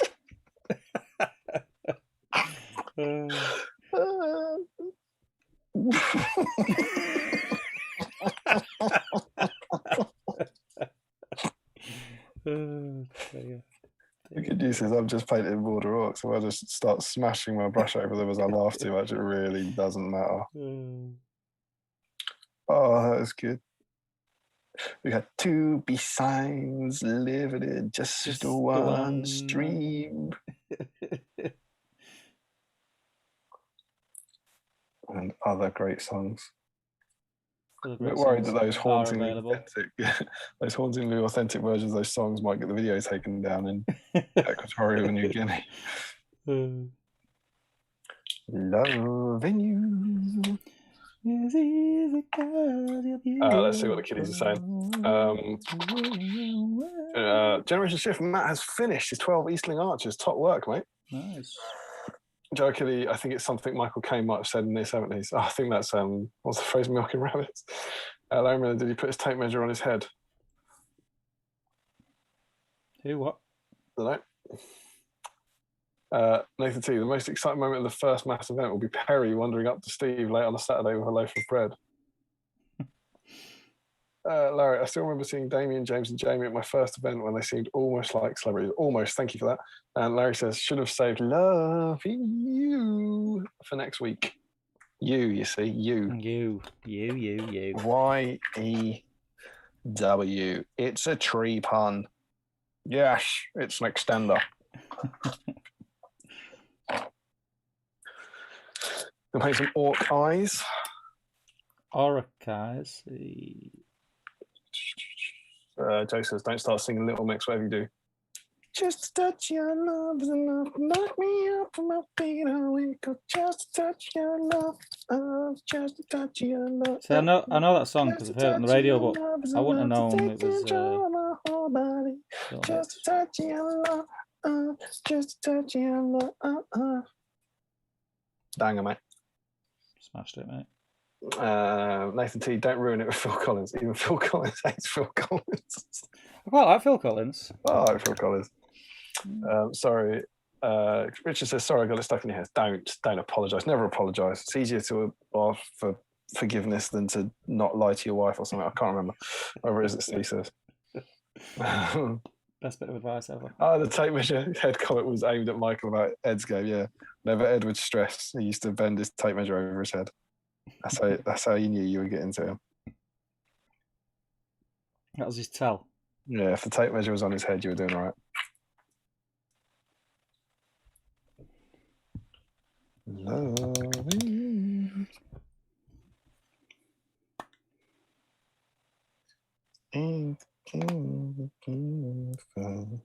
I really quite like painting eyes on warriors I don't care about. Because it's like, as long as you blob them in roughly the right area, it's practice. That's fine. Whereas on heroes now, I agonise over it because I'm worried they'll be in photos in either the magazine or in the Fancy Fellowship or something. And I'll take photos of them and then zoom out and then zoom in and all that sort of stuff. And it does my nut in. Whereas these guys, it's like blob, done. Essentially trying to paint these to make them look like I painted them 10 years ago, so it really doesn't matter. Blame it on 10-year-old, 10-year ago Damian. Yeah, he was crap at eyes, that guy. Absolutely new. Don't blame it on the sunshine. Blame it on the moonlight. Blame it on the good times. Blame it on the badgers. Blame it on the boogie. Sunshine, woo, moonlight, yeah.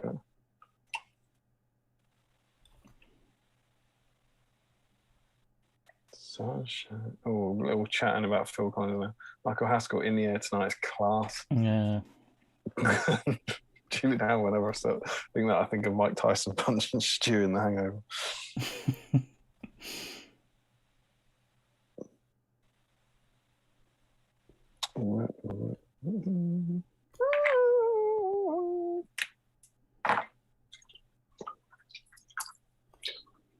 about you? I don't feel I asked you back. What do you have an army you're excited to get onto the table when the world is reformed?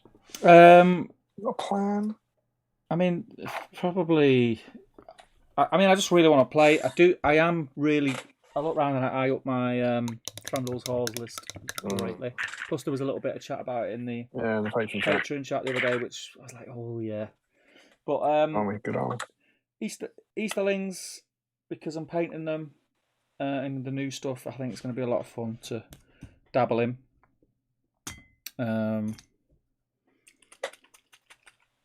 Yeah, I think Easterlings probably. I'll probably run those out first. I reckon. I'm gonna get this wash on. And then that's gonna be me painting finish for tonight, and I'll finish these at some point over the weekend. I've got all the base colours on. Armour's done. Leather's done. Hair's done. So I've just got to get this wash on the skin and the leathers and that, and then just pick out detail and highlight tomorrow. I'm like proper over moon. Over moon With progress. Yeah, me too. Should do this more often. Oh, do it once a fortnight if you want. It's annoying. I like how Justice Steve's figured out how to operate on the stream. I'm going to have a baby. I'll come back in like 3 weeks. It's like, I can't remember. What was my breakthrough? Glug, glug, glug. No, Steve. No. Don't drink the beer. Don't be tempted by the beer. I'm going to go grab a beer. Do it, man. Do it. Well. Oh, a skin. I'm doing a skin art.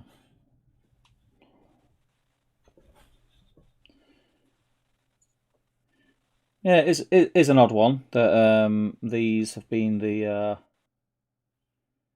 troops that got me painting on stream, seeing as they're probably the least likely troops that I'll use. It's all good. All good. Some water in there, thin it down. I don't know where he's up to in the chat. So I'll let sort of Mike Tyson on it. Bit of Phil Collins.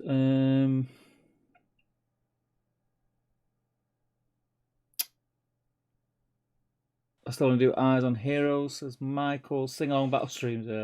Try living in Germany, you'll soon learn to hate Phil Collins. Why is he just constantly on?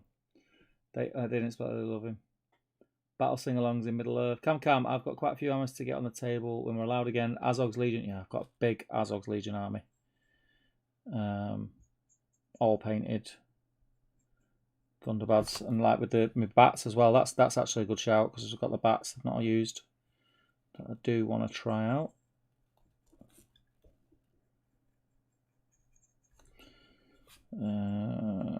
There's just loads because I have actually painted quite a bit over lockdown.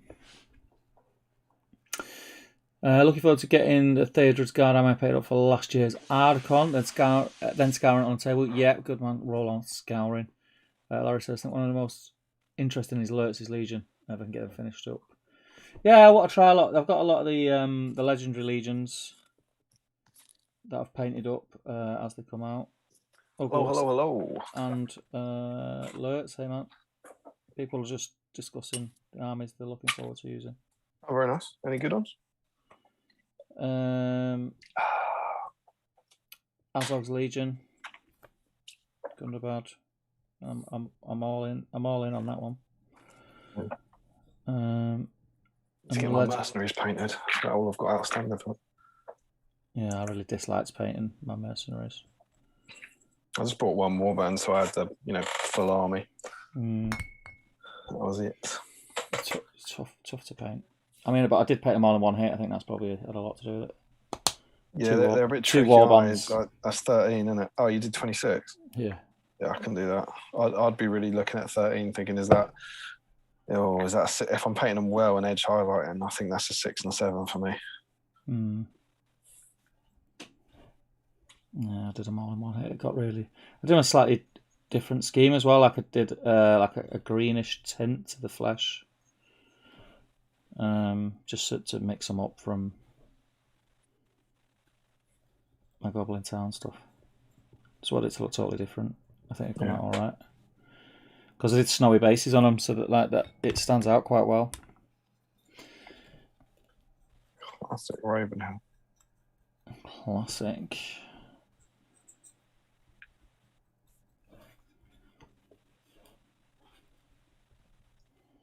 Yeah, I was in the van on the way home today. I was dropping off. I've got he's not, I keep saying the new lad, but he's not. He's been with me about 6 months now, apprentice. So I was dropping him off, and I had Magic FM on, and Baby D came on. Let Me Be Your Fantasy, classic. And I thought, oh, let's tune this. You still love this? He'd never heard it. Oh man, Crow. He's gone home today. He's on his lockdown breaking night out with his mates, and that old bastard in the van was playing some the bloody bastard stupid song from the 50s, and he thought I would have heard it.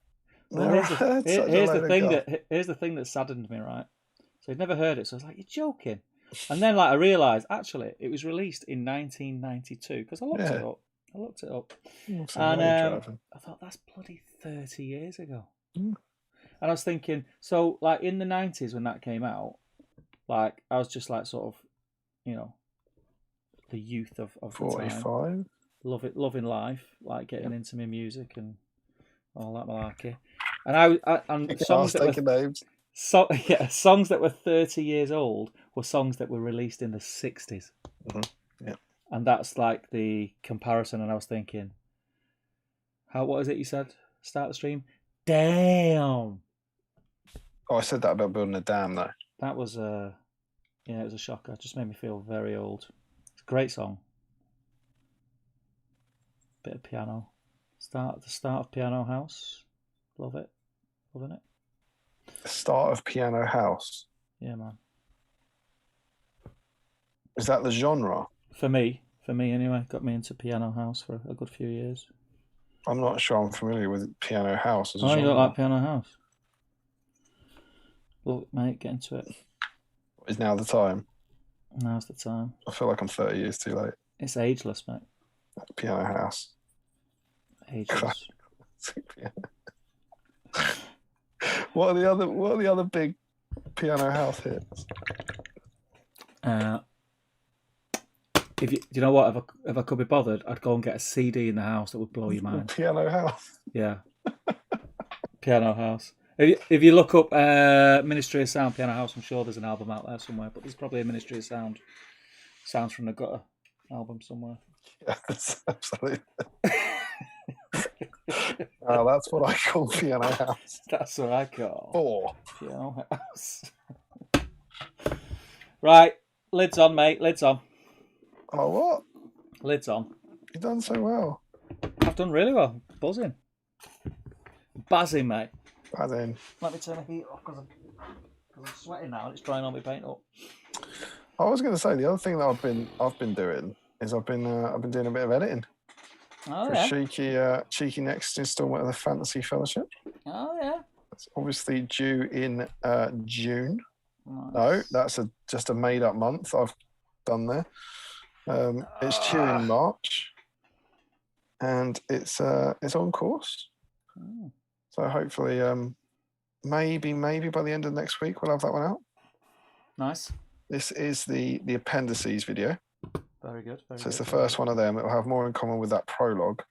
It's not a battle report. It's the kind of behind the scenes stuff, looking at the modelling aspects of stuff, like the kind of scenery we built and that kind of stuff. Yeah. But yeah, it should be coming out before too long. That's exciting. Hope people are enjoying. It's nice to see. Thank you for anyone who's left a comment. Oh. I would say if you're watching it and enjoying it, please stick a comment on those videos. It really does make a huge difference. I'm not talking about the almighty algorithm, but just like to me, honestly, like I try and get back to them all. I need to actually go and do the Bucklebury Ferry ones. I haven't kind of gone and caught up with that. It does make a world of difference if you put comments on there. To me, it kind of makes it all worthwhile. So, yeah. Then of course we'll be moving over to Bree in chapter 4, which will be coming in April. Yeah. Where we will meet our Aragorn character. Ooh. Steve. Very mysterious. Who's your money on? Aragorn character. Any clues? Gandalf said it's an old friend.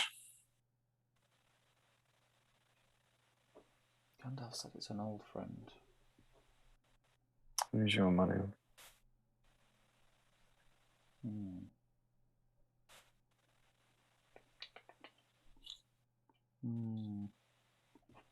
Is it a man? As in race? Hasn't been confirmed. Oh, did my light go funny then? I don't know. Looking at an orc. I'm gonna say. Feel free to speculate in the chat. Anyone who's still I'm gonna go left field. Yeah. I'm gonna go one of the. Do the twins come as twins or they come as singular? Oh, they could be either. A twin could certainly be Aragorn. Or I'm trying to see what I'm trying to do now is put myself in Damian O'Byrne's headspace. And all I can see is Toriel.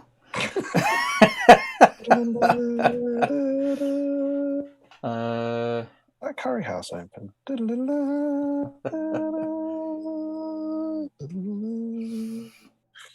That's pretty much it. Yeah, I think I'm gonna go. I'll go one of the twins here. Oh, twins! It's a cool idea. Yeah. Very cool. Very cool. Very cool. Yeah. How's your painting getting on, by the way? Yeah, not bad. I think they're actually probably more the finished orcs I had from year X, which are here. We'll zoom into these guys. I think my guys are probably at that stage now. Yeah. I'm kind of thinking I might just chuck like one more highlight on them. You know, I'm quite enjoying them. I just think I might just nip round and just, even though the whole point was to paint them, you know, fairly crappily almost. I think I could literally nip. Do you ever do that thing where you take a colour like, I'm thinking either a cast flesh or cracked stone, and you almost highlight everything? Like just nip over everything and just give a couple of little edge highlights all over it to sort of save a bit of time on it and just, you know, I can't be asked. I'm not giving every bloody piece of clothing here its own kind of extra highlight colour, but I'm quite tempted to just maybe take something like that and pop them on all over the place to just make a few of the bits pop. Yeah. Okay. But they're you know, I've done what I've certainly done. I think more than I hoped I would, and what I set out to tonight. I think they're very nearly there, and then there'll be 7 more orcs for the painted list. Chuck them in a box, never use them, but don't have 7 unpainted orcs somewhere. Yeah, I'm really pleased. I had those 8 siege Uruks in a old. In fact, I'll show you. It's from the old Ferrero Rocher fucking box. Oh, excuse, swore again. Look, even says it on it. Look, Uruk Demo Crew. Look at that. They've been in that box. That's so drunk. Uruk Demo Crew. They've been in that box on my shelf for years, untouched. And then I got them out tonight.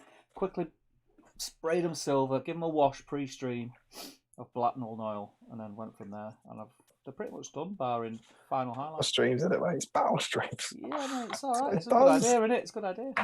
I'll do this. Right. I'm just having a look in the thread. No other entries. So that's fine. Just let me get rid of this a second. Boom. And go to that. There we go. Go back to that. No new entries. So we are on 20, I believe. Was it? Yeah, I think so. If no one, Yeah. Should we give that draw a draw? yeah, we can do. Let me count up. 1, 2, 3, 4, 5, 6, 7, Seeing 8, as it 9, is 10, 5 to 1 in the morning. 13, 14, 15, 16, 17, 18. It's dead on 20. That is the sort of stuff of dreams. That is. Let's do this. Let's do this, and then we'll start winding up. I need to be up at 10 to 10 in the morning. don't we all? Yeah, I'm going to be using one of Michael Curtis's dice. Yep. D20. So we have Stuart Crichton. This is the order. Joe Holzman, Nathan Talbot, Michael Haskell, Julian Hammond, Larry Miller, Gordon Laidlaw, Chris B, Dwalin Grudgebane, Daniel Lieneth, I think Scott Newman, Dan Nelson, Frederick Schultz, Dale White, Remco Keekstra, Ashley Fisher, Stephen Ryan, Josh Crosby, Sam Earnshaw, and Carl John Daly. This one's simpler than normal. We've had finalists. We've had the potential for re-rolls. There's nothing. We will get our winner with a single roll. It's high pressure stuff. Let's do it. Let's switch to over to CCAM. All good? Oh, yep. Do it. We'll do a countdown. 3, 2, 1. How far are you counting down to? To 1. Oh, to 1. Sorry, I didn't know if you're going into like negative numbers or something. No, just 1. Okay, down to 1. All right, sure. Yeah. Do you want me to start again? Yes. 3, 2, 1. Am I going on 1 or on after 1? Yeah. Do you know what? I think if I swore again, it's my third striking out. I think that'll be it. Roll the dice. 7. 7. Lucky 7. Lucky 7. That's my lucky number. 7, he screams, unless you're one of the other 19 numbers. 1, 2, 3, 4, 5, 6. That's Gordon Laidlaw. We've got that name right. 1, 2, 3, 4, 5, 6, 7. Gordon Laidlaw. There we go. There is the list. Hopefully you can see Gordon being 7th on the list there. Congratulations. Congratulations, sir. Is he still here? Is he in the chat? You have won yourself. If he is, shout out, shout out. Absolutely. Purple. You won yourself one of these bad boys, a black. Boom. Battle Streams Middle Earth dice only available through here. Do you live in the UK? That'd be super. And make sure you use it in roll-offs if you are evil. They roll very well. Oh! Yeah, boys. See, they're brilliant. They're good dice. 4 weeks, 4 episodes. They're good dice. They're good dice. I don't know what everyone's worried about. But yeah, Gordon, if you're out there, I will add you to the spreadsheet now. Yeah. If you are out there, best thing to do is just get in touch with me and fire over your address. I'm going to post it out to you. You could, if you live in the UK, that's great. If you live internationally, then if you could move to the UK and then send me that address, that would be brilliant. But we will get them out. We are up to date with prize dice. Yeah. There's no backlog there. We'll scroll down here. Stream prize winners, episode 32. Add row below. What's the date? 19th. Oh yeah, of course. Oh nice. See, you outwitted the computer. I fell for its lies. Gordon, and is it Laidlaw? If I typed that, you never know how much. What I correct? Yeah. Laidlaw. Yeah. Laidlaw.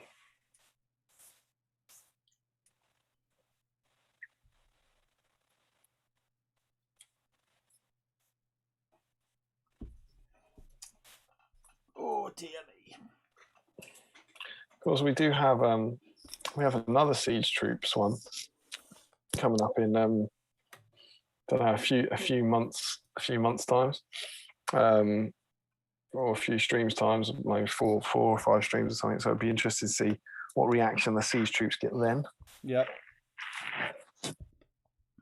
Let's have a look in the chat. Do you want to catch up with the chat because I'm still painting?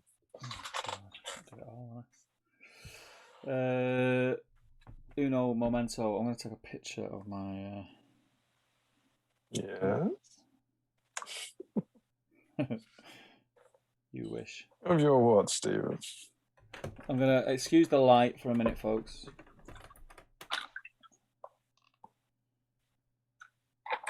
Because I'm that proud that I've actually painted.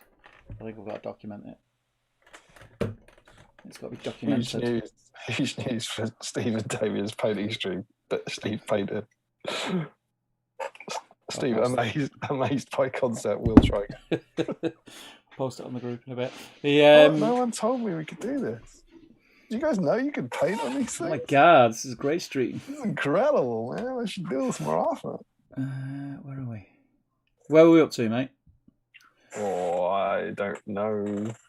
Oh, there we go. Yeah, got it. Battle sing-alongs, few armies. Look forward to getting theatres. Yeah, done that. Alerts of Legion. You do. Yep.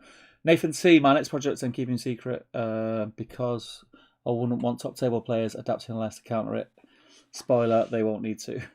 Ajinder Singh says, "Can't wait to play my first tournament once I get the hang of the rules. You'll love it, man." Richard Clemmer says, "I'm just imagining the Moria scene where Pippin drops the bucket down the well, re-edited with the Phil Collins drum solo." That would be good. Michael Haskell, I'm working on a Throne Skulls army not too far away from finishing. Also some Necrons and B-Sign backlog. Not too far away from finishing it. Oh, that's upsetting. After that, I'm not sure. Matt says, with you on Easterlings, man, and my Grey Company army, I cannot wait to see that Grey Company army finish, mate. That's going to be something of sheer beauty. Larry says, we used to have magic on constantly at work. Good year that, hey, 28 years ago. I'll have you know. So I'm assuming that's your birth year. Joe Holzman says, what's Piano House?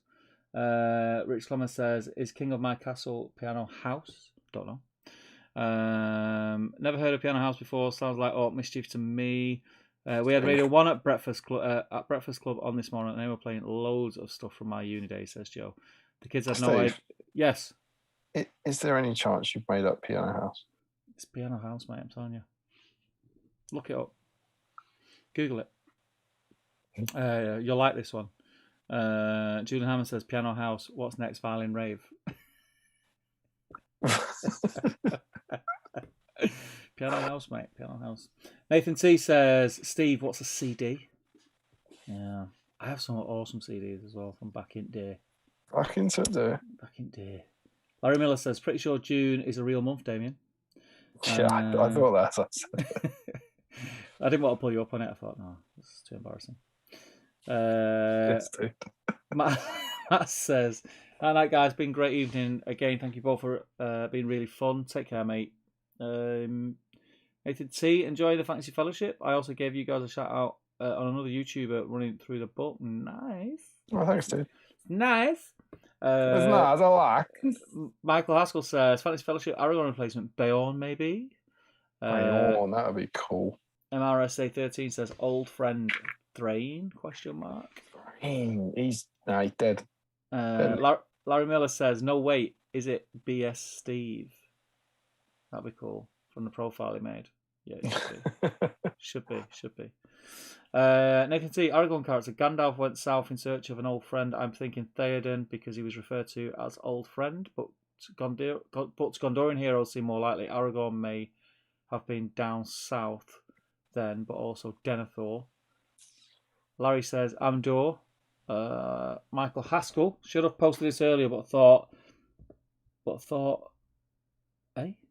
should have posted this earlier, but thought Ben BS video this week reference use 3D printed parts, post something of interest. Michael, you have. He's talking about Ben Bowles' video. Yeah, but you are wasted, Michael. I mean, kids in drunk houses, man. Should have posted this earlier, but thought Ben B's video this week use the 3D printed parts, pose some interesting questions. All right, you're not wasted as I thought. It makes sense just the way I was reading it. So it's me, but maybe not a topic for 1 a.m. Saturday morning. Yeah, I haven't caught that one yet, but I know it's the idea that you end up with the troll kit with spare troll parts. Yeah, it's this. So if you 3D print the body to make extra trolls out of GW parts, ethically and all that sort of stuff. tricky though. It's complicated. Perry says Steve gets drunk on stream and starts dipping his buttery toast in his beer, not his tea. It's a narrow neck on the bottle. That's be really thin. I reckon you could pour that in a glass and then dip toast in it. Yeah, but that's not me. It's not me. It's not me. It's not me. Richard Fowler says Dwellin or Legolas as your Aragorn replacement. Larry Miller says mine were bought especially for this week, but I've meant to get them even though Isengard never massively interested me. So glad to get the chance to paint them. Oh. Joe Holzman says, shouldn't that be single barm? Single barm.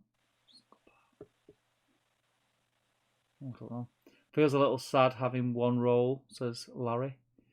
Oh, it's a roll gag. Yeah.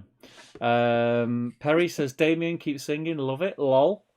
Michael Haskell.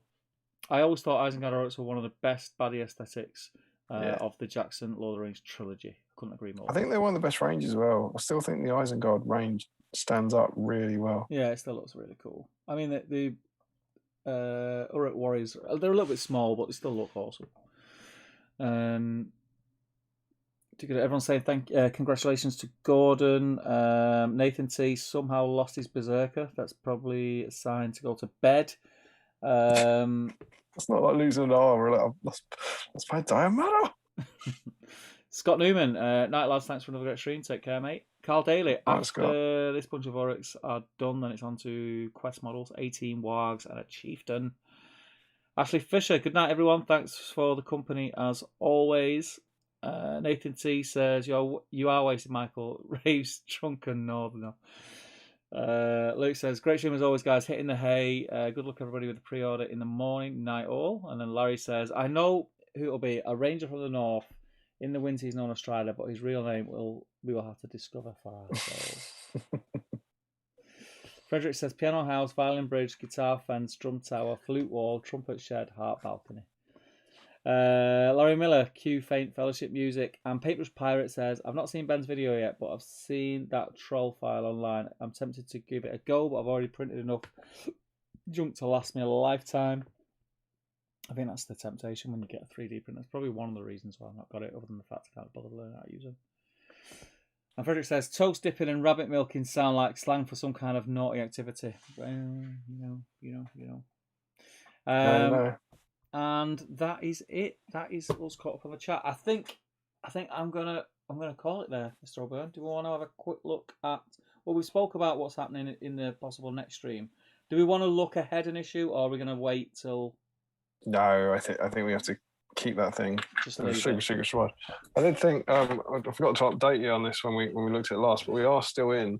It's when we had all the multiple preview issues last time. We are still in this weird climb Return of the King. Where we've got a Return of the King box with Two Towers models on it, which is, Return of the King metals, Two Towers plastics, very strange. I've held it up now, so I might as well show you. The next one is indeed Haldir. It's the Haldir metal. Obviously, that's not the next one. The next one's the Ent-based one. That'll be next month. Yeah, within it, we will learn how to fight within a fortress as we continue the siege rules. We will follow a series of linked siege games in our first campaign report. You will paint your Haldir miniature, and you will construct the first part of your castle. And you get an armoured Haldir miniature. Larry very kindly picked up the new Haldir twin pack, and we split it. So he's got the one with the bow, I got on the sword, so we're going to paint our Haldai on the stream. Larry, let that be the hour where we paint Haldirs together. You draw Haldirs. But yeah. I've got lots of little orcs. Very, very nearly finished. Yeah, I don't know. You seem like you've had a B-side breakthrough. Yes. Look at that. That is like a massive painting handle morass. 2, 4, 6, 8. Do you feel like you've had a breakthrough? You feel like whoa, I could paint on the stream. No. No. No. Come on now. No, let's not go too crazy. 8 Uruks, 1 stage off being finished, and 4 bombs is not so bad. Do you know what? Actually, I tell a lie. 8 Uruks, the flesh needs 2 more stages. be fair. But if I make the So flash, when are you going to finish? When are you going to finish them? I mean, well, I've got a few days off now, so I've got a couple of bits and bobs planned. But I think I'll get them finished. That won't take long. What's left to do on them now? Do you feel inspired to do them? Do you think they're going to get done? Yeah, they'll get done. Are they going to get chucked in the Elder and Halif box? I'm not. I need the painting handles, and I'm not going to take them off the painting handles till they're finished. Is that your pledge? That's my pledge. That's my rule. So, but yeah, I think I really enjoyed tonight. Really enjoyed it, as I do every stream. But I really enjoyed actually being a little bit. I think I needed to blow off some creative steam. That's why I painted tonight, because this week has been a pig. And yeah, it's relaxed me. It has relaxed me. I mean, the beers helped. Yeah, cool. The beers helped relax me quite a lot. But I really like painting stuff like this. Like, I don't like painting characters and heroes that I care about. I like painting kind of warriors and you know, that don't really matter, rank and file stuff, and kind of blobbing paint on. Obviously, because I drink a bit, so normally end up sort of half cut. But that's just, yeah, for me, I think this is the right kind of thing, and I just really, really love. This is good fun painting like Mordor orcs that I have no desire for, but just ramping up those painted numbers is great.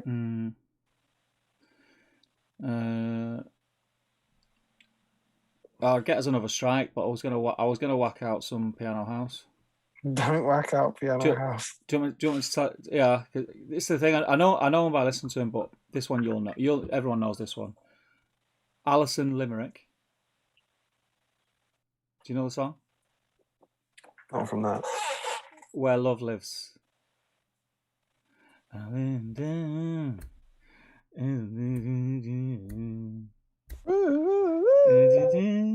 It's Piano House, mate. I'm gonna educate people who are left in the chat. So I'm gonna put this link in. Enjoy, people. How could they not? I don't think anyone's doubting that song exists. No, this isn't a link to the song. This is a link to Piano House anthems. A lifestyle. It's not linked to a song. It's Ministry of Sound. It's a link to a lifestyle. Ministry of Sound. Piano House isn't a genre, it's a way of life. I'm going to listen to that before I go to bed. I bet you are. I thought you were going to go and read my fucking 10,000 word dissertation. Whilst listening to this. But yeah, I'm gonna call it there. Is there anything you'd like to add, Damien? Just basically thanks as ever to everyone who's joined us. We've got, last time I checked, it was still ridiculous. We've got 35 people watching, which is kind of nuts. But yeah, for me, it's just, I hope to see you soon.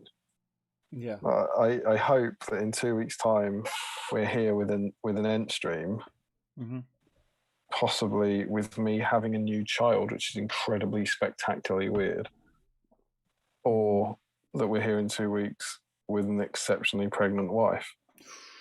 But yeah, that's the plan, and I should apologise in advance for as and when that does cause any disruption to our schedule. But we will we hope and plan it will be as minimal as possible, because I do really, really enjoy these. They do chill me out no end. I felt pretty bloody furious again at the start of this, and then by the end of it, I just feel so chilled out. You're welcome. It's mainly Steve. It's Steve's dulcet Manc accent verging on Scouse impressions. Really, it's so soothing. Who knew that Steve's Scouse impression would be so relaxing? No butter. That's the